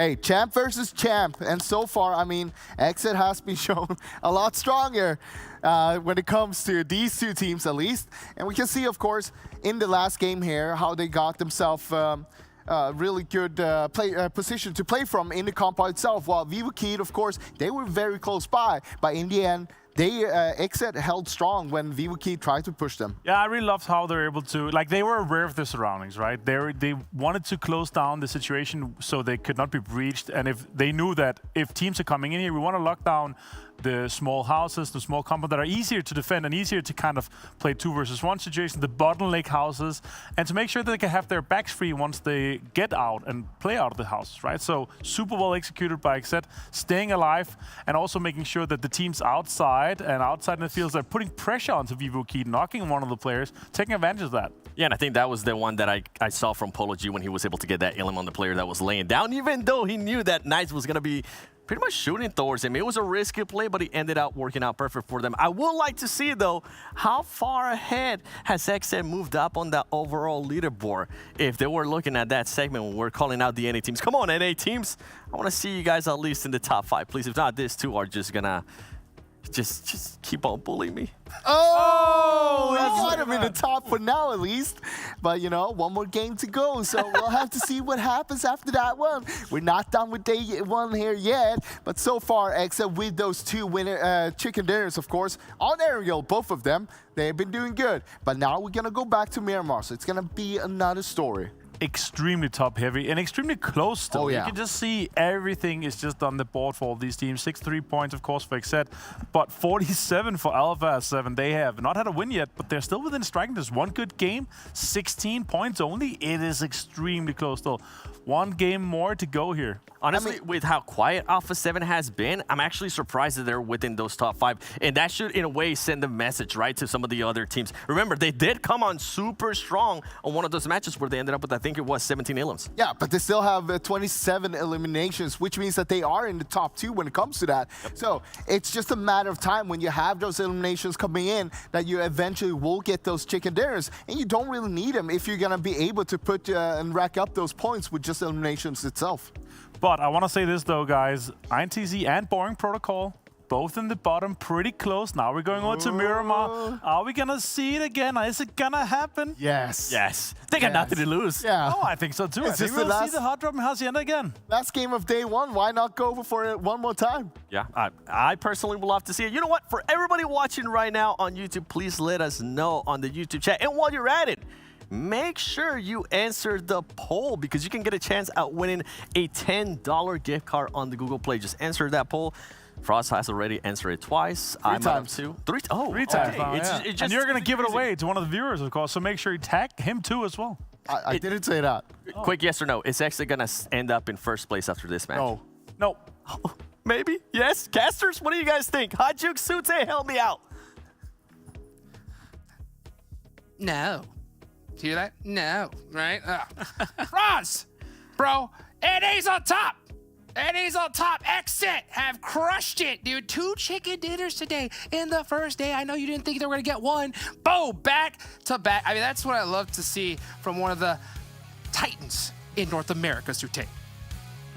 I mean, I'm definitely happy to see XSET representing NA like that. And the Knights, they're not that far behind either. I think they were just 4th place overall. So NA bringing it back 100% after that game. But we still got this one last match. And the question was, will XSET be in first place at the end of the day? My honest opinion, XSET and Miramar, they do okay, but I don't feel like they're going to be able to hold on to that first place position after this game.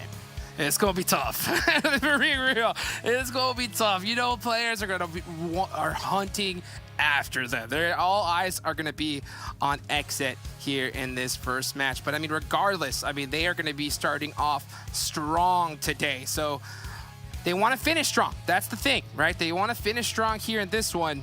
Well, how are they going to get it done? That's the question, Zute. The top 3 for elimination rankings, by the way, okay, all Brazilian. 2 Influence Rage player and Alpha 7. I mean, when we say Brazil is like one of the most aggressive regions, it is by far a resounding truth, right? Like that is why they hold the top 3 in eliminations for players alone. And we see a hot drop happening right now in Hacienda. Ooh, this is going to be a good one. Yeah, them player stats matters. Remember, it's a team game, right? Working as a squad is going to be huge. And right now, when it comes to elims, it's XSET on top with the most. Total 29 to their name. So, I mean, crazy averages, though, from all the squads at the top. And, yeah, it is going to be the Brazilian team's heavy favorites. But always, we're here in the Hacienda. And it is a fiesta of Boring Protocol at INTZ. And they're already holding angles like crazy. Ren's got that grenade, no opening, though. It's a game of cat and mouse here. I feel like in situations like these, the first player to make a mistake it just might cost the team the entire fight. Very unlikely that you will get a free knock and a free thirst here. It's going to be like all-out aggression on the sign of the first knock. You see the players utilizing the nades, trying to get whatever advantage they can. Maybe a lucky grenade knock, but INTZ playing very carefully. Boring Protocol as well. And if you guys have never played, you know, y'all are watching that have never played competitive PUBG Mobile, this right here, this might as well be a chess match. That's all what these players are doing, just trying to find that perfect little movement of utility, defense, to just avoid that first knock. That's what's going to be the big player here. Acer's making a lot of movement, and INTZ have not moved a muscle, so they're trying to play this very, very tactically. But Acer's having free reign. One nade, that's all it takes, and then this fight's going to open up like crazy. Yeah, Acer earlier kind of stepped into the sight lines and stood still for less than a second, and you see Netsos here, he pulled out his gun, but Acer quickly moved back, and oh, that could be it. It is. But they get the trade. It's a 1-for-1. Yeah, unfortunately though, Acer does get finished out. So there's Sam. He does have a level 3 vest, so he's going to be feeling pretty good. That's some good pre-fire though coming out. He's going to need some help from his teammates as he does have the Vector trying to go for that trade. And that's the pre-fire there from the corner. He actually full sent it on in. It's INTZ that gets taken out. Boring Protocol pick up a nice 4 eliminations to their name. NA. That's a good one. That's a very good one for Boring Protocol. And they only lose 1 player, but yeah, situations like that, man, all it takes is 1 opening, and then the cannons are let loose. QZ getting a knock onto Aton right there. Looking at my mini-map, I think that's probably that's a very long-range knock. I don't think they'll be able to convert that into a point. Oh, never mind. Ooh. Yeah, QZ with the... Ooh, that is not an easy gun. The SKS at that distance, and those are not easy shots. QZ looking on form right now. The Nova team as a whole, though, not looking too on form. I think they were 8th place at the end of that last match, so Nova's still got a long way to go. Yeah, you know, when we go a little bit backwards, you know, Boring Protocol, they're in 13th place before this match started, and that was a must-needed finish from them, right? Yes. Because INTZ was sitting just above them in 12th. So that is great on their part. But yeah, you know, when you look at squads like Nova, they've been playing it pretty quietly here. But you said that, you know, they're brothers, right? On the Asian side. They could tend to do the same thing. So I'm wondering if we're starting to see like a little bit of a similar strategy from them. Yeah, it's a little bit slower to start, but then they just, you know, pick it back up. I don't know if the North American side of Nova can pull out the same, you know, masterpiece that the China Nova team can, but we'll see. We'll see very soon. Buluc Chabtan trying to rotate in the buggy. The back wheel popped out, but at least, the back wheel and the front wheel. Oh, and I think he will make it over that legend. Look, a teammate of his is already driving on in to save him, but the Knights also going extremely aggressive right now. And Buluc, they're actually planning ahead. They're setting a player up to stop this push. So very good job by both teams. Yeah, you can see the Knights are just full sending it on out of here, but they are getting just shot up from so many different angles. Buluc Chabtan trying to get a vehicle explosion. Ooh, does see that head pop out from Coops. But they got to worry about VIVOKEYD from the top. And Madion goes down. Vehicle rotations at Miramar. So tough. Yeah. 3 teams right here. This is a much better view. Yeah, VIVOKEYD. There we go. Once again, on the high ground. VIVOKEYD love their high ground positions. I mean, obviously, it's the best position to have. And Coops! Oh, he saw him. Oh, and there's that spray. I mean, did he even miss a bullet, Zoo? Yeah, I mean, Coops just melted right there. Ate it. Coops, I don't know if Coops could get revived here. The Knights, they might try and send one player, but that is a tough spot. And even if they do send a player, VIVOKEYD might take that as a sign to just clamp down and just take out the entirety of the Knights. We'll see how this fight goes out. VIVOKEYD with all the advantages right now. Here he goes. He's sending it. And I think he's trying to bait him out. Yep, that was a beautiful bait. Ooh. Beautifully done there. So waiting for that perfect moment. And Xenox getting a little bit of revenge for his brother Coops. Great play by the Knights. Yeah, do what you can. I mean, I'm surprised they managed to convert anything off of Coops being knocked in the open like that. So great job by the Knights. And I don't think VIVOKEYD will manage to get that revive way up there. So the Knights will also secure themselves. Oh, wait, no, they're going for it. They're going for it. You can see two other players, and some vehicles trying to do the hard wrap. And I think Xenox realizes that, so he's trying to catch him. But the last member, Diego, sitting all the way in the back there. Does tap him up a little bit. But yeah, Xenox is trying to play a little game of keep away, saying, nope, that's my lib. Let me have it. Mm-hmm. Yeah, the the team is doing a wide rotation. Around.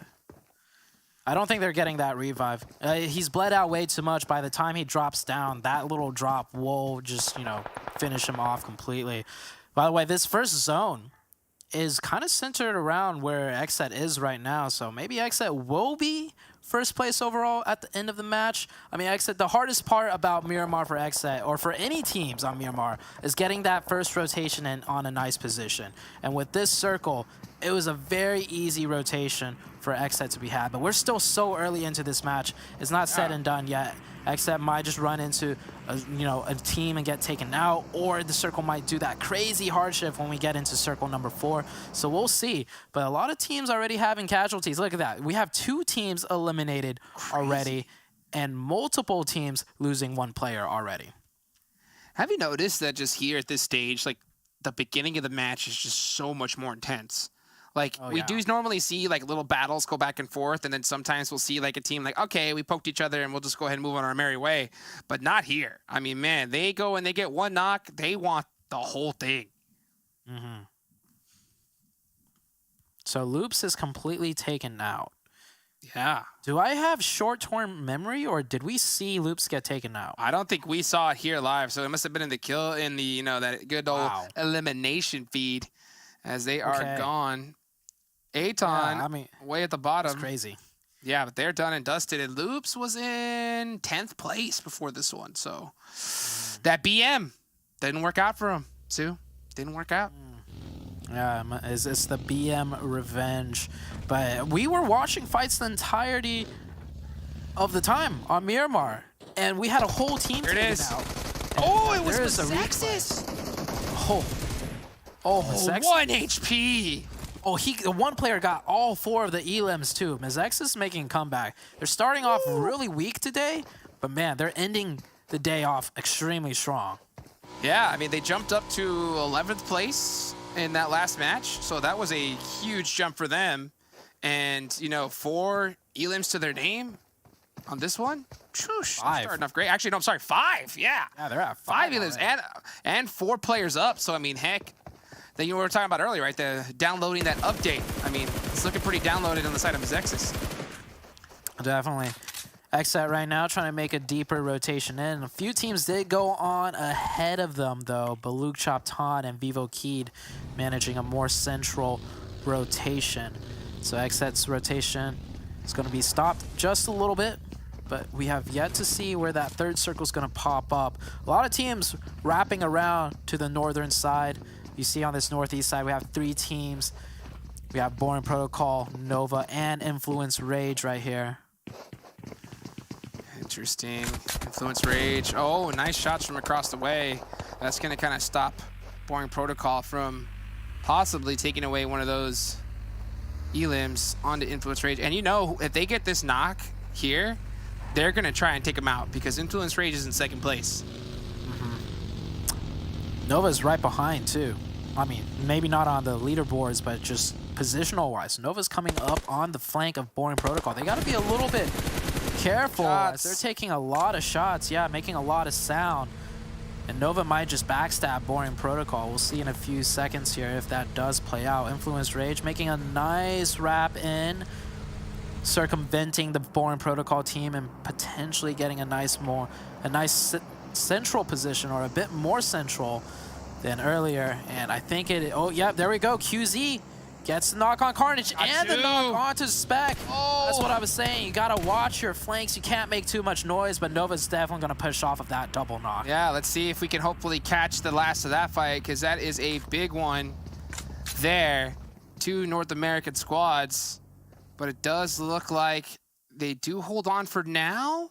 I think maybe perhaps that last player did go on into the safety. We'll find out hopefully later as we take a look here at the top players. Mafioso with the most eliminations so far, 11. Yeah, I think the Boring Protocol team was playing somewhat of a 2-1 split, right? Sam L was a bit further split off, so there was no saving that one. Boring Protocol was already down to 3 after their fight with INTZ, so Nova, after getting those knocks, they know for sure there's only one up, and they're going to try and hunt for Sam. Yeah, Sam had already, yes, very smart move by Sam. Don't stay in the building where they're going to look. You know, just run off to some hay bale close by and play quiet. Circle has shifted on north. Influence Rage finds himself in a good position, but I think one of the players of Influence Rage, Tawiski getting knocked and confirmed by Mezexis Dreams. 6 elimination points already for Mezexis Dreams. This team, they're bringing it on back. Oh man, they are feeling themselves now. And that's all it took. That's all it took was one good game. Get that confidence, get that momentum up. And we are seeing it here firsthand. At the end here of day number 1, PMPL Americas Championship. This is a big one. Influence Rage. I mean, I love to see Influence Rage just kind of passive-aggressive playstyle here.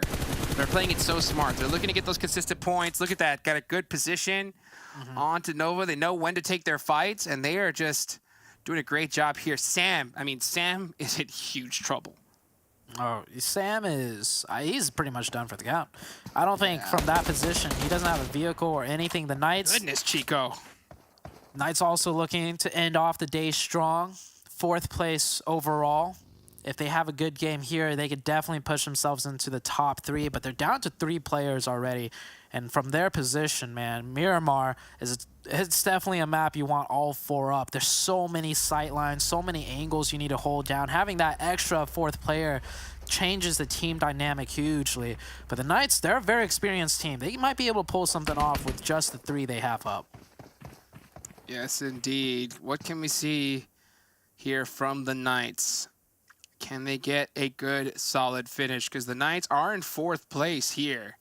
So they definitely want to, you know, meet up with their NA brothers. I talked to Coops before, and you can see I saw a little bit of green in his eyes when XSET took that 1st place from him.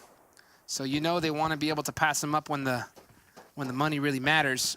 Can they do it, though? That's going to be the question. Tensa just keeping a close eye on the Chosen down here downrange. Yeah, right now, not a lot of action because many of the teams have already found their positions. But you see right there on the top right, that blue zone is about to close in, and we're going to head into that notorious 4th circle hard shift. Where is it going to go? I mean, the dynamic of this zone is so different. It could go up onto the high grounds, the high mountaintops. It could go anywhere. And Nova actually taking the fight to Influence Rage here, and the hard shift will head on over. Nova, she finally gets the opening. This is big for Nova. Not really known as an aggressive team, but they are playing it very well right there. Oh, the grenade! Just short. Flew a little bit further. That would have been bad news for Nova. Oh, it would have been devastating. Federal, you know that this next one's going to be dangerous. Oh, he cooks it at the same level there. So Federal, you know, in the kitchen, trying to cook it up, but just missing by just a little bit. The rest of Influence Rage, yeah, he's like, okay, you know what, guys, I think it's time to get in this vehicle and head on out. And I think that's going to be the smart play. And Nova's still throwing some nades. Influence needs to just definitely take gonna off. eject. And the zone has shifted up onto that giant mountain top, by the way, Hot Jukes, of Crater Fields. So this is going to be a very interesting finish. I don't think I've seen a zone end up here in a very long time. Yeah, I mean, and you saw there from Influence Rage. I mean, I always, when you look at a top team, I like to really hyper-analyze their play there, and they realized, hey, you know what? This fight, it's not going to go our way. Perfectly timed. Get on out there and just try and find this edge spot, and they drive right into the Chosen and Blind. Can they get this 2v1? They do get that trade, but the rest of the Chosen, they don't realize that this is only 2 players. Oh, they're playing this too passive. I like that full send, though. That full send was pretty calculated, because usually, even if there is a full team holding down this area, right, usually it's split, because these shacks, you can't put 4 players in. So Influence Rage, they're kind of betting on the fact that they could take a 2v1 real quick, however the team's defense is set. But hold on to that thought. So many other teams are trying to rotate on in. The Knights trying to make their full send on in, and that is a very tough terrain to drive up, especially on a bus. And Chico will manage to kind of survive on the edge of zone behind that rock. Yeah, it looks like the Knights went for a little bit of a split play there. Chico is going to stay on. Looks like boring protocol. Yeah, Sam, he just did not stand a chance from that position that he was in. So he's going to go down in 14th place, and he does get 4 elimination points. Good for them, but there's still a lot of match left to be played. Here comes XSET. 10. Oh, I thought that was 10 elims right there. It is 0. The goose egg right now, but that's a nice way to start it out. Knock on to VIVOKEYD. Can they get the finish? He's got those smokes. Looking to try and get a position, but gets caught by a nade. And look at Polo. Way up top.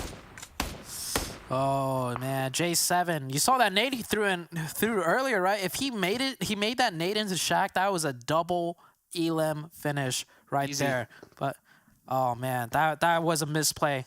XSET had every angle covered. He knew the 2 players had to be stuck in the shack, but just a little bit of a slip up there, and he will get taken down. And VIVOKEYD will manage to stay alive with 2 players in that shack.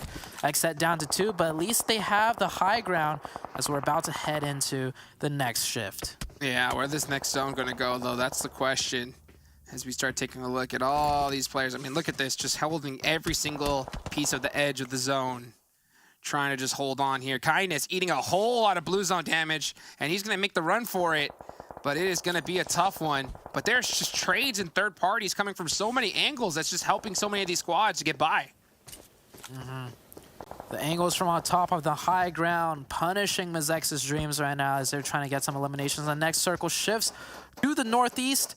We have the high mountaintops in play, and we have the low grounds in play. Mezexis right here getting a lucky break that they don't have to go any further up because they are just going to be hard exposed.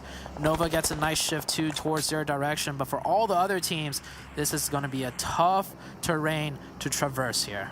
Oh, super tough. But I mean, so far, Mezexis, I mean, they've got 6 eliminations. Nova, they got 6 as well. So regardless of where it happens, you know, they're going to have some decent, you know, points up on the board, but they are really looking for that top finish. I mean, Nova is in 8th place. A good finish here will get them really well set up for tomorrow. Buluc Chabtan, they're in 3rd. 3 players remaining, and they are just trying to sneak up to hit that edge of that zone. Circle's closing in. The rotations are coming through.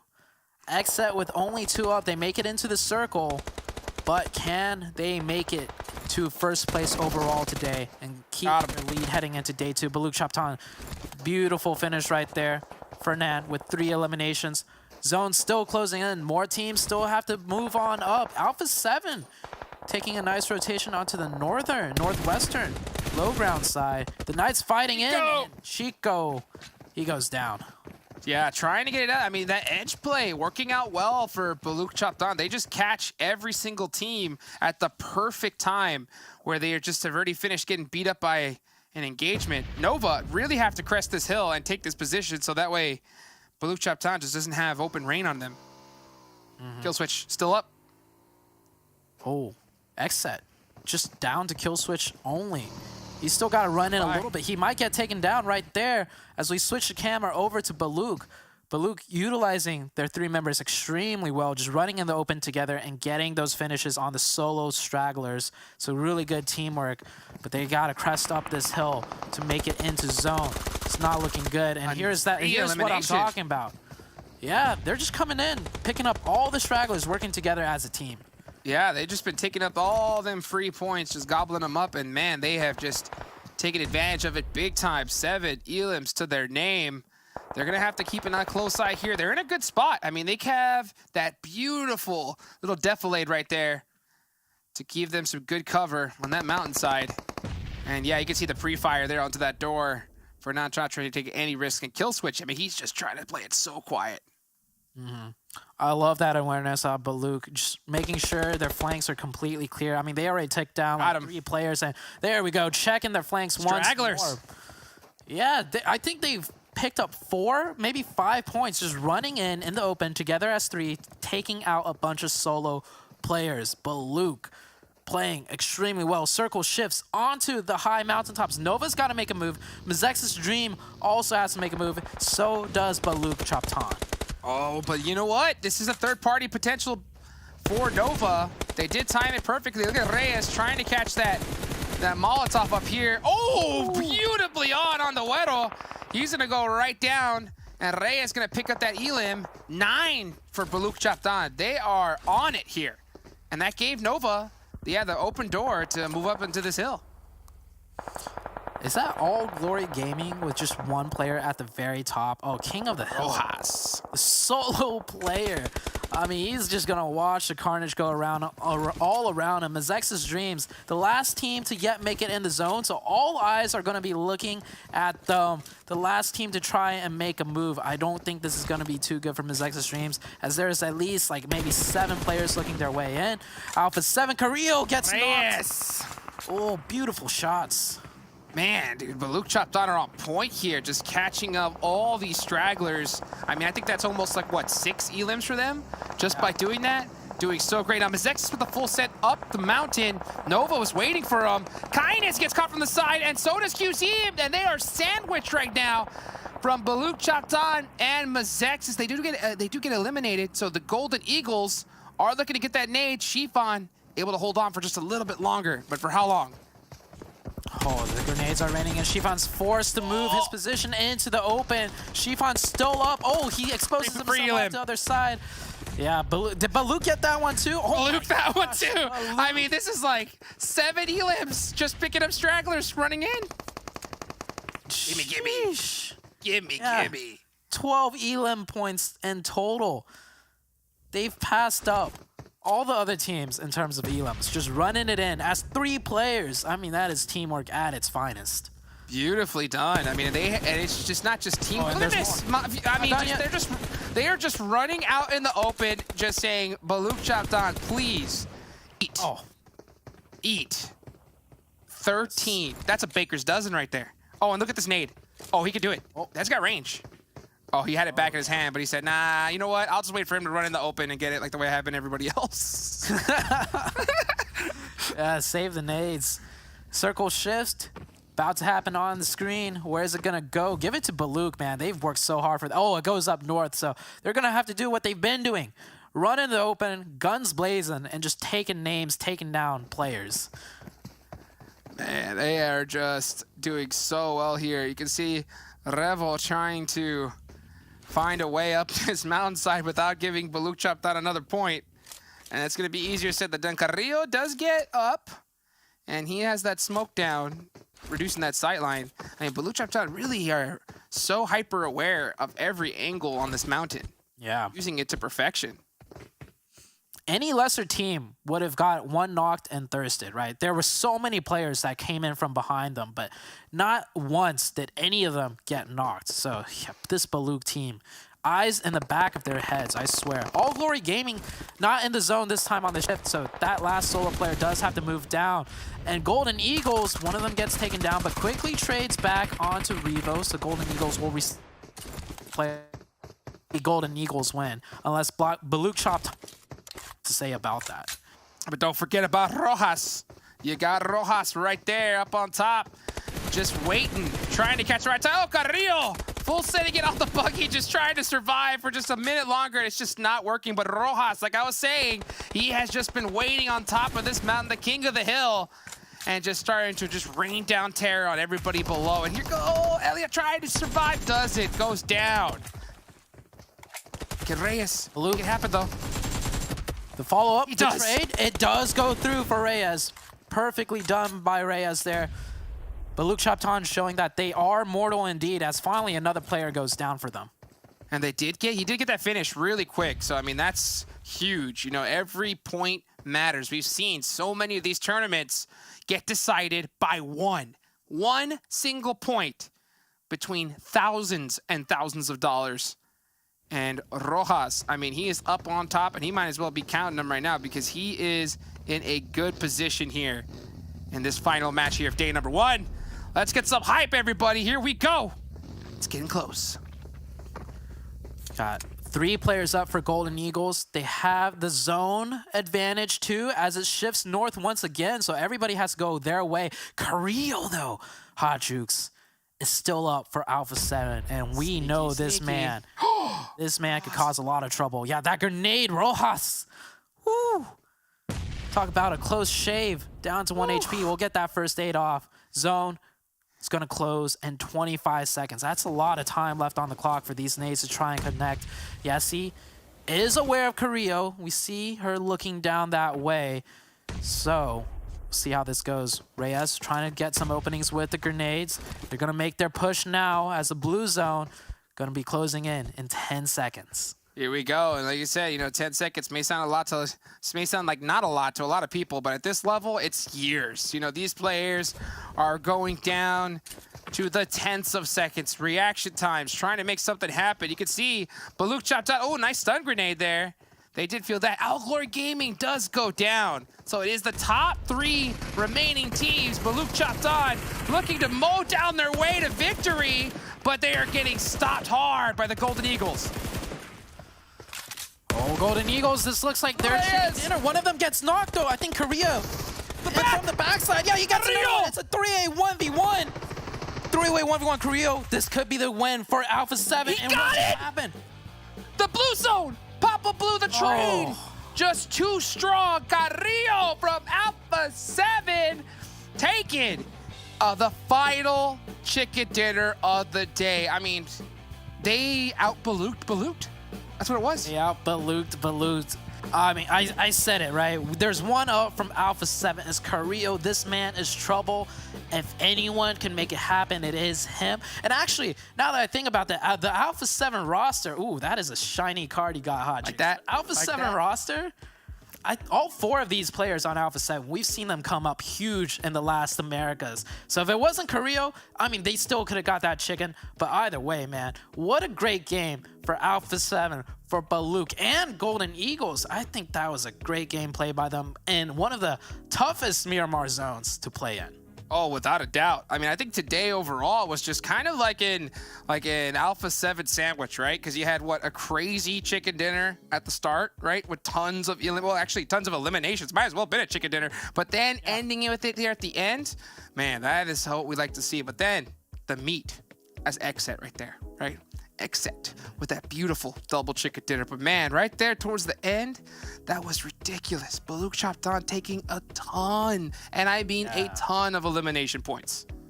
Just all on foot too. For the last last 4 circles on Miramar, wide in the open on foot, no vehicles needed. That's unheard of on Miramar. But they got it done. They didn't get the chicken, but that is way more than anyone could have expected in a zone like that.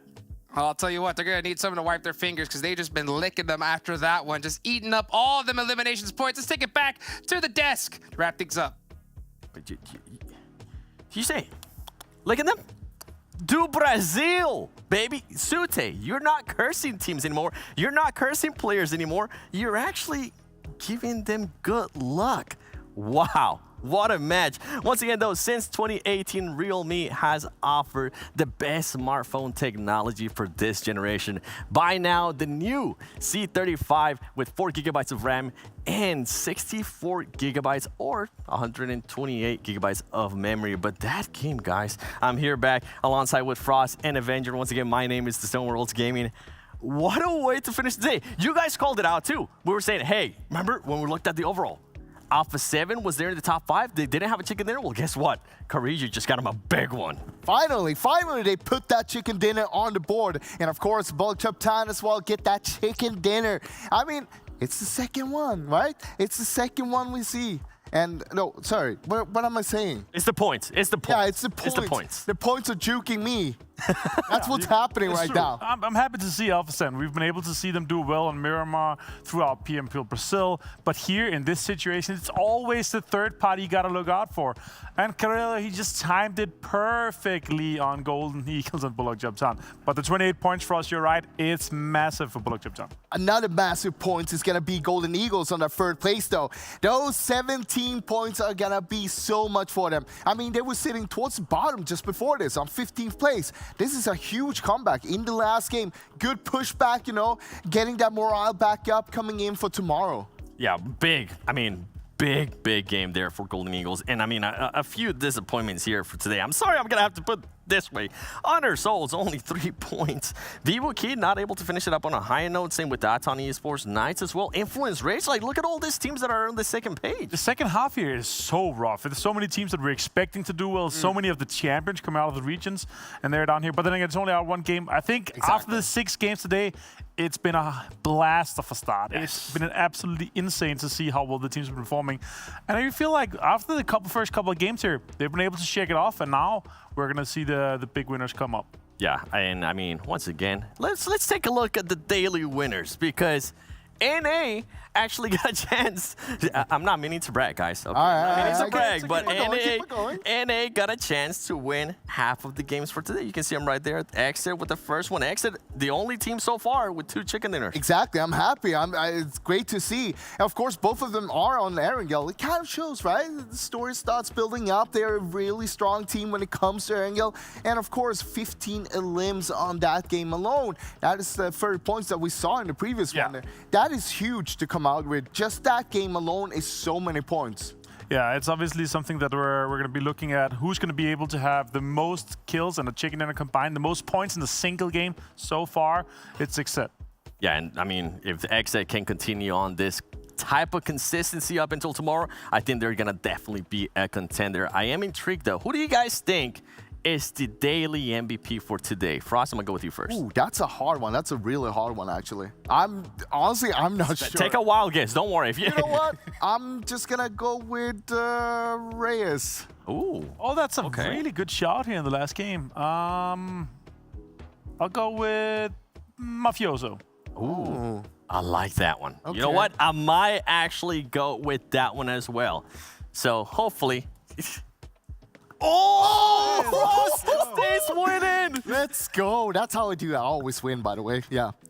We talked about this. But of course, Reyes, I mean, we've seen him time after time being in the top there. Sure, they only got 1 chicken dinner, but we saw them here again in the last game and how well they did, needing to push all those teams.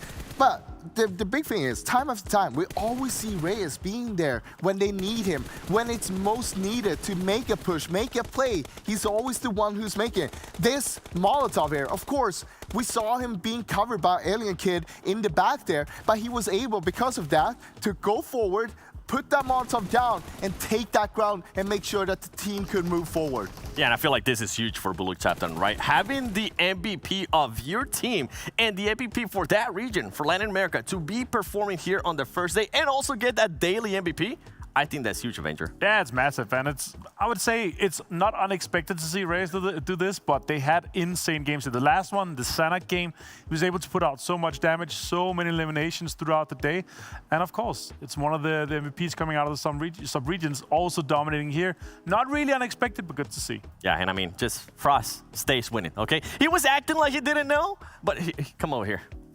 I got you, just because I know how competitive you can be. I did ask you guys, though, if XSET is going to finish off in the first place for today. I feel like they might. You know what? Hot Juice was like, nah. When I said, of course they're not. Oh, I think they are. Let's find out. Nah. Stays winning. Stays winning. I'm telling you, I always win. Come on, man. Yeah, 78 points though, guys. This last game here put them up there. It's been so good to see how well they've been able to. Their placement points though, that is what have been carrying them today. You can see how heavy it is. Also the #1 eliminations though. Yeah, exactly. I was about to point out when you're talking about elimination points.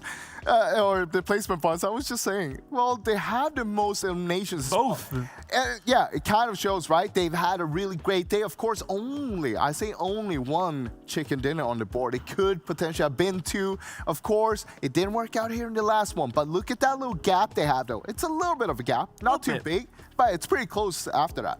I would say now that we're done 25% of the games, we're done with day number 1, it is still extremely close. It's open for everyone. You can see how close it is. Even here in the second half of the leaderboard, with one good game, with a 30-point game that we just had, even Buluc Esports, they would go straight into 62. They would go straight into the top 6 just with that one good game.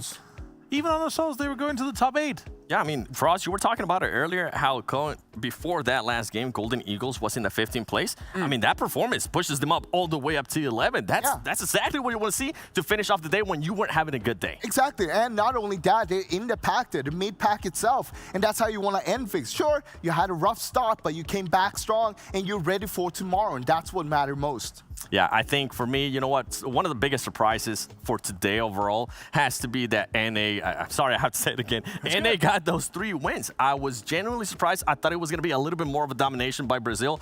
Frost, I'm going to go with you first. Did anything surprise you today?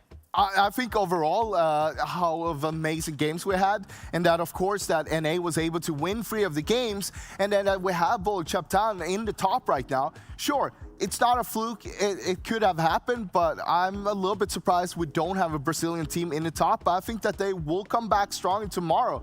But, I mean, we'll have to wait and see what's going to happen there. Yeah, I'll say that I'm a little bit surprised that we saw Buluc Chabtan be able to clutch it and be that far ahead. They're a very good team, but our lobby and the teams here are extremely competitive. It's the best teams coming out of the region. It's the best teams in Americas. And honestly, it's been so good game. Yeah, and I mean, what a first day here for the PMPL Americas Spring Championship 2022. Once again, my name is Seven Worlds Gaming. Wonderful analyst. I'm just shocked. I cannot wait to see what's going to happen tomorrow. So if you have anything planned for tomorrow, make sure you cancel it, all right? Tell your parents, tell your girlfriend, tell your boyfriend, whatever it might be, tell your mom or dad, just cancel it. Tell them you have to watch PMPL Americas. With that, it is the end of the day. Thank you so much for watching. I look forward to seeing all those # PMPL Americas on Twitter, and I hope you guys have a great night.